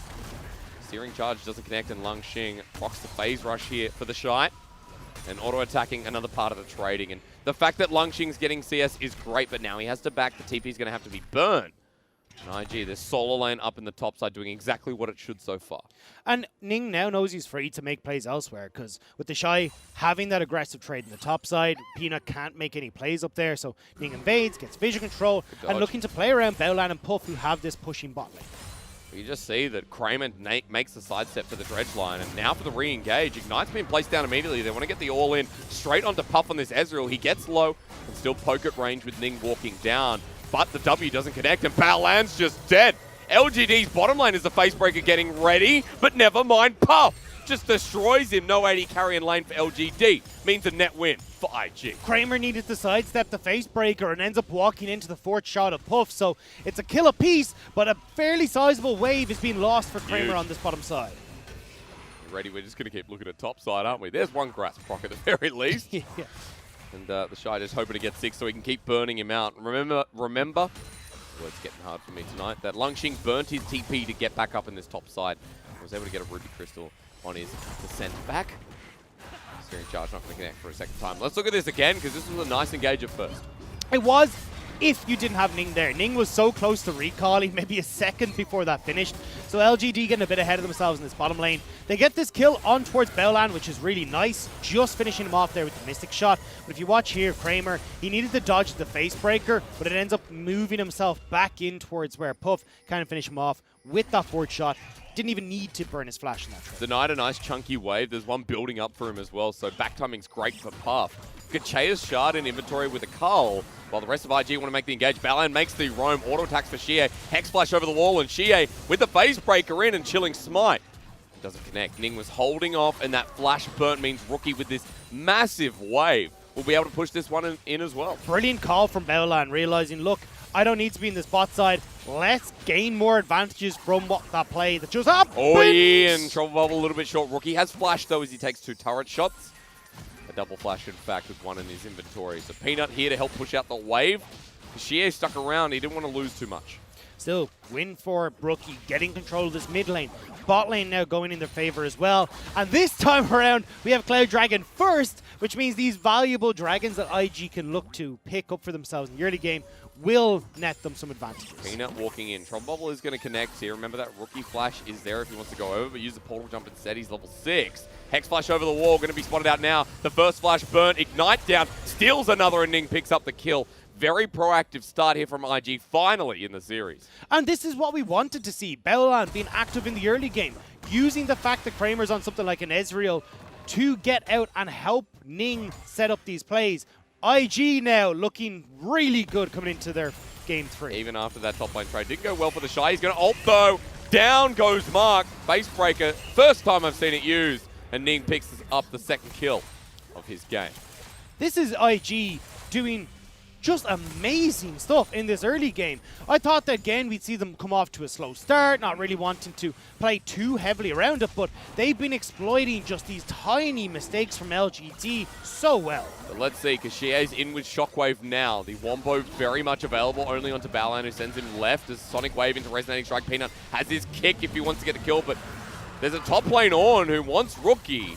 Balan the only person to go down for now. None of IG can capitalize on this, so LGD get away with a kill.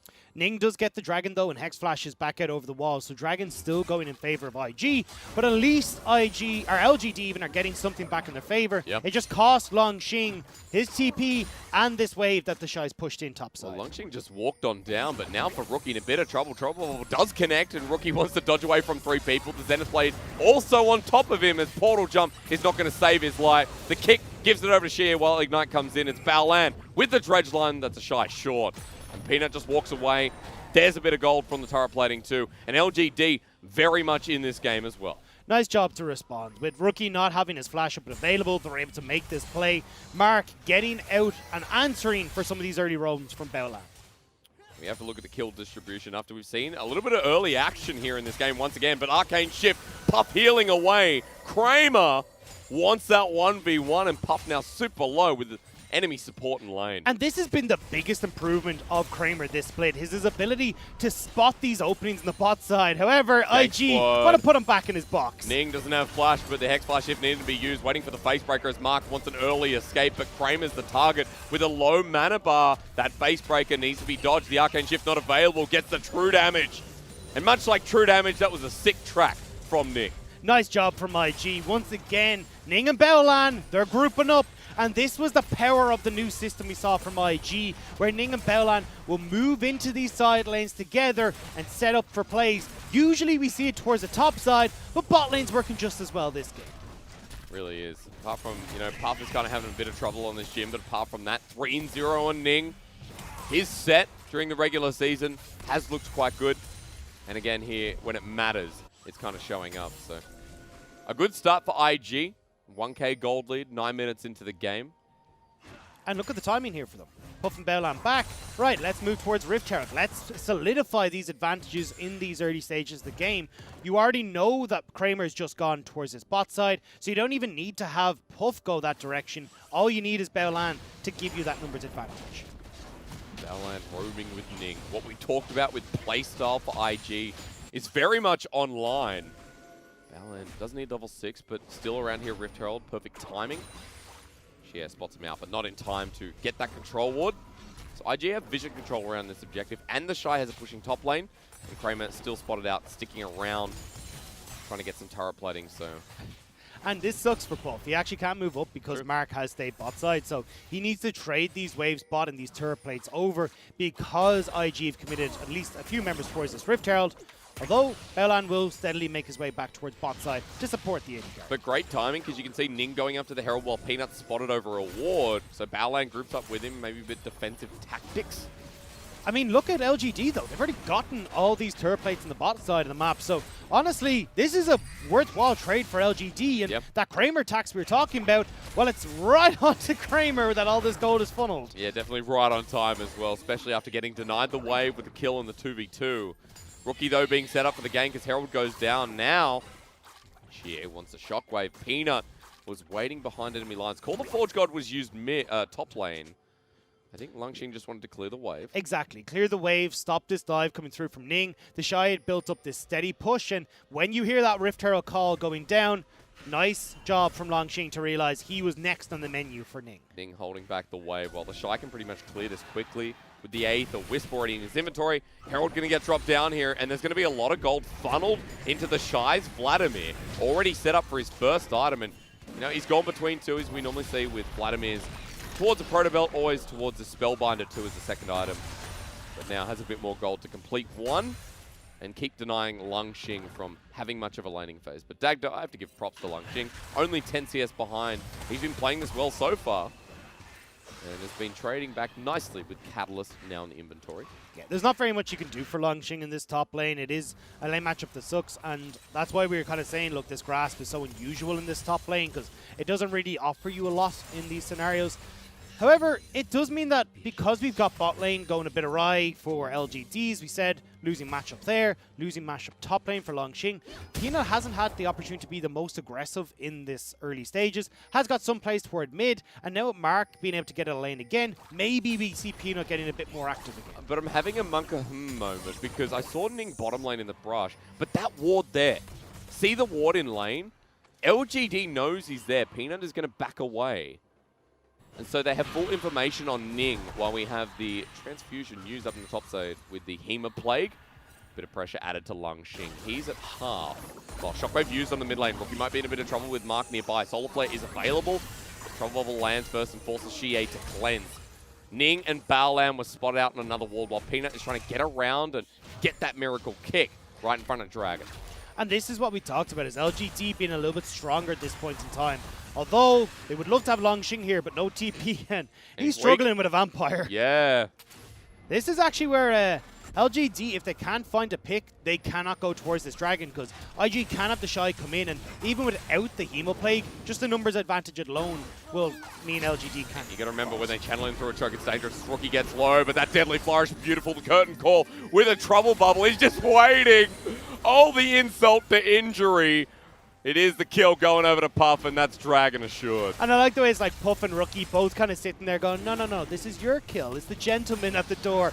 Who doesn't want to go first? But Puff does manage to get himself 2 kills now, and LGD gets early game very quickly rolling away. But the Shy are about to see this one. The flash here with the ultimate. He goes into the Hemo Plate, though. Excuse me, it is the pull that was used by the Shy to escape. And now that he has IG converging on this position, 3 versus 3. Dodges away from the dredge line crucially, but nicely done. The CC could have been chained better from LGD to make sure the Shy died in that one. But that's the issue, is that you have to be on point with LGD. Now, as you start to accrue a lot more members from LGD to deal with the Shy, you start to get like Longxing CC, Mark has that facilitation. Also, just the fact that you can get these kicks from Peanut where the Shy is trying to go aggressive.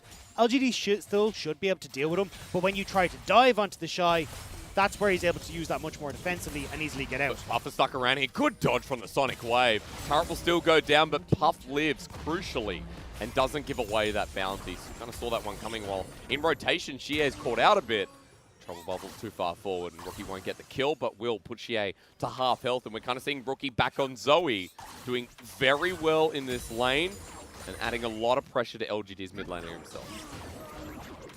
Nerdy catches out Xie again, but you can see Rookie, the second that cleanse is down, being far more aggressive. I wouldn't be surprised to even see Ning and Baolan starting to play through this mid lane. The Shy's doing Shy things in the top lane, being able to get this tower, so let's get Rookie up and rolling alongside Puff and the Shy now. Dredge line, Arcane Shift away from, picks across the map, trying to be capitalized on. And it's always Baolan being proactive with his roams.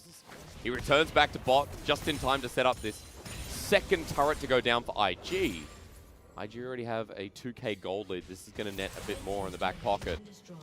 And this is perfect for IG. You got about 1.5 minutes now, maybe 2 minutes until that Rift Herald is up and available. So you just spend all this gold you got through top lane, through this bot side as well, and then you should be in a pretty good spot to actually go and contest any sort of pressure that LGD are going to bring to the table. Though we are seeing those first items coming through now for LGD. Kramer actually opting to go towards the Triforce build, inspired a little bit, it feels like, by Puff in the last game. Yeah, it really has been, hasn't it? Oh no, Ning is just flashing on in. Sheer lockdown with CC, the shockwave. Great note for the counter engage.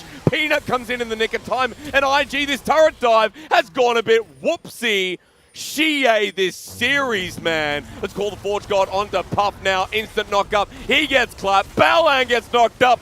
LGD want to go to World. IG, where do you think you're going? You can't just go for Xie like that. He's been outplaying you every single time. And LGD now are the ones with the mid lane control. They're the ones that are going to crack open this turret. And then once again, it's Xie, the man who's putting LGD into those stardom modes. Because even though IG have these late game scalers, you talk about the Vladimir being uncontested through the game. This turret dive, this counter from Xie with the shockwave, puts a lot more gold back into LGD. And even getting all these extra plays coming through, where you look towards that arcane or true shot barrage from the bot side of the map. Peanut not quite able to get that big kick that he would have hoped for, but either way, Longxing finding that great time to roam down and finish off these low health members. And suddenly, everything's back to even footing. Now, IG, reset, come back, and we got a Ning highlight after the dive went wrong. But Herald's still going to go down. So from Victus Gaming, the tempo halted, but at least getting this Herald is something. And the beauty here for LGD is the ability for Longxing to prioritize this Abyssal Mask. He's already got it finished, but think about like Xie, obviously that big shockwave, you're looking towards Kramer with a bit of that mixed damage. Being able to reduce the magic resist on multiple members of IG when Longxing's able to get into these fights is going to be crucial for them to be able to burn through the likes of Ning, Puff, and even Baolan. You have to remember as well, going into AP Soul Lane is such a great buy. But purely since the Shy has the Void Staff as his second item, a lot of that going to be negated. The Shy optimizing nicely as Puffle's still going to land. The Solar Flare tries to predict where he is. Mark, worth a shot, I guess. It does mean, though, you no Solar Flare now for this Infernal Dragon. All right, Hex Flash over. Never mind, excuse me. You're right. No Solar Flare for Dragon. Do LGD back away. Remember, there is an Infernal Soul coming, and if you leave this one open, IG will be on Soul Point. This is where LGD wants to fight. Before the Shy gets big, before Puff gets big. Nice job from Ning, though, to throw down this Rift Herald in the mid lane, because it does force LGD towards the mid, which gives control back to IG, and allows for the poke from Rookie and Puff to continue. And even just the ability to push the next wave, because turret completely gone.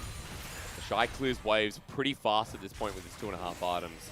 He has a bounty on his head being 0-0-0 because he's 185 CS at 18 minutes into the game.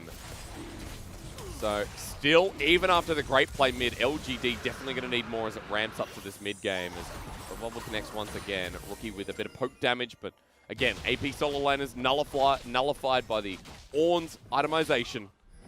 Well, the rest of LGD are going to hit down this turret top side. Oh, peekaboo. Xie, Chilling Smite, Face Breaker. It's a peekaboo surprise as he gets dunked and his neck snaps.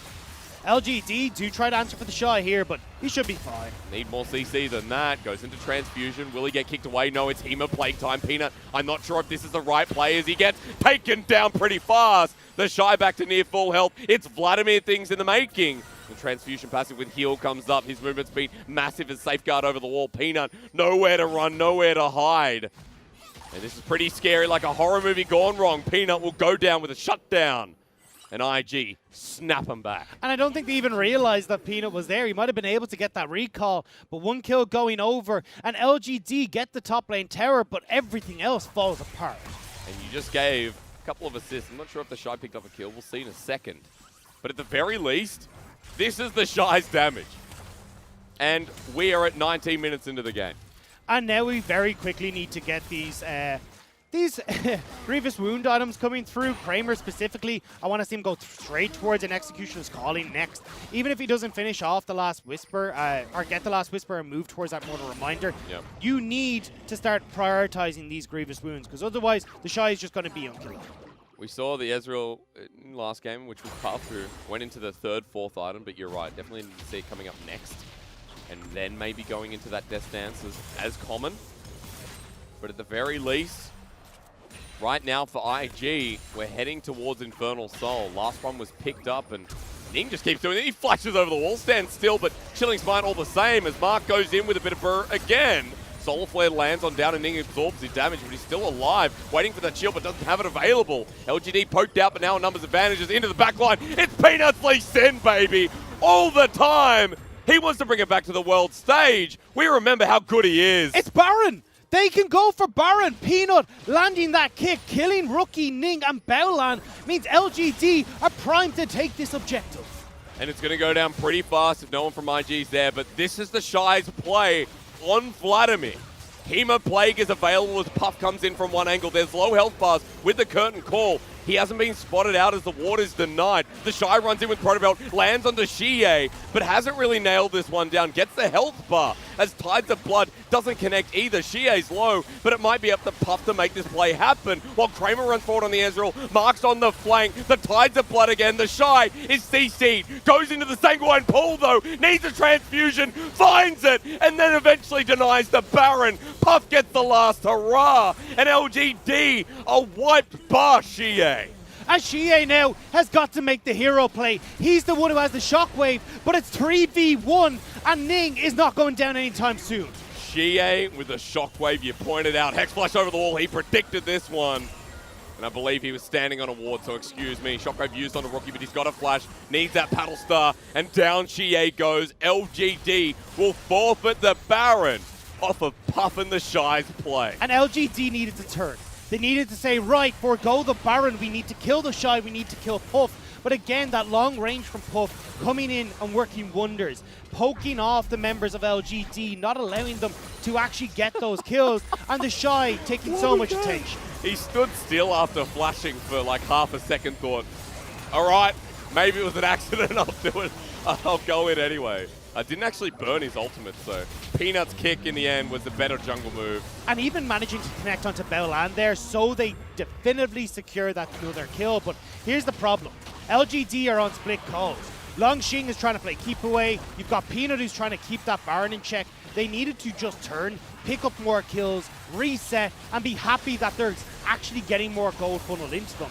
However, with all these different directions we move through by LGD, the Shy is just poking and prodding, healing up this whole time, and then you get the rest of IG showing. Puff dodging that Mystic shot was the difference makers. We're looking live. Solar Flare's burn onto the Shy. Hema Plagues once again only onto one target. Tides of Blood used with the Sanguine Pool, and now they want to engage on him. His healing's going to come through. The Ignite burns out. He dodges away. The Transfusion proc won't matter because he comes back in, heals up. The rest of IG are here as the suplex into the middle with a double face breaker. Invictus Gaming, this is their fight to keep the series going. LGD are going to get smacked again. And so many times LGD are overcommitting to the Shy. They had Xie who was trying to play catch up. Xie gets caught out, and rather than turning on towards the four other members of IG, they turn towards the Shy, and that gives IG the opportunity to secure the Infernal Soul. He pulls this pick out when he needs it the most. The Shy's 3-1-2, and this is bringing back memories. A 2-0 where LGD are on match point. But watch here, LGD commit everything to the Shy. Great Hextech Protobelt to avoid that first engage. Then he gets the pool to avoid the second engage. And at this point, with the Hemo Plague down, with the pool gone as well, you turn back onto the rest of IG. Instead, though, they don't protect Xie. He falls without any sort of real shockwave going across. And that's when the rest of IG are primed to set up to carry this fight. From here on with the Infernal Soul, any of those fights are going to go way worse for LGD. A 4K gold lead, and then some with Ning just threatening Peanut. The emotes get flexed up in the air, but IG have 30 seconds left of this Baron. Where they take it looks to be towards the top side, just pushing out these waves. The Shy sitting bottom. And it's IG who are just making mincemeat of LGD every time they make a mistake. LGD overextend towards Baron, get the kill, secure the Baron. Then LGD not forming up and engaging properly down towards this bottom side gives the Infernal Soul towards IG.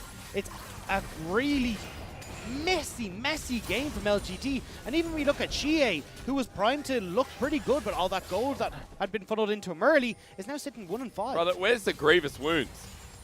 It's a Vladimir. Yeah. You know, I know it's been a while, but let's throw some Grievous Wounds in, I reckon. At the very least, would it change anything? Well, at this point with the Infernal Soul, maybe not. But LGD needs some hope, and it could come off the back of Peanut, who's angling for that kick onto Puff. That could get LGD the pick to ride some momentum into the rest of this mid-game. But IG just pushing bottom side, and Lungshin cannot defend. And look, the Shy is massive at this stage as well. You can see on your screen, Spellbinder now completed alongside the Void Staff and the Proto Belt. A very heavy mid-game spiking build, at least a cheaper build than looking for the likes of the Rabadons and stuff. And this is why LGD right now are struggling. Well, maybe the last port of call is called before Joy comes down. The Shy snuck into the base onto Kramer. Sucks his blood dry. As Mark now with the Infernal Soul going to deal with him, but everyone from LGD are here, and the Shy's taking a while to die. Transfusion one more time does not complete, as Baolan feels the ride of wave as well. Gets kicked away by Peanut, and Baolan's dead too. Now, that was good at first, but turned very IG with 2 dying as Facebreaker ulti. Peanut a little bit inty, as IG will get the turret.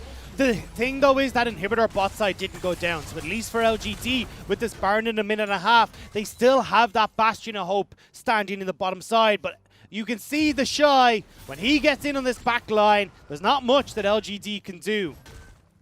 Well, a series of plays from both Peanut and then Baolan. What's next, Dagda? Look at the Shy's inventory. I am. Elixir of Sorcery. He wants to fight. Who knew? No, what he wants to do is end this game. Okay. You only pick up the elixirs when you're looking to go, we've got one more fight left in us, because that's when that 500 gold is going to miss. And when the Shy is looking to one-shot Kramer in fashions like that, I'm not surprised. But one more fight at this Baron could be what IG used to funnel through that bot side and win. Look at Baolan. He's like, brother, I'm with you. You know that support that's willing to die with you in solo queue? He thinks, you know what? If you think you can 1v5, I'm in with you. And then you both die. But worth a shot, I'd say, with Baron right around the corner in 40 seconds. We're going to have another one of those fights, and the Shy still giga-fed. The rest of IG along the same routers. Rookie's up here, thanks for the leash. And LGD struggling to get out of their base safely.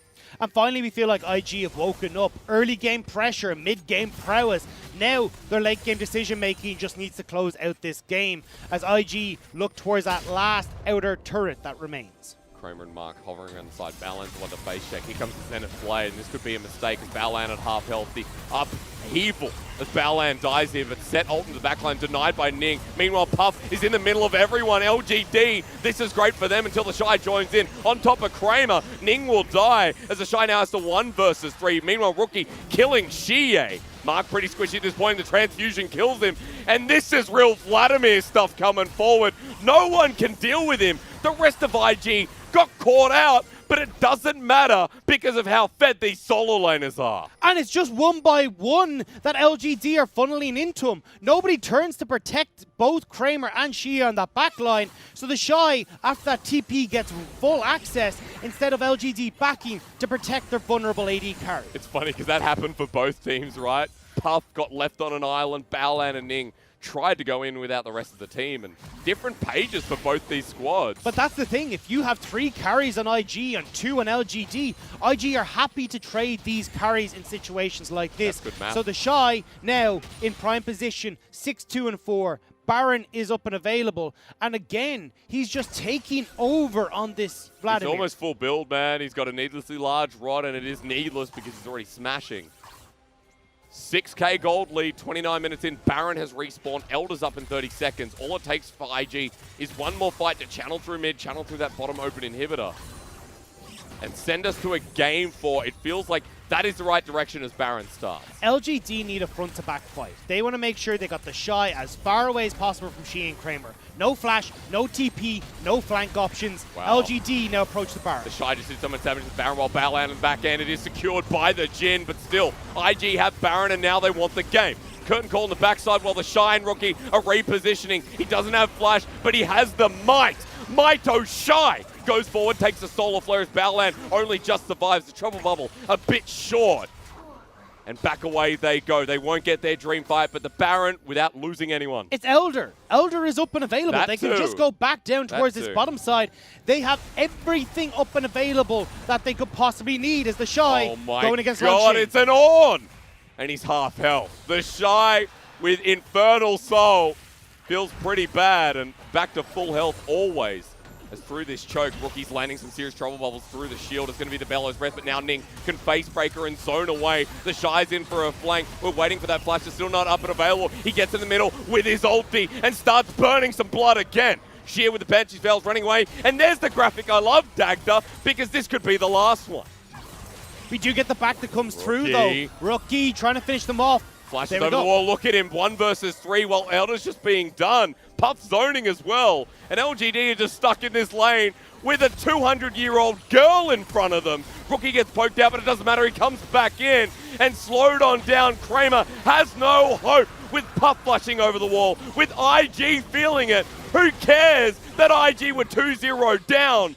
They come into this third game like it's a no-brainer.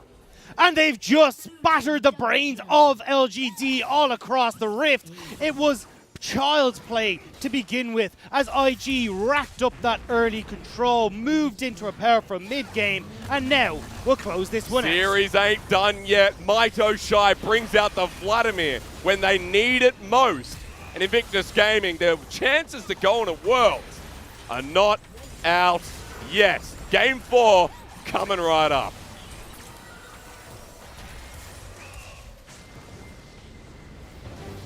LGD, that was not the game 3 that they were hoping for. Going towards this early Ornn pick, opening up the Shy's counter pick.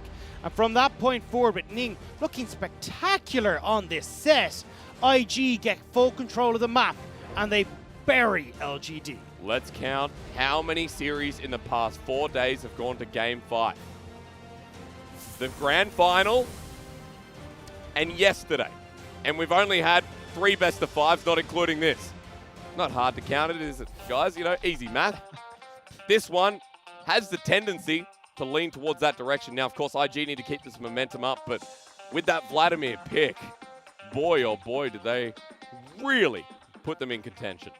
And this is always where LGD have struggled the most, is losing top, losing mid, losing bot lane as well. Like, if Peanut is not able to have a high impact in that early stage of the game, when we get to the mid game, LGD look completely out of sorts. And when IG are so far ahead coming in towards, you can see there, the 15-minute mark, even with 1 or 2 plays going amiss, they're able to just run home with the game off of these plays from the Shy. And Rookie as well. I mean, Rookie we weren't talking about in that game because we saw that Sheer got that amazing shockwave. Sheer was the person who was really holding LGD through the transitional period.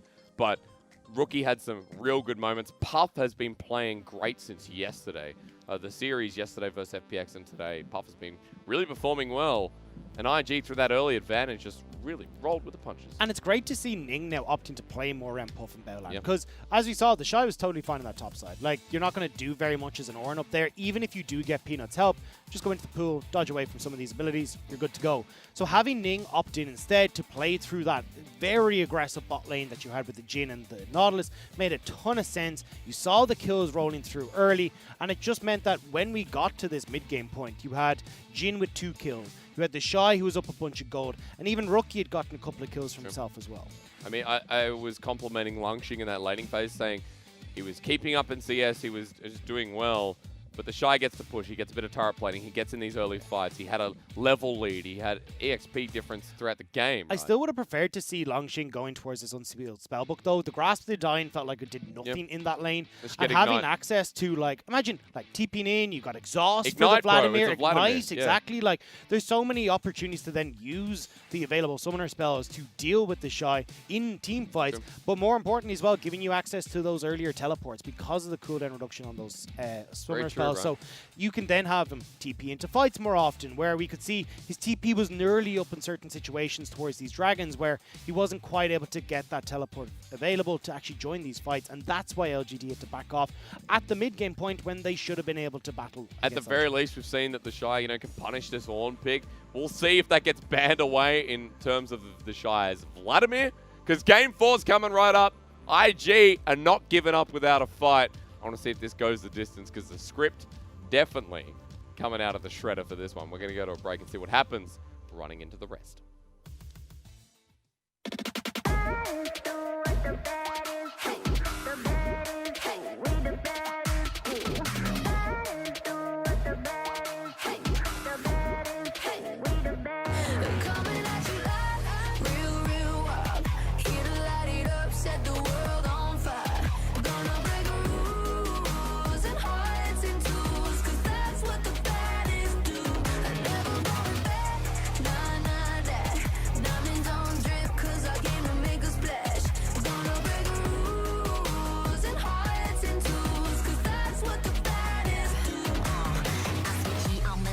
off, disappear. I'm your eraser. Ain't the cut just like a razor. Murked up in this world, my blazer. I got all the boys on me.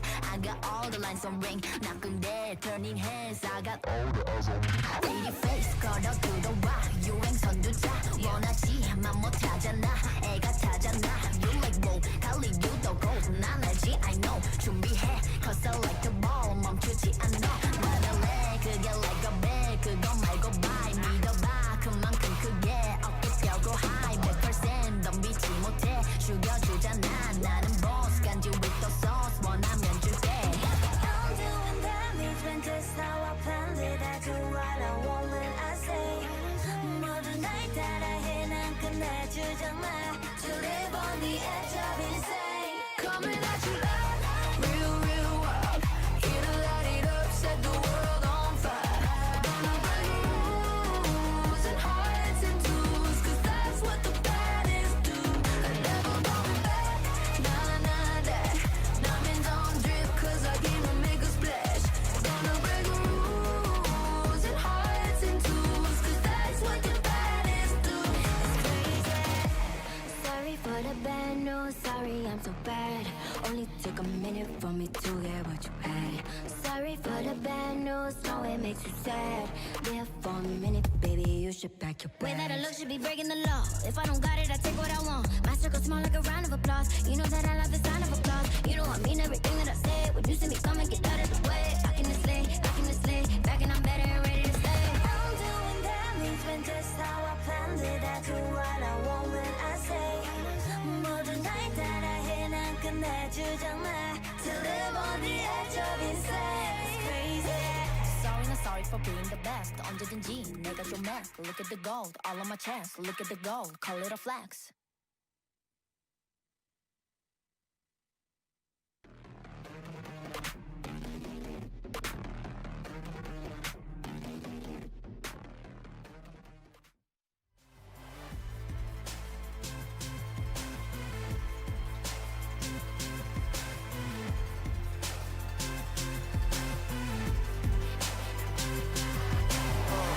This is game over, you can feel the ground rumble. When I hit the ground running, you should move a lane over.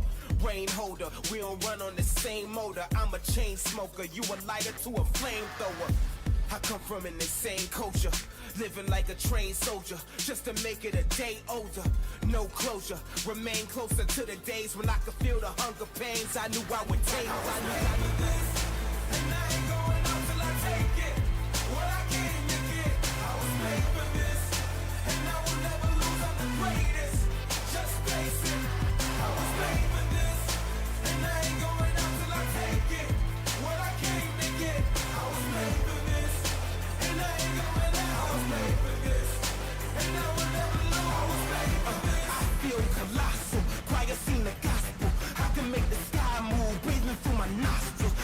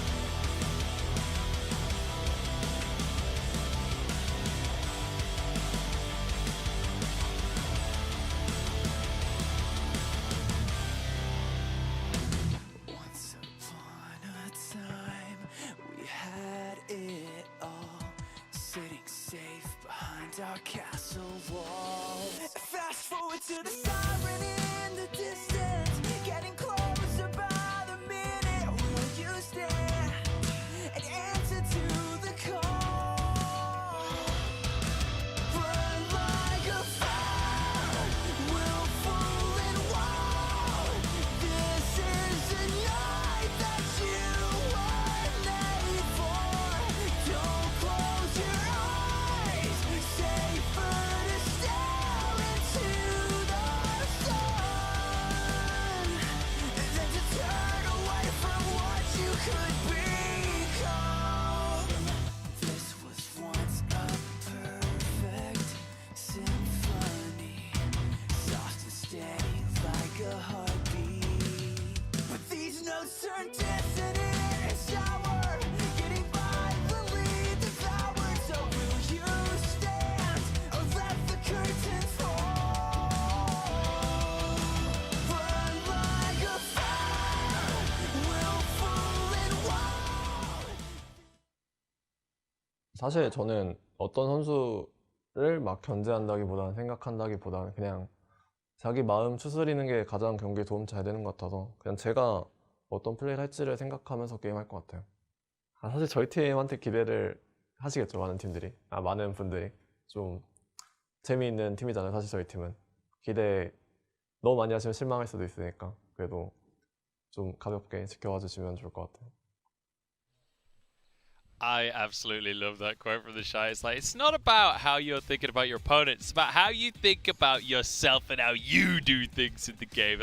I feel like I butchered that quote pretty horrendously, but that's the gist of it. You know what I loved when he pointed out, yeah, when people have too high of expectations on us, we tend to disappoint because that's what we said, right? They have like the negative expectation buff. If no one believes, there they go. Hey, and guess what? Game number 3, nobody believed, and it's about time that we bring back the 1v9-ometer because the Shy is a 10 out of 10, ladies and gentlemen. The Vladimir comes out when his back's against the ropes, and he just turns everything on his head. And, you know, the other members had some pretty interesting moments, good early games, but that one Baron fight where he comes in, finds that amazing ultimate, brings IG back into the game, and I mean, from then on, he was a monster. It's just ridiculous, honestly. I don't understand. This man is an enigma. Let's take a look, because this is the fight that you're talking about, Larry. I also like that Puff walks in because it actually drew the members of LGD in, and then they all go onto the Shy, leading to this moment. Nice ease coming out, getting that passive built up, getting a nice Q, and then bam!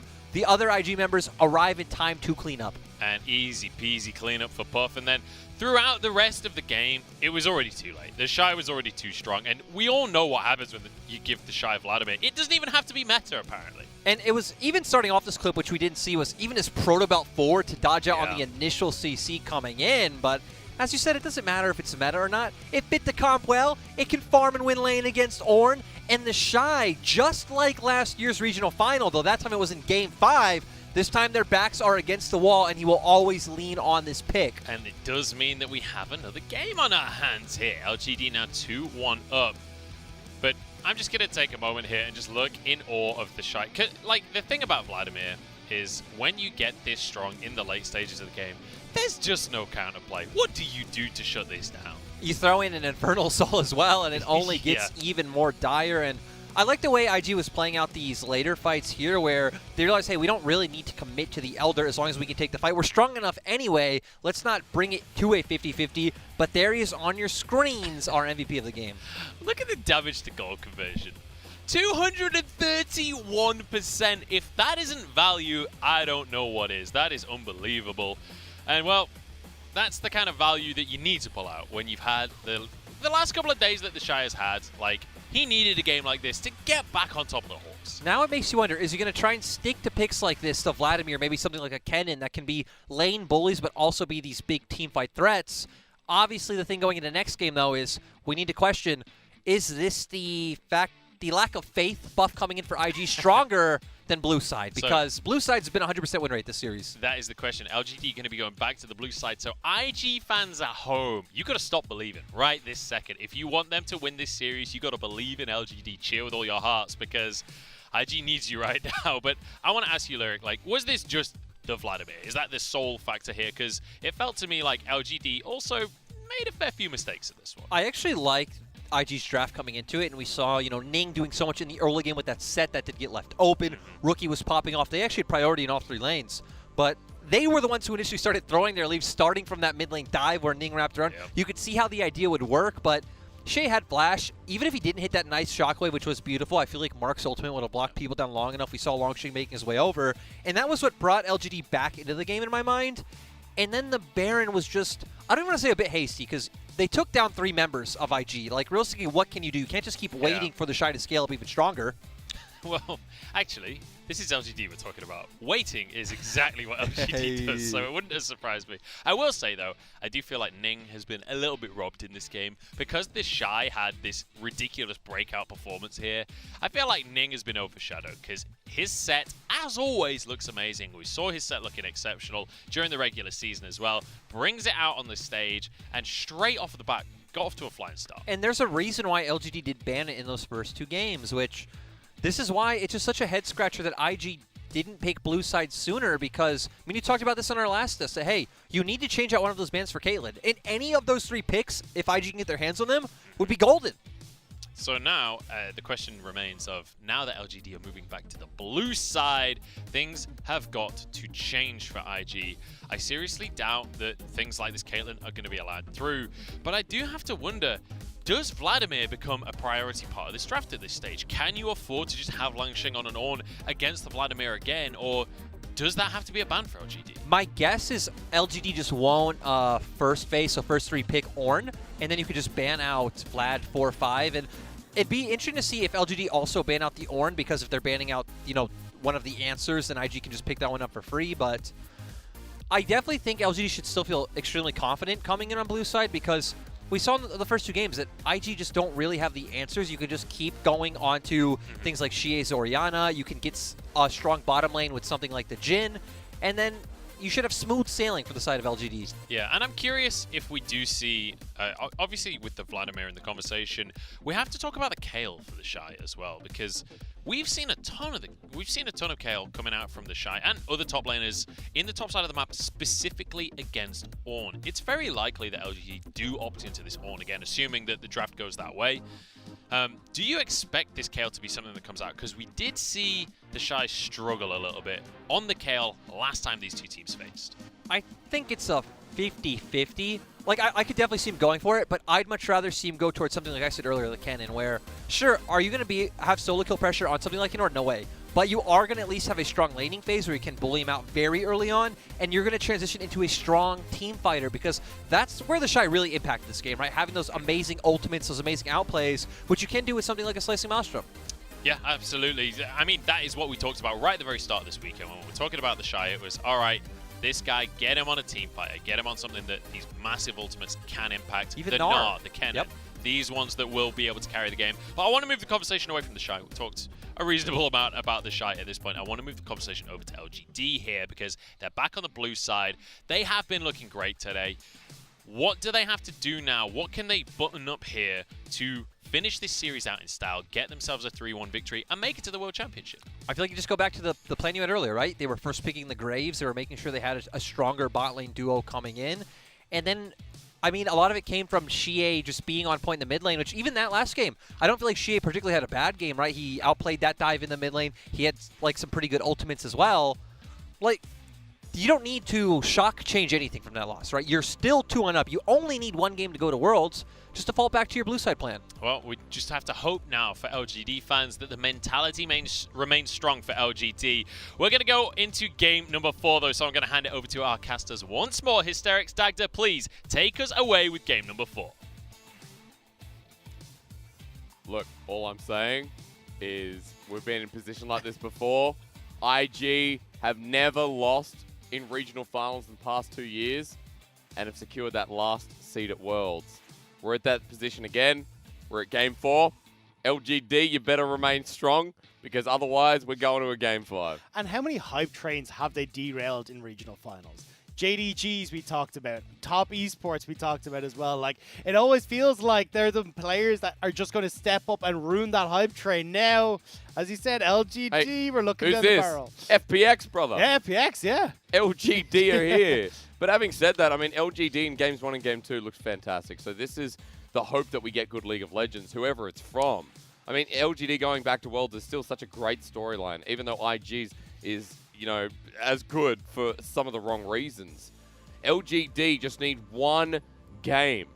They've been on match point now for 2 games' time. This is the second one coming through, so we talked about it. Blue side, win rate, 100% in this series. LGD will be moving back to try and get that stat in their favor and keep it strong. Match point second time around. Let's see what they get as their first pick. And the beauty here for LGD is that they get the ban the Lucian, they get the ban the Set, they can even go again towards this Ashe ban. They don't have to worry about something like the Caitlyn ban messing up their game plan, as IG will need to be the ones that ban that away. Oh, the Ashe ban on blue side once again. The Set even respecting Ning from game number 3. IG in really good spirits again. When they start smiling, it gets scary as Kramer's first pick. Oh, it's going to be the Ezreal prioritized now. Do we just go back to the Jhin early? I mean, Ning can just go for the Graves here, which has been the first pick for LGD every single time. So maybe Peanut has something else in his back pocket. Maybe he's happy to take the Lee Sin for himself in the Graves Lee Sin matchup. But yeah, I imagine you'll be looking towards maybe a support pick up here, or as we talked about, something in the jungle here for Ning. You mentioned the Graves. I'll keep that in the back of my mind. There's the Jhin, though, an early response for Puff. So we saw that in game number 3. Can it do the same thing? That Graves, we'll mention that when it gets locked in, if I should say. Maybe they could also go for the Zoe here. Maybe they just don't have super high priority on this this jungle matchup. I would be surprised to not see them prioritize the Graves here. I think Ning looks like absolutely stellar on this pick when he does get his hands on it. Gives great priority to IG, which is something they've been lacking on the red side in game 1 and game 2. But really good there call, we go. Yeah, I think the Zoe here as well. We talked about how they love to play through rookie. He's had the counter pick nearly 60% of their games, so getting the strong pick for him does make sense. Yeah, because, you know, you look at Ning, and Ning is quite versatile in his jungle. If the Graves gets picked, well, then Ning can go back to something like the Lee Sin. Let's just see first, because with jungle, what else do you want to see from LGD? I imagine that we'll probably see something in the support role, or maybe they actually go towards the Orianna here for Xie. I don't like this, because again, you're putting yourself in the opportunity for, again, this Vladimir to just come through, so... Alright, Dag, the new name for him, Earn, especially if the Shy goes on something like the Vladimir again. Now, LGD can ban that away, but as we've seen in the past, it's been bans targeted towards Ning in the jungle, or even some of those supports from LGD. So it's a trade-off here for IG. Do you pick the Vladimir, do you pick the Kayle, or do you end up prioritizing something for Ning? Because if you don't pick for Ning here, you start to drip down with the Lee Sin, who's going to be gone away. The Set's gone. Olaf, we really start to go down the lineup, but the Shy, he's the one that's making the call here. He said, look, give it to me again. I will carry you once more to a game 5. That 100% win rate flying through after game number 3, Dagda. He's now 14-5 on this Vladimir. So, are we going to game 5? A lot of the fans now thinking this could be true, but we'll wait to find out because jungle bans flying across the rift from LGD. Yeah, and mid lane bans make sense here for IG. We said the Orianna has been working fairly well. The issue that I'm seeing again here for LGD, though, is 3 losing lanes. Ornn is not going to win that lane against Vlad. Ezreal is not going to win lane, and you're already behind against Zoe. So, realistically, Ning can go towards something that can take over in this early stage of the game, and then just look to set up IG for success once again. And looks like that's going to be the call here. A strong level 3 that he can look for ganks towards mid and bot. A really old combo, something we did see in 2019 in the regional finals. Ning was very high on this Jarvan pick. Now, excuse me, I'll correct myself. It was Le Yen at the time, but before, Ning and the Shy partnered this Jarvan Vladimir. There's a lot of all-in potential, and I'd be curious to see if Balan pairs it with maybe something like the Nautilus if they can get it. But if you're going to lose lane, let's just outscale, says LGD. Let's be patient and win late game. I actually, I'm not the biggest fan of this because you're like, hey, you need to have something that can at least control that mid lane because you're losing hard. You've just opted into 2 of the worst lanes in the Ezreal and the Kassadin, and you've got this horrific matchup top lane in the Ornn. This is setting up IG to run away with this early to mid game, and you've got nothing on LGD's side you can do again about it. So let's reiterate, because IG on red side feel like they've got exactly what they wanted in this matchup. To go to a game 5, IG need to snowball. Does Vladimir have the same laning phase that he had and just blow everyone up at mid game? And LGD want to scale, right? But that's the thing. It's not even like IG have to snowball. Because you've got the late game Vlad, because you've got the late game Jin, you're still in good shape when you hit that late portion of the game. It's LGD who have cornered themselves into only having a late game. And even then, I feel like this late game comes down to execution more so than it does just about a composition running away with it. It's up to IG. Unless they mess this up, right? Unless they make a critical error, then IG, the way they play these games, quick and fast. And, you know, fans want to be jamming to this one because Dagda, they needed the reverse sweep. Invictus Gaming, they need the reverse sweep. They were 2-0 down. And after that last game, after what we see in front of us here with Draft, it could be a reality, but all comes down to that execution as always. LGD, 1 game to go to Worlds. IG need 2 more in a row. Can the world champions of 2018 return to that stage, or can LGD, after 5 long years, can they go to Worlds themselves? We're still jamming Dagda, and you know why? Because we could be heading towards a Game 4 that gives us one funky answer. Are you ready? Because the Shy's on Vladimir again, and Rookie got his Zoe. She is Cassidy enough. He got a pentakill this year on it. But it needs to really carry us over the line. LGD, can you end that curse? Or can IG keep their reign going? As Vladimir doesn't lose.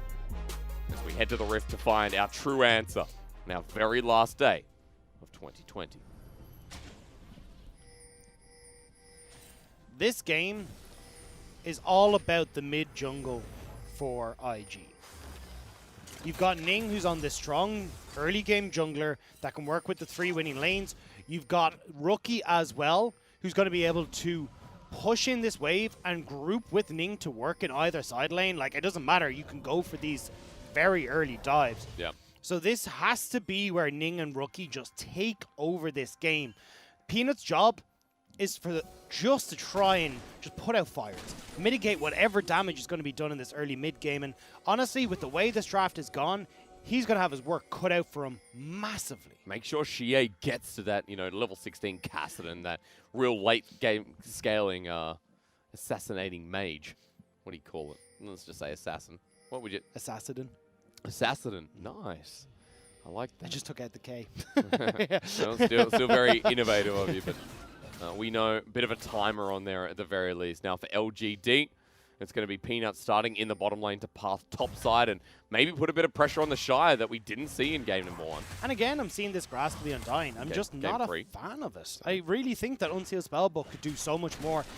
And I mean, when you're looking towards early objectives, at least in this game though, there's no way LGD can contest. Kramer, we're going to be building towards that Manamune. He'll be fairly weak. Xie going towards that Rod of Ages. He needs a lot of time to scale. So when we look towards early Dragons, it's definitely in favor of IG. When we look towards Rift Heralds, same again. So this is, again, LGD going to have to try and play super smart to mitigate damage in this game. Starting in the laning phase, you're talking about here in the bot lane. Dredge line connects and Puff just sends out a Q.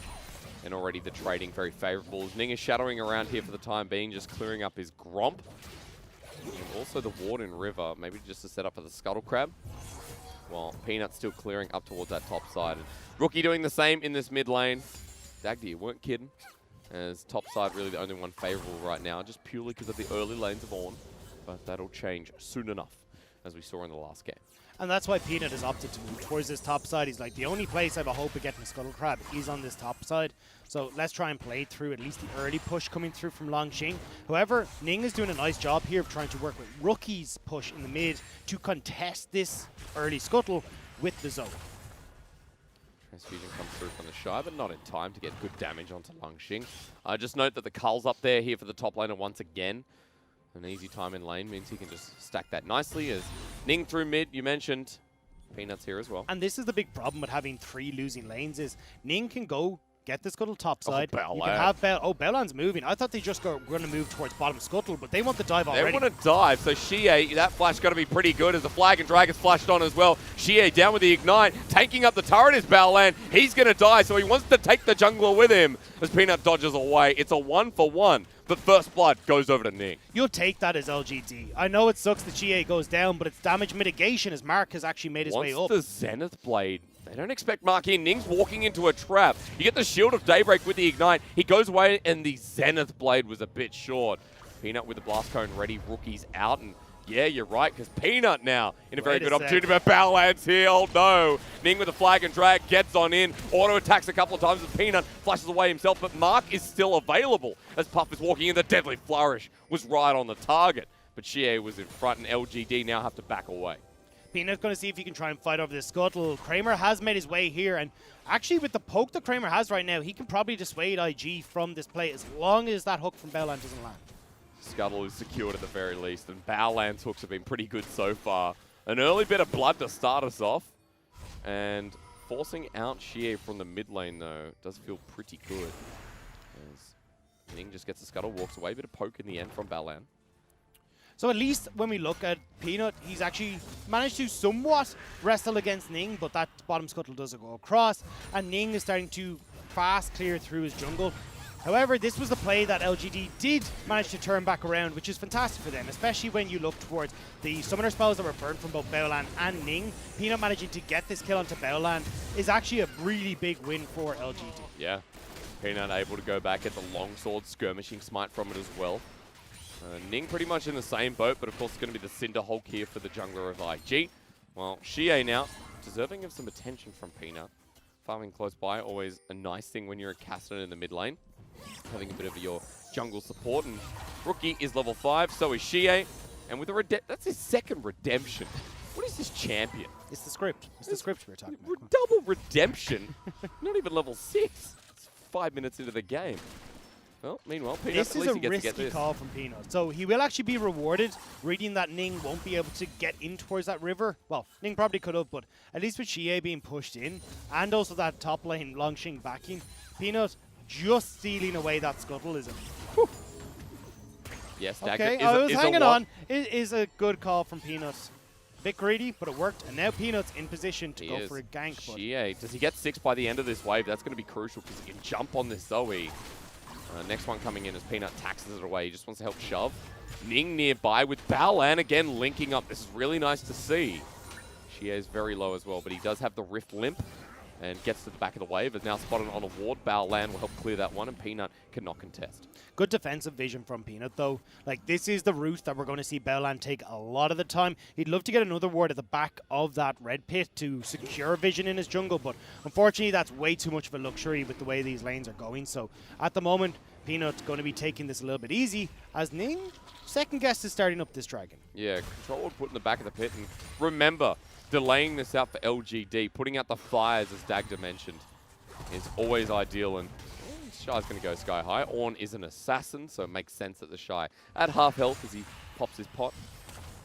So what we're looking at here for LGD is certainly getting towards the 2-item spikes on both Peanut and Kramer. That's where at least the balance starts to tip a little bit back towards LGD. Now, they're not out of the woodwork yet, because Ning, Rookie can still do a lot of work at that point, but at least it's not like, okay, we are right up a creek without a paddle.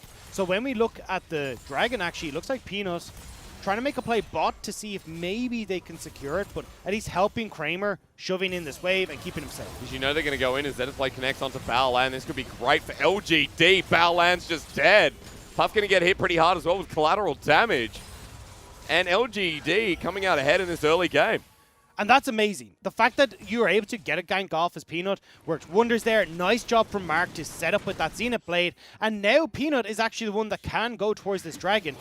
Ning has been pretty quiet on this Jarvan. And when we talked about him having pressure in 3 lanes, the ability to move with Rookie from this mid lane, I expected we'd see this a lot earlier from IG. You just got Kramer given the shove and a kill, plus he already has the CS lead. It's going to be an early tier Sheen as well if we're close. Just look for Kramer's back down the bottom of your screen. It's a Manamune bought flat out. So now already LGD have their tools working for them. And it's just all about little wins for LGD. That's what they're trying to gain here. The dragon for themselves, a bit of a gold lead, a kill or a gank going their way.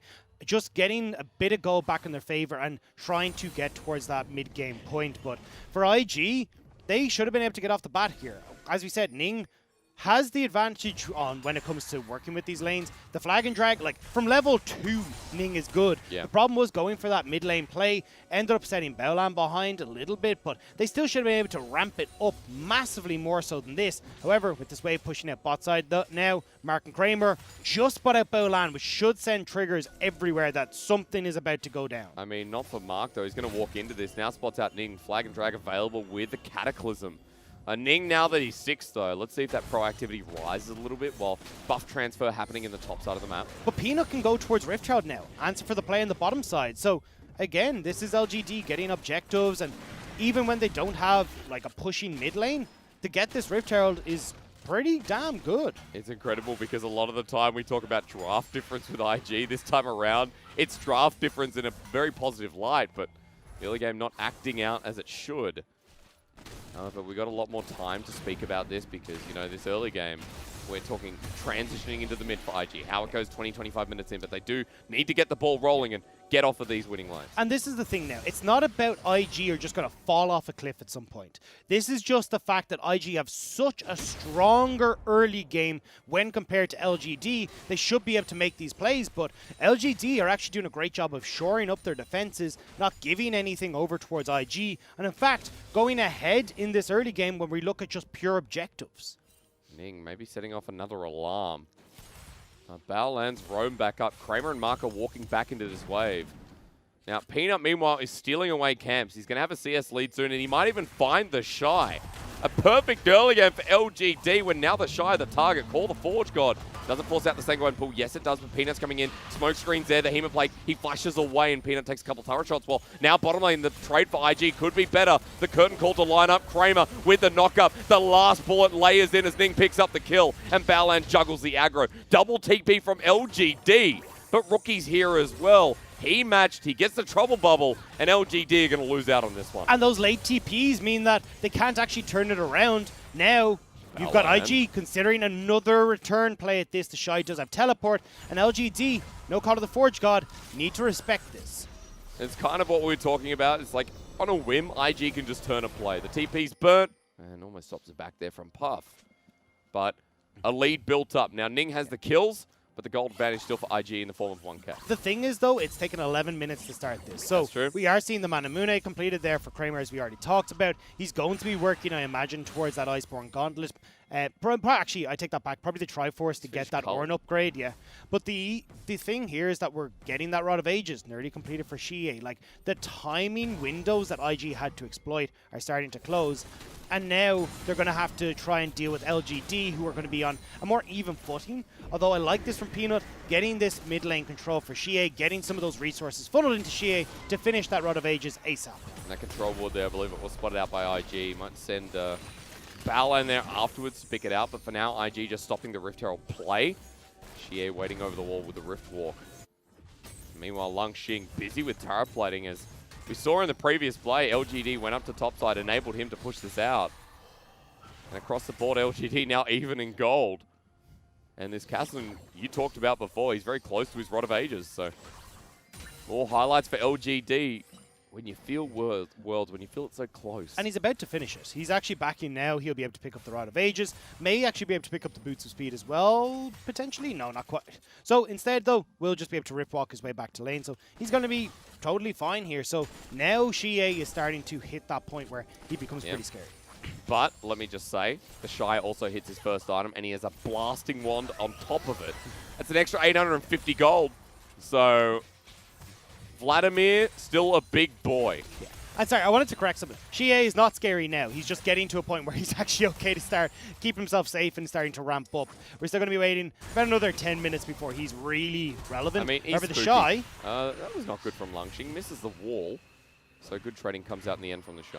Still, though, the Shy, he's starting to get towards a little bit of an earlier spike where he has the Hextech Proto Belt, can go towards the Spellbinder or even that Void Staff that we saw again in the last game. Looks like it. And then have a little bit of an easier time against Longxing. Peanut, though, not spotted thanks to that control ward. But he will be fine. At least here we go for Ning in the bottom lane. Cataclysm laid down. Kramer's going to take the depth charge while the curtain call comes in. Ning survives. The last bullet hits Kramer. Now we have two very low bottom laners. The flash almost hits him, but Mark in the end goes down with a Riptide. It's another kill, this time to the support, but turret plating going over to Puff.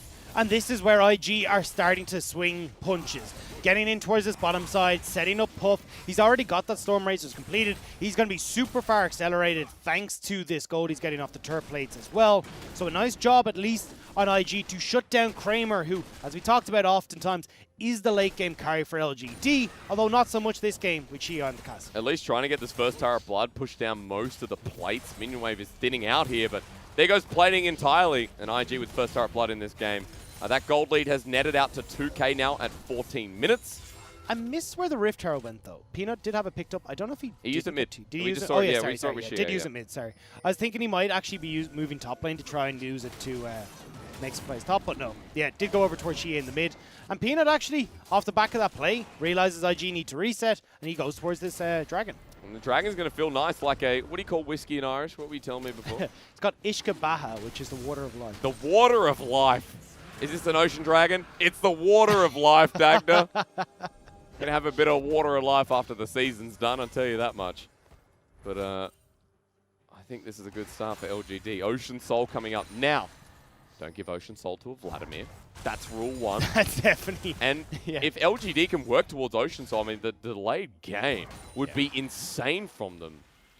Yeah, and I mean, look, counter to that is if IG get several of these Ocean Dragons, they're going to be pretty damn scary. And it does surprise me that IG haven't been prioritizing these early objectives a little bit more, kind of working to get Rookie out of lane a bit more. Like, the fact that Rookie is just trying to bully Shie is not how you win against the Kassadin. What you want to do is use Kassadin's early game to set up the rest of the map. So the whole team is so far ahead, the Kassadin's just useless, and you're ramping up so aggressively through these tower takes and objectives that you close the game out before the Kassadin becomes relevant. At the very least, he's now moving to the bottom lane. Level 11 for Shie. Chat, you know what to do.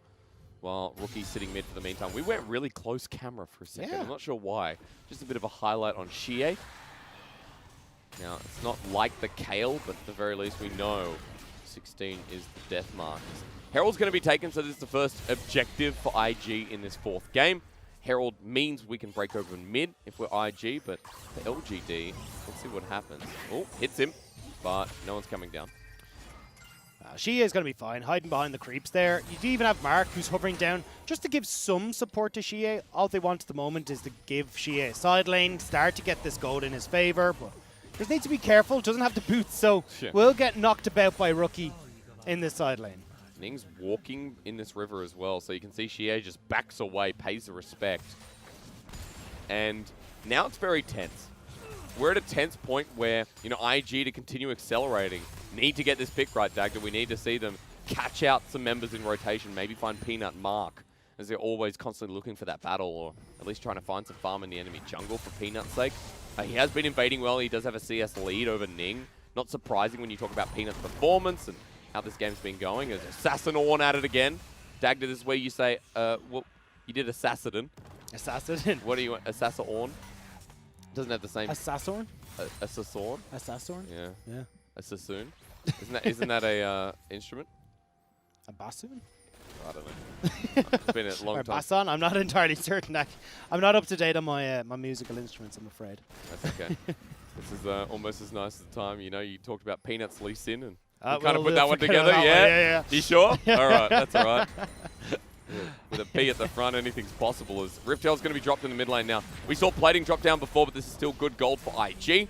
The Riftail swipes at absolutely nothing, but still gets the turret. So 17 minutes in IG with a 2K gold lead, and really good trouble of landed as Deadly Flourish to follow up. Here comes the curtain call. They want to get the engage onto Peanut. He doesn't get the collateral damage over the wall, but still has the quick draw. And the last bullet connects with Rookie over the wall. Trouble bubble close as he flashes away with the ignite on him. Peanut lives, but IG now converging top. Run, Longxing! You cannot be up here. Shy's diving the tower. Here comes IG Cavalry. He's getting really low as well. The heal burnt out. The Shy waiting for transfusion. Call the Forge God. Will it come in? The flag and drag sets up Rookie for the trouble bubble kill. and IG now move up to get another turret. And Longxing needed to back away long before IG got up there. You're already trading this for Xie presence in the bot side. Let's just get that Ornn out of the lane. But when Peanut got engaged on, Longxing just needed to TP the hell out of there.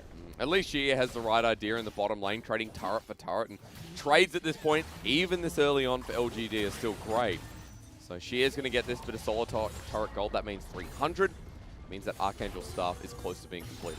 So I want to see LGD forego this next dragon. Right. They just got 2 towers, one in the top lane super low. Let's get that tower down for LGD, get a bit of cash injection specifically towards Xie, and then when we've got, 2 dragons maybe on towards IG, that's when we can actually look to go, right, Xie's powered up, Longxing's passing out all these Ornn items, we're good to fight.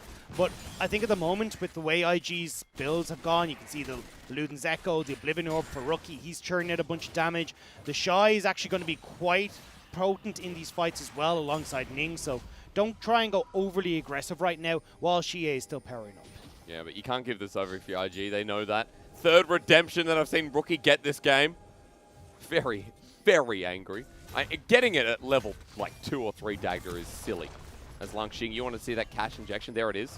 But Dragon is now going to be coming up, so Longxing might have to teleport in as a redemption with the Sleeping Trouble while Mark flashes away. A good corner to hide in while Kramer now Arcane shifts away from the Curtain Core until the last one hits him right in the face. LGD backing away, and a nice little predict is what you'll call that, while IG now have full security around the objective.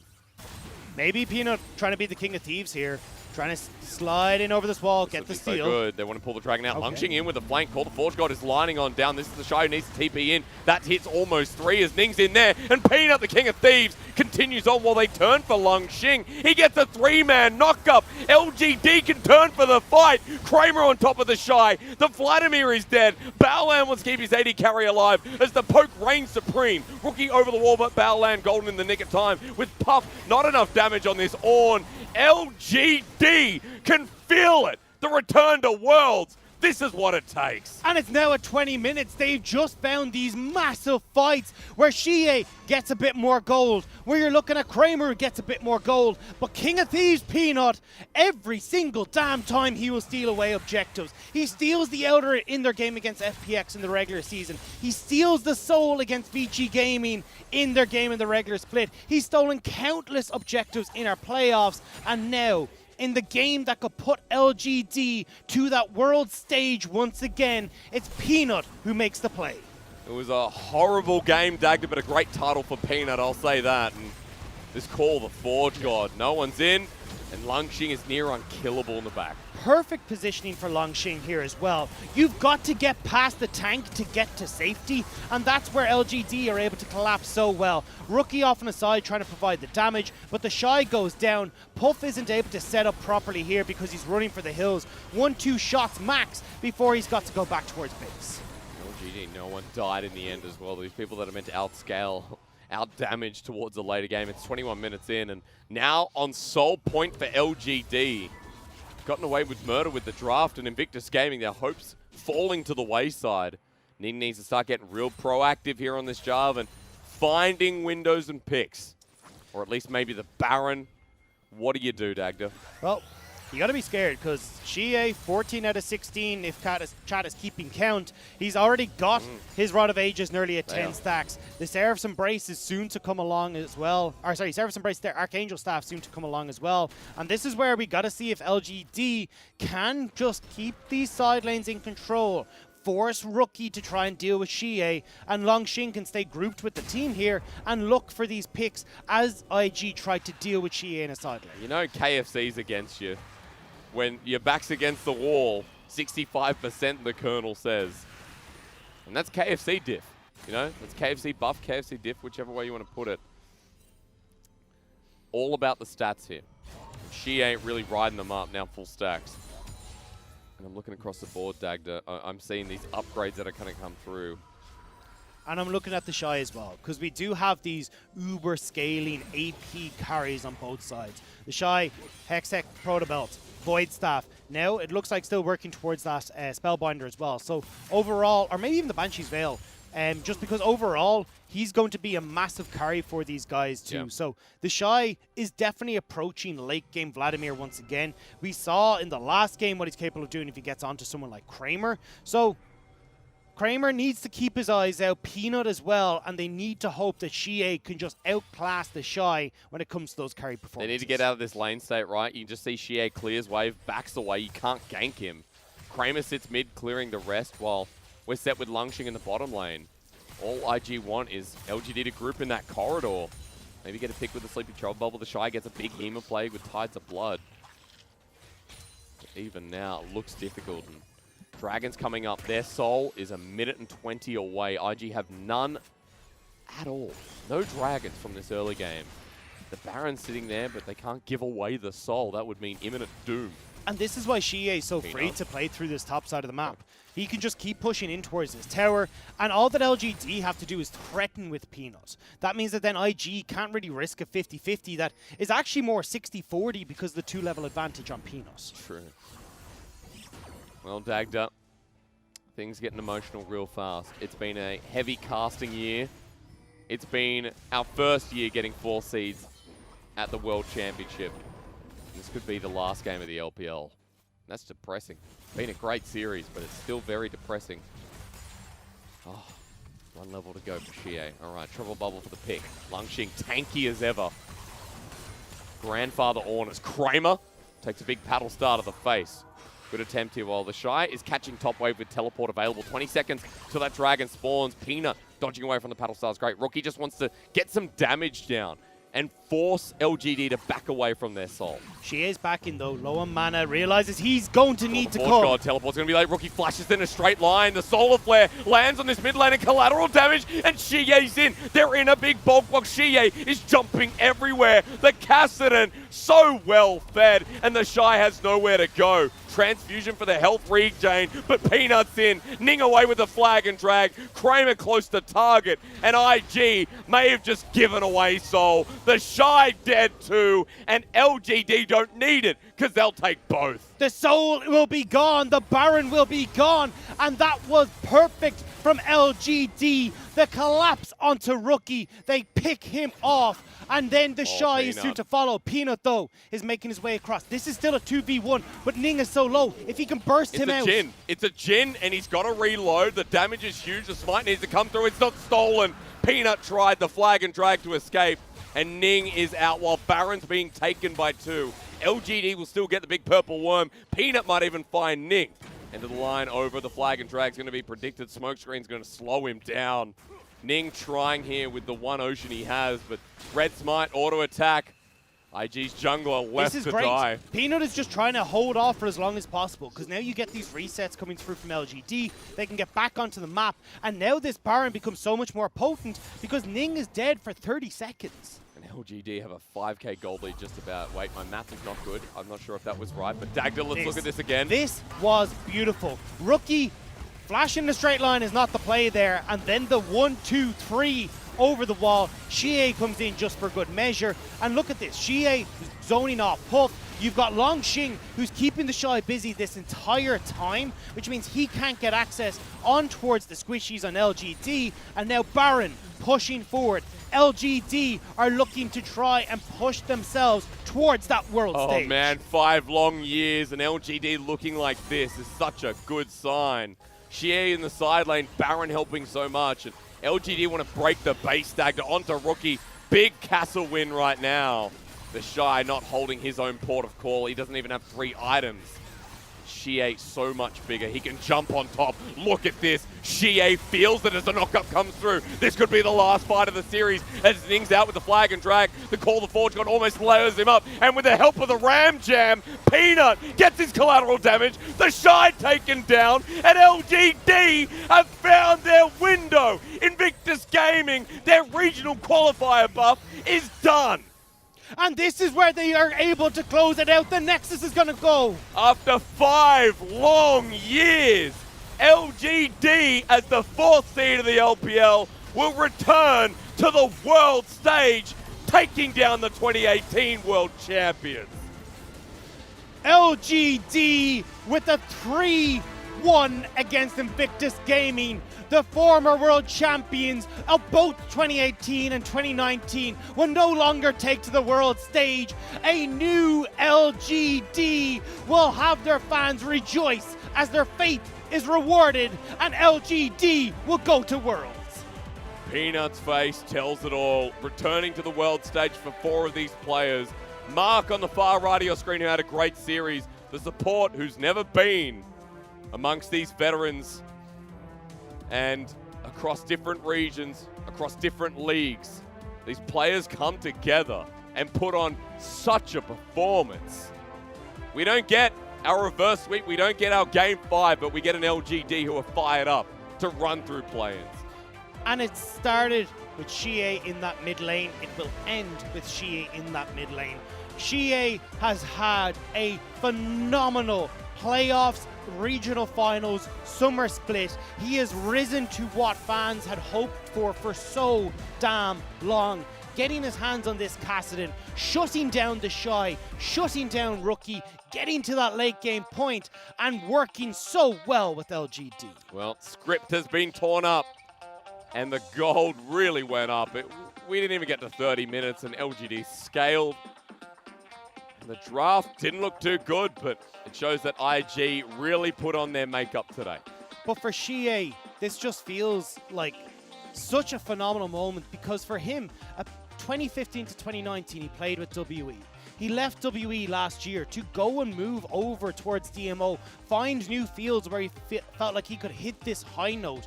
Now, coming together with these veterans and Longxing, Peanut, Kramer, with this aggressive support and Mark, Xie has found himself this opportunity to go to Worlds once again, alongside some of the greatest players that we've seen in League of Legends. It's not just Xie. The biggest story here for me is Kramer, considering that Kramer in 2019 joined LGD with a middling roster. At that time, you know, we had a mixed roster. Yuki was still on it. I believe, were we at the point of Condi? I'm not sure.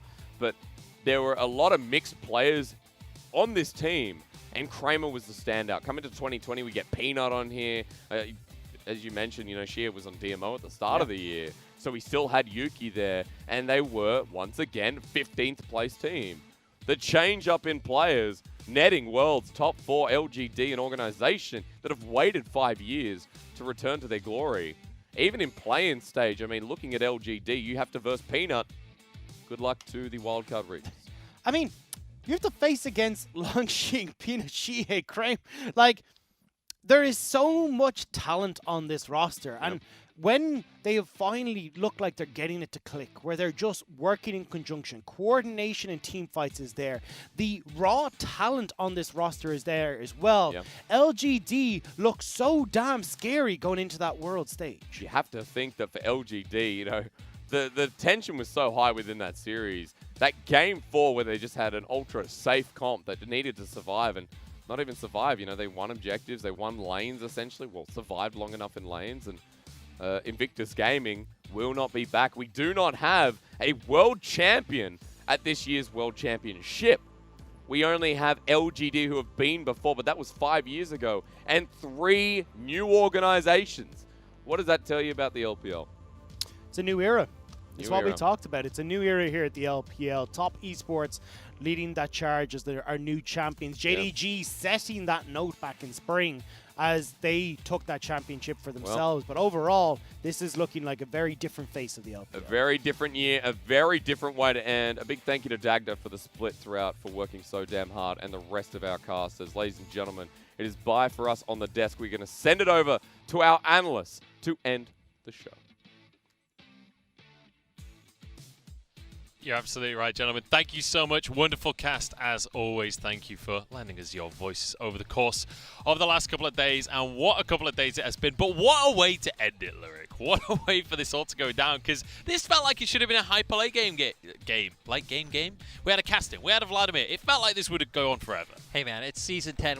Hyper late game is like 25 minutes these days. But, you know, great play overall coming out from LGD. Xie, to me, clear MVP of the series. He had a ton of standout moments. I love the adaptation in draft and taking that casting later on because, you know, they don't outscale. I feel like it's really hard to attack the map early on with the lanes they had, and LGD played around it so nice. And I'm not going to lie, I saw the casting lock in. I was a little bit nervous about that pick. We've seen Mixed success from Cassidy in the LPL, but it worked out for Xie. And let's start with the very end of that game. I want to take one last look at that final fight that decided it all, that decided the moment for LGD to make it to the World Championship. And they just picked up the Baron. They do have a 5k gold lead. Longxing and the rest of LGD walking forward. Nice call to Forget coming out. Peanut, as always, with an amazing collateral damage. Well, you know, she's just, finding solo kills on the opposite side of the fight. And it's just so good to see LGD being the decisive team. LGD making that snap decision. They get the Baron off the back of the fight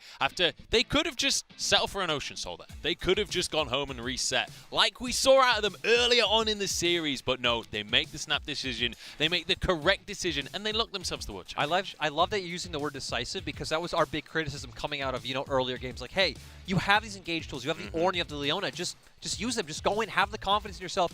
This game, Longxing's Call of the Forge Gods were amazing in those later team fights. Mark as well, every chance he can go in and go forward. Looked a bit like Battleland yesterday.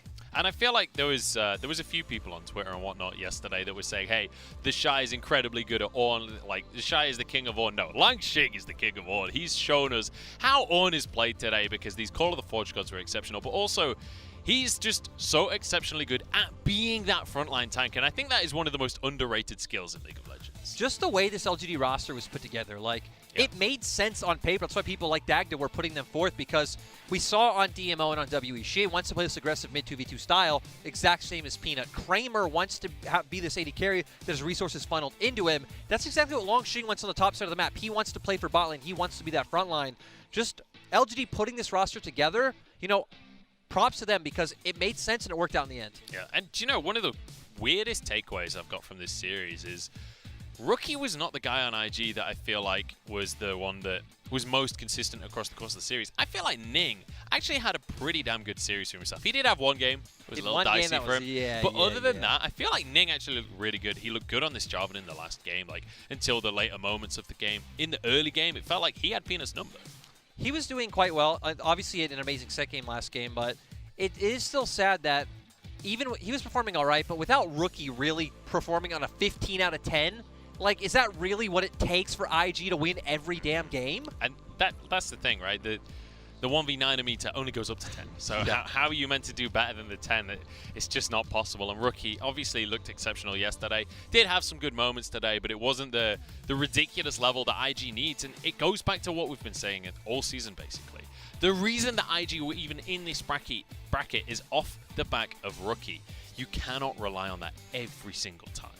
I also think this shows that, a lot of us didn't feel too hot on LGD coming in. Obviously, they got pretty dominantly crushed by Suning two times in a row, so I don't think it's that understandable. I think it's quite understandable that we weren't too hot on them.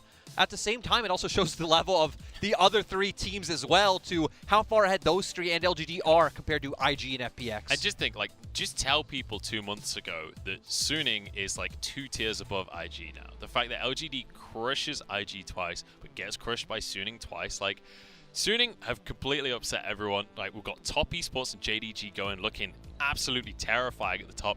And now we've got LGD that look amazing when they are decisive. And we have seen a couple of games here that, especially game number 3 didn't look so hot for them, but game number 2 where they were very indecisive on getting that victory, there are definitely some things to work on, but game number 4 looking amazing, game number 1 looking amazing. If they can repeat that on the world stage, LGD are going to look real scary. The thing that's nice about them, I think, going into international play, is they have a very consistent and set style. Unlike a team like Suning, who I think does rely on individual pieces kind of popping off in instances. You know that Longxing's going to be on a tank, on a frontliner. You know it's going to be up to mid-jungle 2v2, and that we're going to have Kramer scaling. So it's a very consistent style, and I feel like styles like that can do quite well internationally. Absolutely, and we'll see if that can happen for them. LGD have made it to Worlds for the first time in 5 years. And speaking of LGD, I'm going to pass it over to Wendy, who's standing by with Mark to have a chat with one of our winners.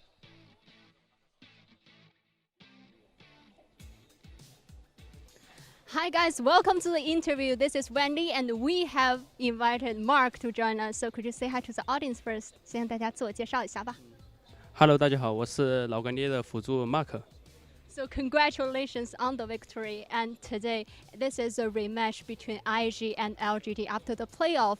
And with your decent performance, LGD just grabbed this last ticket for World Championship. And I believe this is your first World journey. So how do you feel right now? 那首先恭喜你们获得本场比赛的胜利。你们今天也是表现得非常非常的优秀，也帮助你们拿到了最后一张通往世界赛的门票。我相信这也是你的第一次世界赛之旅嘛。所以想问现在心情怎么样呢？现在心情肯定是很活跃，就因为我们也太难了吧，因为跟 SN 的时候，然后输给他们，然后输给京东，然后拿到这第4张门票，我觉得太不容易了，就辛苦了我的队友，也辛苦了我的教练。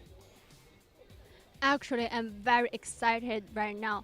And because we have lost to the Jingdong Gaming, we have lost to Suning for the previous matches. So this time we are able to grab that ticket back. I'm very happy. And also I want to give my appreciation to my teammates as well as the coach teams. Good job, guys. And my next question is about today's game. Actually, you start roaming together with Peanuts from the very early phase. And this conjunction just gave you guys a lot of advantage by all the perfect skirmishes. So could we know why you perform so proactively just from the very early stage? 那么其实在今天的比赛中，你也和小花生的野辅联动从前期开始就非常的出色，也的确帮助你们去整体打开了一个局面。所以想问一下，为什么会在前期就打得这么的主动有进攻性呢？就我前面是比较喜欢打架的，然后我们打 IG 的话，我挺了解他们的，因为从 S8 看比赛看到 S10，我很明白就是怎么去打他们，我就是打他们的什么点就更好赢。Actually, I prefer to all the skirmishers from the very early phase, and also I'm quite familiar with IG's play styles because from the S8 until now, I've watched lots of IG's games, so I know how to target on that team. So my next question will be, for this game, you have chosen like 4 consecutive Leona.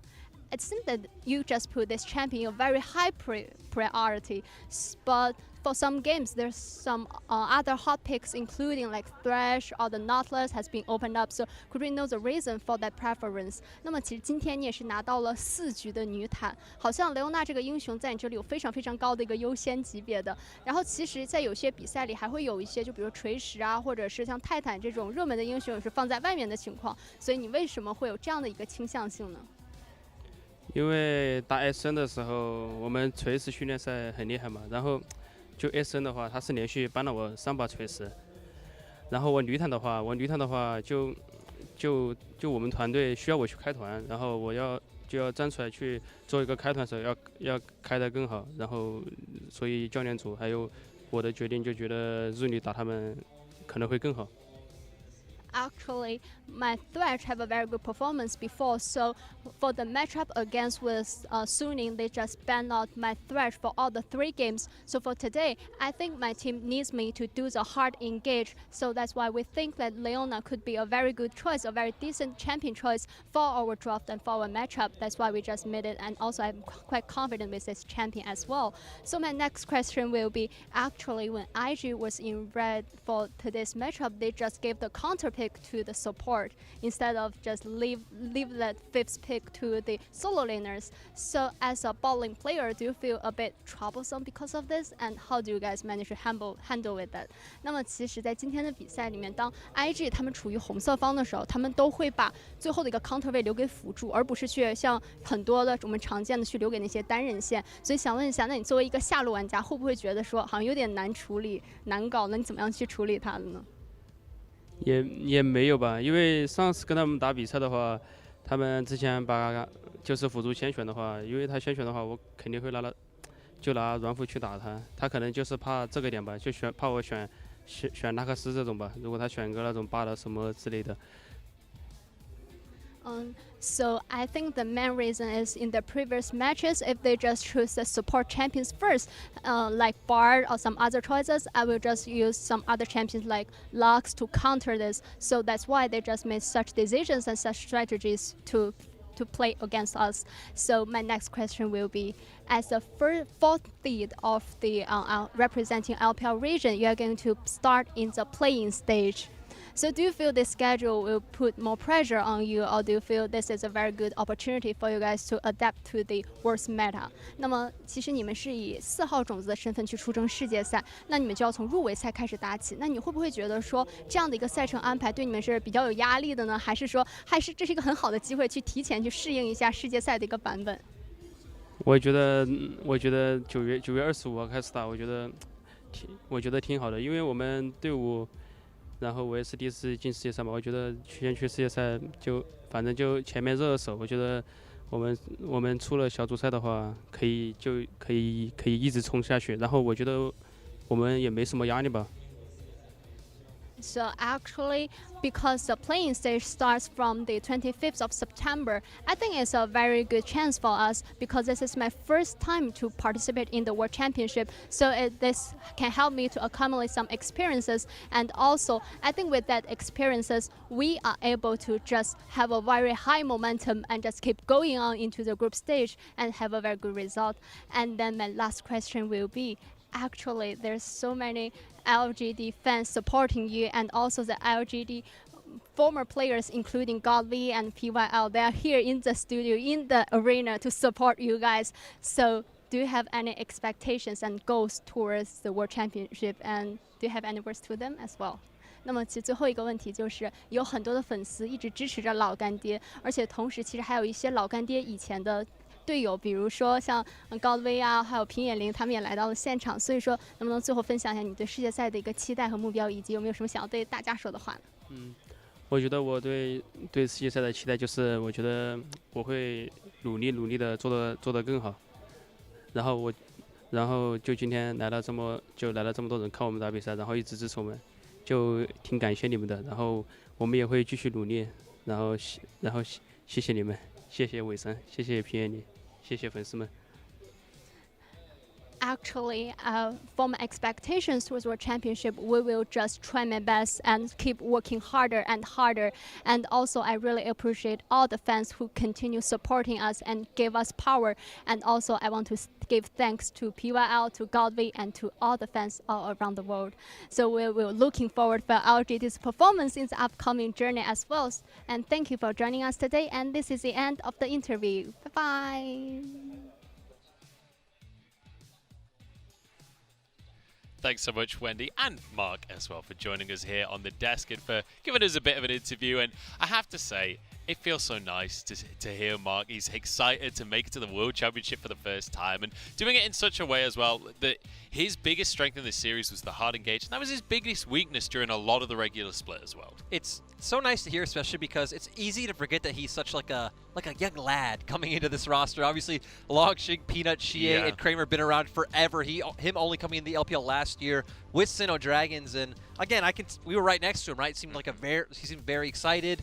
And I love the tempered expectations going into play-ins. Yeah, absolutely. I like that he is confident that they can keep the momentum going into play-ins. Because obviously, as you said yesterday, I think, there's less than a month until play-ins start. So they can very much keep this ball rolling. And I'm excited to see what Mark can do. I have to say as well, he seemed surprisingly timid. Considering when we've seen him on the stage, he's incredibly vocal. He always comes on with such swagger as well. He feels like such a confident person. I love the edgy hair, man. Yeah, I love the edgy hair. I feel like he's come in, and I think he's humbled by the success that they've had today. I mean, coming into the split, sure, on paper their roster works, but hey, we're contending with orgs like RNG, EDG, IG, FPX. Who knows, how far they expected to go this split. Making it all the way to Worlds is quite impressive. I also loved when he pretty much said, I've studied IG. I have IG's number. Like, we've crushed them twice. We can do it again. The thing is, he was like, look, I've been playing against IG for 2 years now. I've watched a lot of IG games, and I could definitely relate to that statement. But I think the key thing is when you looked at his gameplay during this series, he was like, I know how to play against IG. I know how to lock them down. Every single team fight, he was going on Rookie. He was just there with the Zenith blade trying to lock Rookie down. And I think maybe he's on something there. Maybe that's how you beat IG. The great thing is as well that he definitely performed much better in playoffs and regionals than the regular split. So if a young player like this can step up in such high pressure situations, who knows how much better you can get in play-ins. Kind of expect it to be like you know how hunters will sometimes, you know, collect like the trophies. I kind of expect that'll be LGD at Worlds of going through play-ins, collecting the trophies of the saddened enemies in play-ins. It kind of hurts to even think about. We'll see. We'll see if he's scalping his enemies across the world stage. Sir, you took this a bit too far. That's pretty much what you just said. I didn't use the word. Yeah, we'll have to see how Mark is going to do and how sharp his knife is, I guess. We're going to, I believe, kick off our awards ceremony, though. I believe production just told me in my ears, so I think... no, I've just been told no. We've got the awards schedule coming up, so this is going to be what is coming up across the course of Worlds. As you can see, we start on the 25th of September. Which is extremely soon, only a couple of weeks until that moment. Of course, then in October, we will move into the group stage with Worlds kicking off at the end of October on the 31st. Yeah, absolutely. And look at that. It is so damn close. I'm so excited for what we're going to see at the World Championship. You know what I'm excited for? The 24th and 25th, the all LPL, you know, semifinals. LPL Autumn, as you know, used to be coined with LCK. That's true, yeah. And the quarterfinals as well. We get to watch every region against the LPL. That's going to be exciting. Get destroyed, right? We'll have to see how it all pans out. I'm definitely excited to see what is going to come. But also, part of me, a very mean part of me, is excited to see the play-ins and specifically to see LGD with this world's veteran roster against some of the more minor regions. I can't wait. I feel mean laughing, but that's not a very fair fight. I'm kind of like... This is the 4th team in the LPL, but Larry. I'm kind of afraid because it just feels... It's not even an IG thing. I feel like it's an overall like LPL thing that expectations are always crushed, and LGD kind of signified that with Season 5 when they didn't even make it out of groups. Yeah, I'm not going to lie. Even today, when we saw game number 2, I was like, oh no. It's all gone wrong. They've reverted back to the LGD that we've seen struggle all season long. But they stomped. They did stomp it. They stomped They managed IG. to pull that game out, and they managed to kind of shake themselves off. They even lost the game. Their last game was, I think, probably the best game of the series. Game number 1 and game number 4, I think, were easily the most convincing. And we'll have to see. And obviously, we've got our award ceremony coming up where we are going to have the 4 teams that will be representing the LPL coming out onto the stage and essentially receiving their ticket to the World Championship. And I have to say, let's just kind of look from a top-down view here. Top Esports, JDG, Suning, and now LGD joining them as well. We have some strong representatives at Worlds. The team I'm most excited about, though, because JDG and Top Esports, I feel like they're obviously going to be incredibly strong contenders. I'm excited to see how Suning does, because they were not the expected 3rd seed. They kind of upset expectations to make it to that point. And I want to see Bin in that top lane against some international talent. That's the thing in general, right? I think TS and JDG, everyone expects to go far. When it comes to Suning and LGD, you're just kind of like, I wonder how this will go. Us getting a 4th seed now, Suning having so many rookies in their roster and a new organization at Worlds. I agree, especially a team that's stacked with so much individual talent. Getting to see Bin up against people like Wonder on G2, like Whippo on Fnatic, Broken Blade on TSM. A lot of these teams have already qualified. It's going to be interesting. Is he going to put him in the bin? I think so. Put him in the trash, potentially. I have to say as well, Huanfeng down in that bottom lane. Another rookie stepping on in, but also Sword Art managing to get back to the world stage. There are so many players across these 4 teams that are like old veterans desperate to make it back to Worlds. Especially this one, right? Again, 4 of these 5 players have been to Worlds. Everyone getting to see Peanut back on the world stage especially, I bet it's extremely exciting. And I'm going to move back up top for a second to think, you know, Longxing was criticized for so long. I mean, forever, honestly. He's been criticized since he left Suning. And to leave RNG, come into LGD, and now prove, hey, you guys didn't even make playoffs. And here I am at Worlds. And let's just take that in context of LGD this year as well. Because let's just remember, LGD didn't have the best spring split. 15th. It was very rough. Lanshing experienced a lot of that. So now coming into summer, feeling a lot better. Feeling like this is a team now that can succeed. They've made it to the World Championship, and I hope that they can carry that momentum forward. But with our 4 teams locked in, to me now it's a question of how the other regions are going to perform, because we are going to be the first major region to finish our playoffs as well. Yep. So now we get to kick back, relax, and watch what the competition is going to look like coming into the World Championship. I think that's going to be really nice for the teams, especially because we were actually talking about this, had we, let's say, separated finals to regionals a week, that, you know, then the teams have to be consistently practicing. They get no time off going into plans, but now LGD can probably have a nice mental reset for a day or two before getting back into scrims, you know, for the play-in stage. Yeah, and we'll see how that's going to go, but it's about time that we get our champions onto the stage. It's about time we get all 4 of our seeds onto the stage, so I'm going to kick it over to our champions ceremony.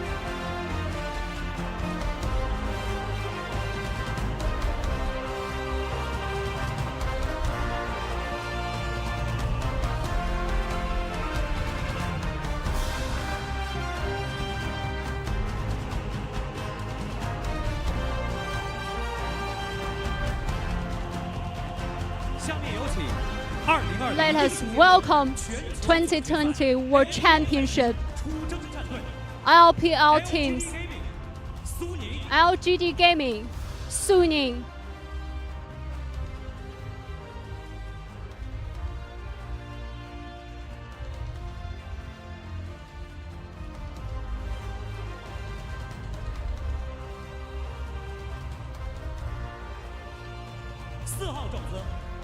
Our 4th seed, LGD Gaming. Support Kilua, Mark. Bot lane, Krama. Main laner, Xie. Jungler, Peanut. Top laner, Langxing. Our 3rd seed, Suning Gaming. Support Sword Art. Bot lane, Huanfeng. Main laner,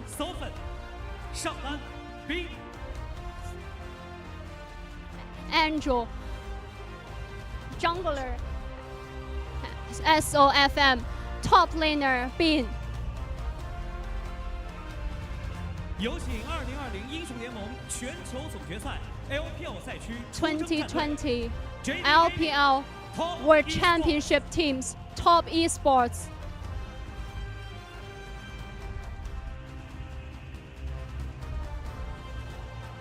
Jingdong Gaming.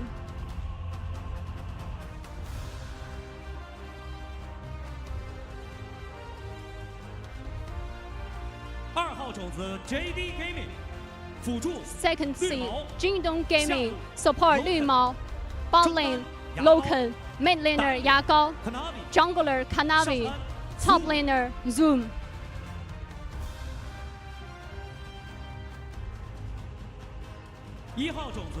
Our first seed, Top Esports. Support 球球 预言家 Bot laner Jackie Love Mid laner Knight Jungler Casa Top laner 369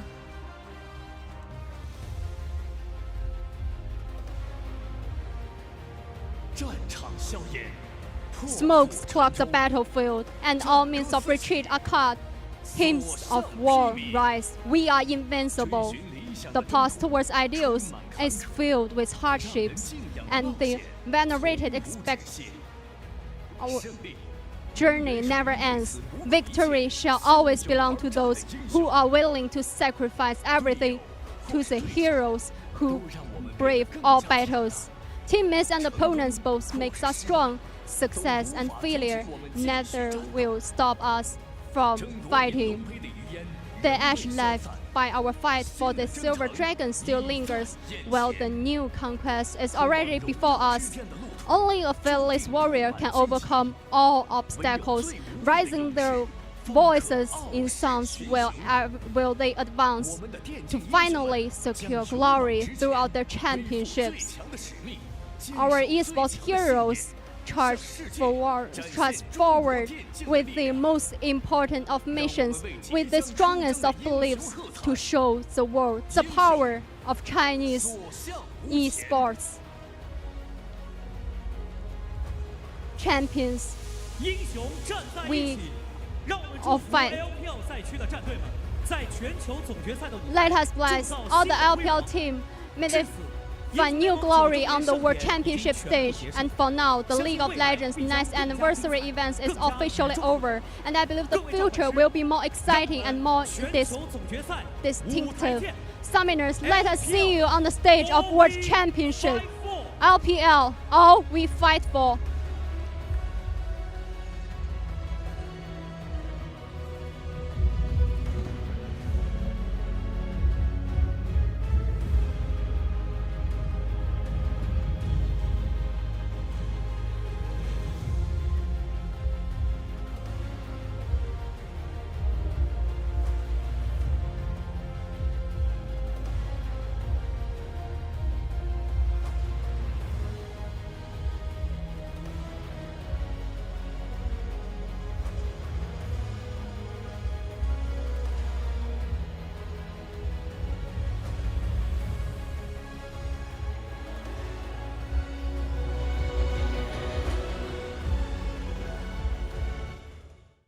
Have it, ladies and gentlemen, our 4 teams for the World Championship. LGD 4th seed, Suning 3rd, Top Esports, and JDG our 1st and 2nd seed. JDG 2nd, of course.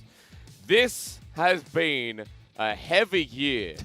One to say that we've got 3 brand new organizations heading to the World Championship and 1 returning factor in LGD. It's been 5 long years since they've been on that stage as well. But I think 4 representatives that the LPL can be proud of. Yeah. Because they have battled through thick and thin to get to the stage that they have.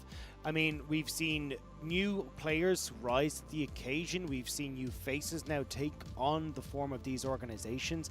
And after being battled and beaten down so many times, when you look at Top Esports, JDG, LGD, Suning, now to find themselves finally getting the recognition they deserve, being able to go towards that world stage, to represent what is the strongest region in the world right now, those men on your stage are going to put their names in the history books. 4 teams, 4 organizations to run forward, and we'll bring out the bracket for you. Ladies and gentlemen, our regional qualifiers are now over. Our 4 seeds decided, and our 3-1 from LGD over Invictus Gaming was absolutely gorgeous, to say the least. And IG and FPX, 2 old guard teams, Dagda. 2018 World Champions defeated just then. The 2019 champions defeated by IG only yesterday. We're turning around the clock because it's a brand new era. A new era and a new decade ushered in by new champions. Top Esports will take our summer championship points, setting themselves up as Seed 1. JDG, our spring split champions, will be Seed 2 going towards that world stage.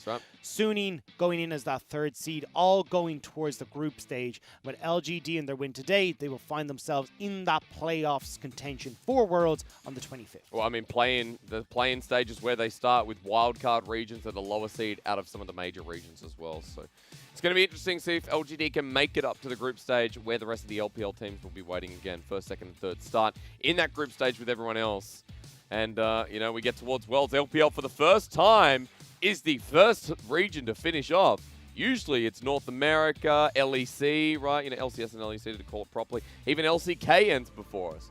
But LPL's done, folks, so it's a good time to say thank you, of course, to our stage. We can't go over to the analyst desk, but it is Munchables and Lyric who had a fantastic season to start us off. Yes! Hey! You guys are there. You got lights on.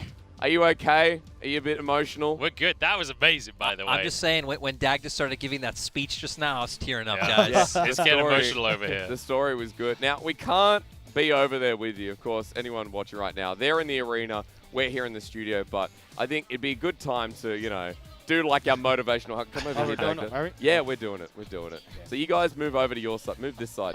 What? Move over to this side. Apparently we're getting close. Yeah, move over this side. Yeah. Why are we doing Dag, this? put your hand up. Put your hand up. It's your side. Is it? Yeah. No, it's not. I don't want to touch it, guys. Hang on. You go this side. I've given up. This This is over. No, there we go. Sorry. Pretend you guys are there. We're the reasonable ones. Yeah. Well, they seem to be having fun in the studio. Lyric. Either way. Look, we But try. yeah, let's round out this season in style, because I think this has been an incredible season for the LPL. But also, three of us, this is our first ever split. Hysterics, first off to you, thank you very much for guiding us through our first split in the LPL. But I think we should just go along the line. So Dagdo, if we start with you, any final notes for our audience here for the year? Just a massive thank you to all the fans. The support over the year and even today has been absolutely incredible. So to feel so welcomed, as I know a lot of us were very nervous coming over for the first time. So to have the love and excitement and be able to share that with you guys this entire year long has been absolutely incredible. Well said. Jordan, you want to go next? Look, I'm going to keep it short and simple. The Redditors have been awesome. The Discord, even more amazing. All the fans that watch the LPL are amazing. You guys are okay, I guess, but, you know, shout out to Big Boy Clement Chu out there for helping us out along the way, as well as Raz for always giving us so much feedback. And, yeah, I don't know, LPL's awesome. These teams are awesome. Penguin as well, just a side touch for, you know, helping us with some of the getting towards finals and everything like that, I think is a well-deserved thank you. I'm sorry, Lyric, I cut you off. Is there anything else? Just to echo that sentiment as well. Thank you, everyone, for being so welcoming to the three of us on our first year. And thanks once again, Jake, for helping guide us through it. But Hysterics, as the veteran of the LPL, why don't you show us out for the show?